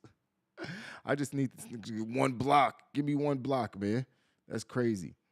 That's wild. Sabonis balling tonight. Okay, I see you. Pulled Kenny Omega's hair and bit it. The disagreement between the two sides is that the one side claims that CM Punk threw the punch first. The Young Bucks walked in and he started punching. The other side claims that the Young Bucks. She aight, Armand. She aight. I don't know about fine as hell. Jade Cargill is fine as hell. Like we gotta like make sure we keep the bar in place. Like if Lash Legend fine as hell, what is Jade Cargill? What is Bianca Belair? You know what I mean? It's like, what is Tiffany Stratton? Like I mean, there's levels to this. You know what I mean? She's not ugly, but I don't know. Maybe I gotta look up some more pics. You know who's fucking gorgeous? That's in NXT? That Kalani girl. Oh my God, that girl is fucking beautiful. That light-skinned girl with the curly. Oh my God, that girl is gorgeous. And she can wrestle, and she's good. I was like, oh, she's about to be a superstar. That girl is gorgeous, man. She got that little bubbly personality. Kalani. I think that's her name. Don't quote me, but yeah. Stormed in and were the aggressors. Okay. So now we're going to do CM Punk's side of the story. But that last cartoon cost a lot. So this one will be done closer to a Rampage budget. After the scrum, the Young Bucks were approached Punk's locker room, and CM Punk wasn't answering the door because he had been in a long, bloody match finished with an emotional scrum. So the Young Bucks go to the locker room. They banging on the door. Boom, boom, boom, boom, boom, boom. CM Punk. Boom, boom, boom, boom. Punk, you in there? Boom, boom, boom, boom. Okay, keep it going. The Bucks were said to pound on the door with claims that they eventually kicked the door down. Just bail, like a home invasion type. Bail, just kick the door in. Ace Steel's wife was in the room, which is what Steel. That's when Larry got hurt, right? When they kicked the door down. I'm assuming that's when Larry got hurt. Had told people set him off and made him go ballistic. He started throwing chairs. Omega didn't seem nearly as upset initially, but then things got out of hand when he ended up getting bitten by Ace Steel. Larry the dog was hit in the face by the door. Hold on 1 second. I'm sorry, y'all. What the fuck did I just? Hold on. We got to run that back. Keep it going. The Bucks were said to pound on the door with claims that they eventually kicked the door down. Just bail, like a home invasion type. Bail, just kick the door in. Ace Steel's wife was in the room, which is what Steel had told people set him off and made him go ballistic. He started throwing chairs. Omega didn't seem near. What the fuck is this? Why is this part of this? Did Kenny Omega kiss Ace Steel's wife? I'm so confused. I have no idea why this is happening. Nearly as upset initially, but then things got out of hand when he ended up getting bitten by Ace Steel. Larry the dog was hit in the face by the door, and the claim was that he was taken to the vet and needed work done on his teeth. The AEW brawl out left no question that Tony Khan lost control of his locker room. It didn't help that Khan was similarly frozen when asked to address this issue in public interviews. Khan supporters will insist that he legally couldn't speak, but his comments never felt like well-calculated legal tactics. It simply felt like Tony Khan had been scarred. Kalani, is that how you spell her name? Kalina? How you say that? She's with Carmelo Hayes. Lucky him. Smart man. Smart man. Khan's comments about the brawl out are always awkward and evasive, like asking a burn victim what kind of lighter he used. Tony Khan had the spirit of a substitute teacher, and in addition to CM Punk's drama with the Elite, backstage tension spread across AEW. Sammy Guevara versus Eddie Kingston, Sammy versus Andrade, Britt Baker versus Thunder Rosa. The dominant narrative was that the inmates were running the asylum. If you're put in charge of pro wrestlers, all of whom are egomaniacs who feel they're better than they really are, authority is basically a form of currency, especially with a novice promoter. But Tony Khan was Dogecoin. I think Tony Khan's a really great guy. Hey, I made a lot of money. Tony wants to be liked, and he should be more focused on being respected. You know, lots of times I didn't like Vince McMahon. You know, he can be Kaden Carter is fine. He can be, he can be nasty. Always respect Kaden Carter. Relationships between CM Punk and AEW seemed untenable, to the point where there were rumors that CM Punk was going to cash out of his AEW contract. There was talk of a buyout, which even led to talk of a possible WWE return. CM Punk didn't appear on AEW television for months in the aftermath of the brawl out, but Punk's offseason was more interesting than AEW's product without him. The Elite made their triumphant return in Chicago on the November 23rd AEW Dynamite. They wasted no time trolling CM Punk. Definitely. This included references to Punk's go-to-sleep finisher, and Matt Jackson botching the buckshot lariat as a parody of CM Punk. The Elite's return music, Kansas, was seen as a shot to CM Punk, particularly the line, "There'll be peace when you are gone." But Punk wasn't gone. In fact, the summer of Punk was entering its 4th season. CM Punk used FTR and IG stories as his PR team to express that he wanted back in AEW. Punk referenced Steve Kern's book, Kern Chronicles, where Jerry Lawler was able to get Kern and Coco Beware to hash things out after a backstage fight. PR Punk even went to war with the wrestling media, which is basically a collection of fans and podcasters just trying their best. Dirt sheets are nothing more than gossip websites for men. The wrestling media is what would happen if you gave press credentials to a comment section. Pro wrestling has the only media where saying nigger on an Xbox Live makes you qualified. One of Punk's most heated IG stories targeted Dave Meltzer of the Wrestling. Wait a minute. Wait a minute. Wait a minute. Wait a minute. Hold on. Is this why people hate JD? Hold on. Is there something that I didn't know? Websites for men. The wrestling media is what would happen if you gave press credentials to a comment section. Pro wrestling has the only media where saying nigger on an Xbox. Hold on. Are they saying that he did this? I don't understand what's happening. I don't understand what's happening. And that's crazy promo. Like, if you don't like somebody, you just gonna put their whole... you just... Xbox Live makes you qualified. One of Punk's most heated IG stories targeted Dave Meltzer of the Wrestling Observer newsletter, whom he called a liar. Punk went on to call Jericho a liar and a stooge. In an egregious revelation, Punk said he's never even seen Rocky III, which is the best Rocky, and he didn't sound too crazy about getting squashed by Jon Moxley in Ohio. Punk's IG story was an epilogue to his all-out tirade.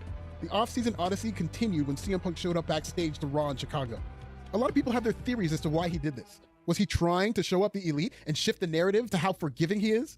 CM Punk can mend fences with WWE. Why can't the Elite do the same with Punk? Was CM Punk trying to force his way out of AEW and return to WWE? Was this a power play to get more money out of AEW? Nobody knew. In hindsight, I don't even think CM Punk knew. CM Punk showing up to make good with the rival promotion while under contract with AEW wasn't even his biggest betrayal of AEW. At least he showed up backstage at Raw. That's more than can be said about the upfronts that year, in what was supposed to be CM Punk's miraculous AEW return. Against all odds, unless you're betting on Tony Khan caving to a wrestler, CM Punk was on his way back to AEW. In a strange twist, Tony Khan used a people-pleasing strategy to placate CM Punk and the Elite. Tony Khan gave CM Punk his own show, one where he would be far away from the Elite, who were on Dynamite. 2 shows, 2 tribes. AEW had officially succumbed to the same tribalism that defines the bitter wrestling discourse on social media. Yep. Despite getting his own show, CM Punk was all like, that don't work for me, brother. At the AEW upfronts, where the Warner Brothers Discovery Network puts its best foot forward to announce its big plans for TV, CM Punk embarrassed AEW.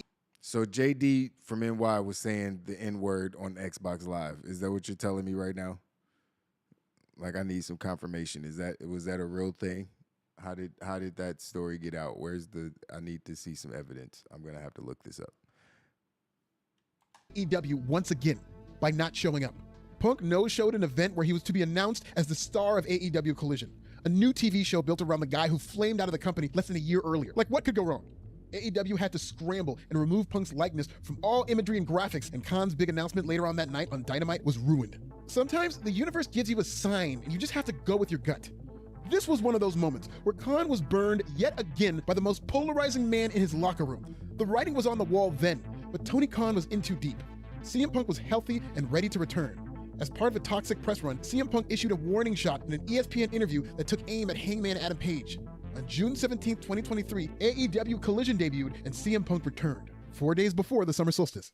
CM Punk's return to Collision was like a second honeymoon. Phil was all smiles and back in Chicago to give praise to AEW, which he called the greatest wrestling promotion in the world. He lauded the Elite as astute businessmen and said that while they may have their disagreements, anybody who shares a locker room with me is an ally and a brother. CM Punk said he misses his friendship with Colt Cabana and openly wept as he asked Hangman Adam Page for forgiveness. I'm just playing. That man chose violence day one. I was about Punk to say, symbolically what? removed the AEW mic. Yo, I was legit fucking confused. I was like, at first I was like, yeah, and then I was like, wait, I don't remember any of that happening. What the fuck? Especially when he did the Colt Cabana shit, I was like, that never happened. That was good. Good job, Pro Wrestling Bits. Good job. Mic flag from his pipe bomb, as if to say no more peace talks. He walked out with a belt bag, which would turn out to be carrying what he called the real world championship. Then he proceeded to cook. Legally prohibited from speaking about the Young Bucks, apparently, Punk still barred them up by calling the EVPs counterfeit bucks. For CM Punk, this was not a redemption tour. This was countdown to meltdown.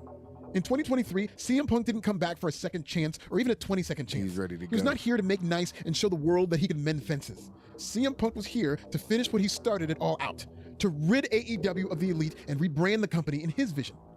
Unfortunately, breaking news in the last couple of minutes, it has been announced and revealed that all four members of the Elite, that is the Young Bucks, Hangman Adam Page, and Kenny Omega, have all signed brand new All Elite Wrestling contracts and will be staying with AEW. And that was that. The Elite have all re-signed with AEW. The Elite will be remaining elite. When the Elite re-signed with AEW, I feel like CM Punk took that as a declaration of war. The CM Punk, he was supposed to be the golden boy of AEW, not the Elite. After every fireable offense Punk pulled in AEW, not only was he not fired, Tony Khan gave him a promotion. Punk got his own TV show less than a year after burying the entire company. In his return promo, he said WBD President David Zaslav calls him One Bill Phil. Punk had to have felt bulletproof. He was Tony Khan's favorite. So when Tony Khan re-signed the Elite to a long-term deal, I think it stung CM Punk. It challenged his status in the AEW pecking order, and he did not handle it well. A little over a week after the Elite re-signed, CM Punk said this about Hangman Adam Page in an off-air promo. Today, I went to a local supermarket and I figured out why they call him Hangman. It's because the pegs in the toy aisle are full of Hangman action figures because nobody wants to buy them. With his power threatened and his ops here to stay, CM Punk then pulled another power play. AEW stars were reportedly banned from Collision. Among those who were allegedly booted from Collision were Matt Hardy, AEW Head of Talent Relations Christopher Daniels, Hangman Adam Page, and Ryan Nemeth, whom Punk confronted due to Nemeth subtweeting about CM Punk. CM Punk turned AEW Collision into his own personal Twitter account, blocking anybody who ever even had a negative thought about him. CM Punk felt like more of a wounded animal than ever, and he was acting out. Anaconda Vice nothing. This was an orca whale, in captivity, covered in tattoos, and Killer Phil was ready to drag motherfuckers to the bottom of SeaWorld. Reports began to surface that CM Punk was at odds with Jungle Boy Jack Perry over the use of glass. Perry wanted to use real glass, and CM Punk, as the elder statesman and the emperor of Saturday nights, nixed the idea. CM Punk's insane final month in AEW lined up parallel to the build-up for All In, AEW's historic London pay-per-view. Though All In was supposed to be AEW's finest hour, the build-up to All Phil was 10 times better. Because while All In was centered around wrestling matches with limited stories, All Phil was filled with the type of juicy locker room drama that inspired great documentaries like this one in the first place. It was the toy sales promo on Page, the banning incident, Glassgate, CM Punk seeming to take shots at Matt Jackson's wife on IG stories.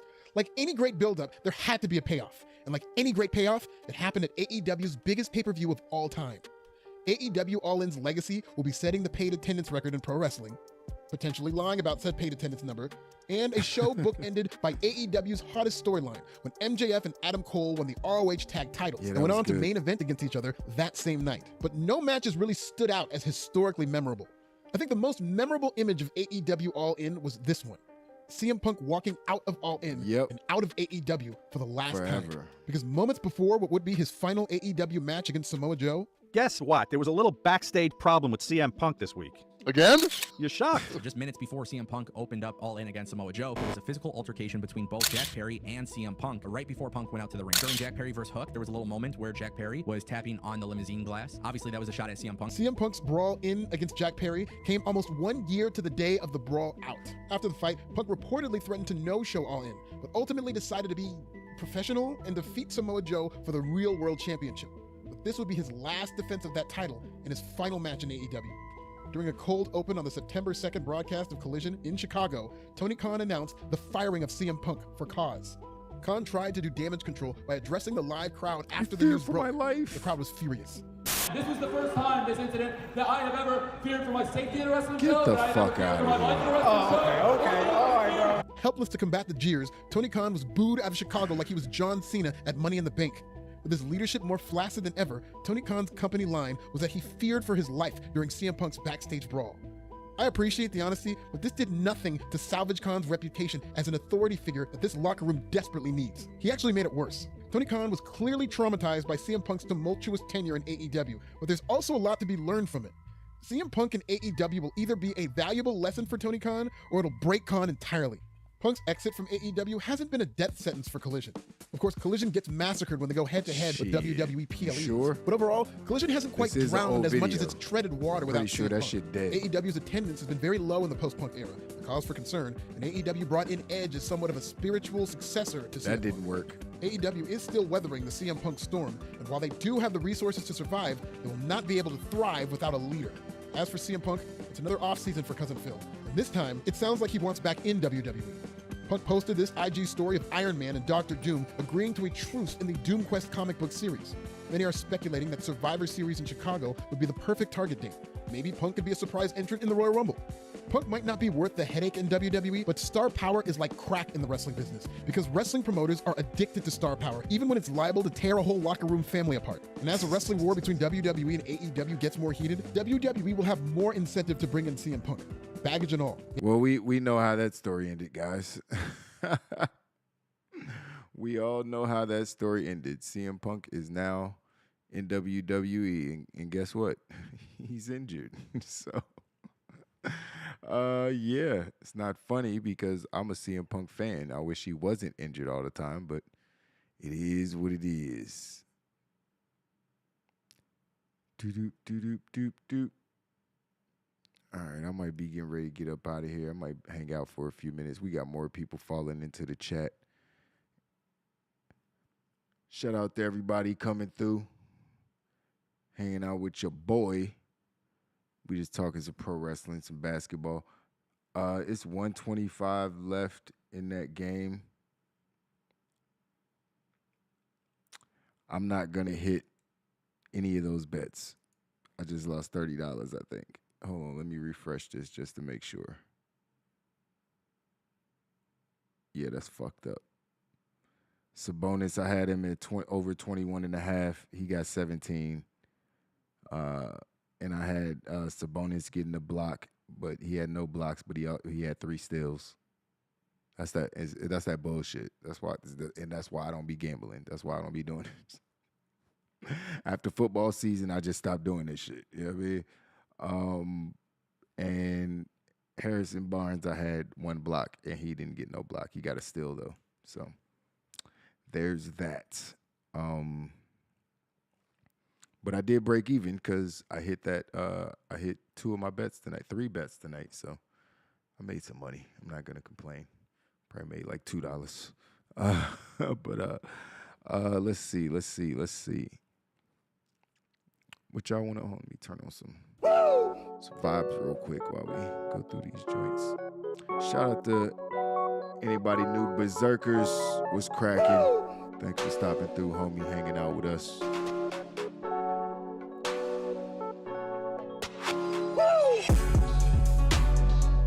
Well, I wasn't the only one that used this picture for a thumbnail. This picture of Rhea Ripley. It's just a very good picture. To be the man, you gotta beat the man, and I'm saying, woo, right here, I'm the man.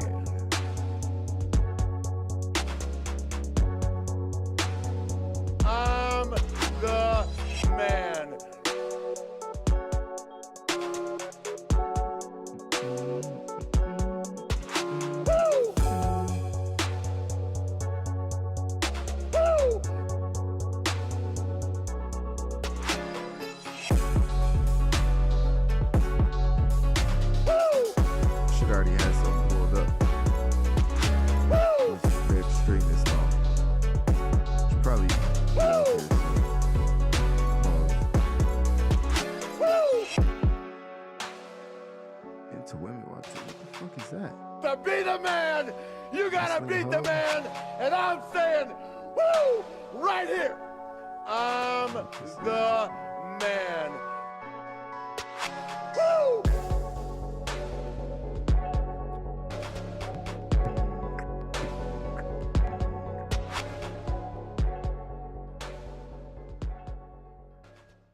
All right, I don't think there's much more for us to check out tonight, man.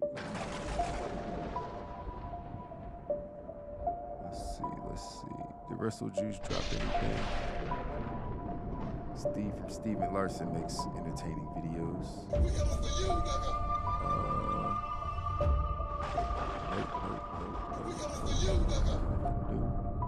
Sunday, I think everybody chilling because it's Sunday. It's not a lot of new videos dropping today.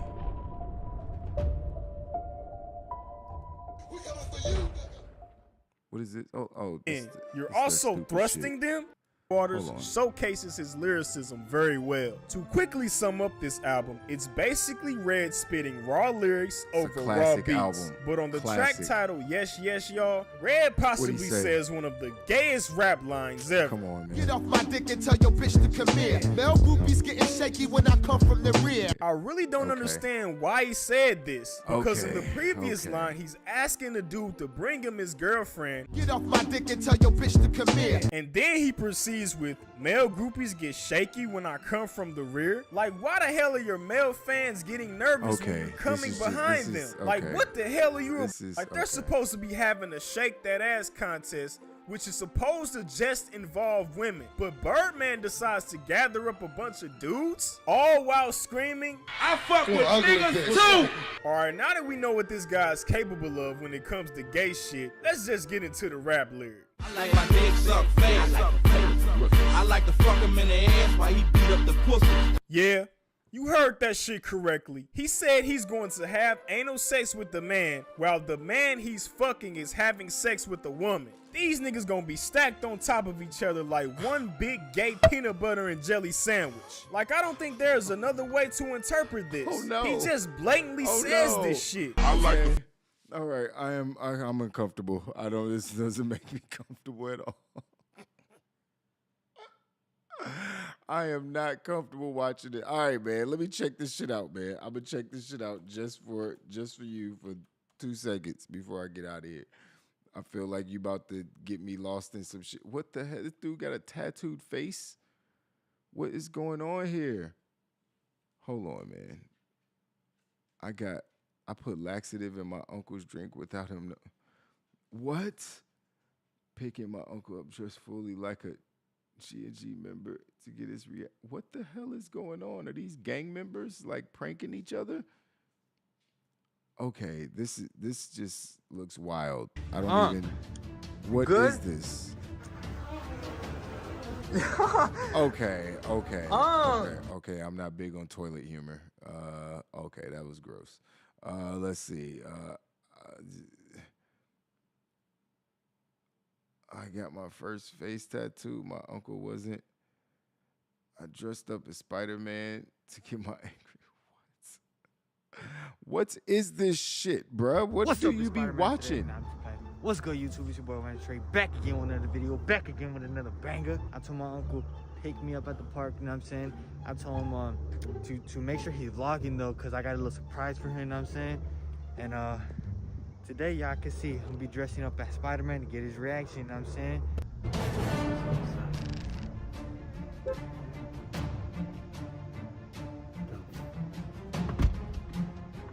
So this nigga's definitely murdered people. Like he's definitely got bodies. Like, let's just go ahead and throw that out there right now. Like he definitely got some bodies. Is this how to get catch a body training? What are we watching right now? I don't. Whoa, what are you doing? What are you doing? I just imagine this nigga in prison, like, yo, I'm gonna get out, I'm gonna start making YouTube videos. I swear to God, Your Honor, I'm gonna be reformed. Like, I got a plan. I'm gonna make YouTube videos with my nephew. It was gonna be popping. We gonna do skits. She just look at this nigga like. You friendly neighborhood Spider-Man. More like Slender Man, Skeleton Man. Your little light ass homie, you go to pick somebody up, your arms are gonna collapse. Watch this. What?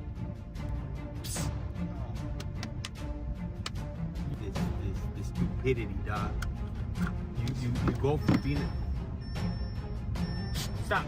My spidey senses are tingling. Oh! You see I tried to use my whip? What the fuck am I watching, man? Like, seriously, what the fuck am I watching?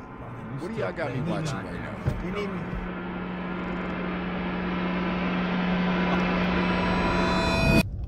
All right, man, y'all wilding out here, man. Y'all wilding. This is what y'all find entertaining, man. This is entertaining to y'all niggas, man. This is ridiculous. I'm not watching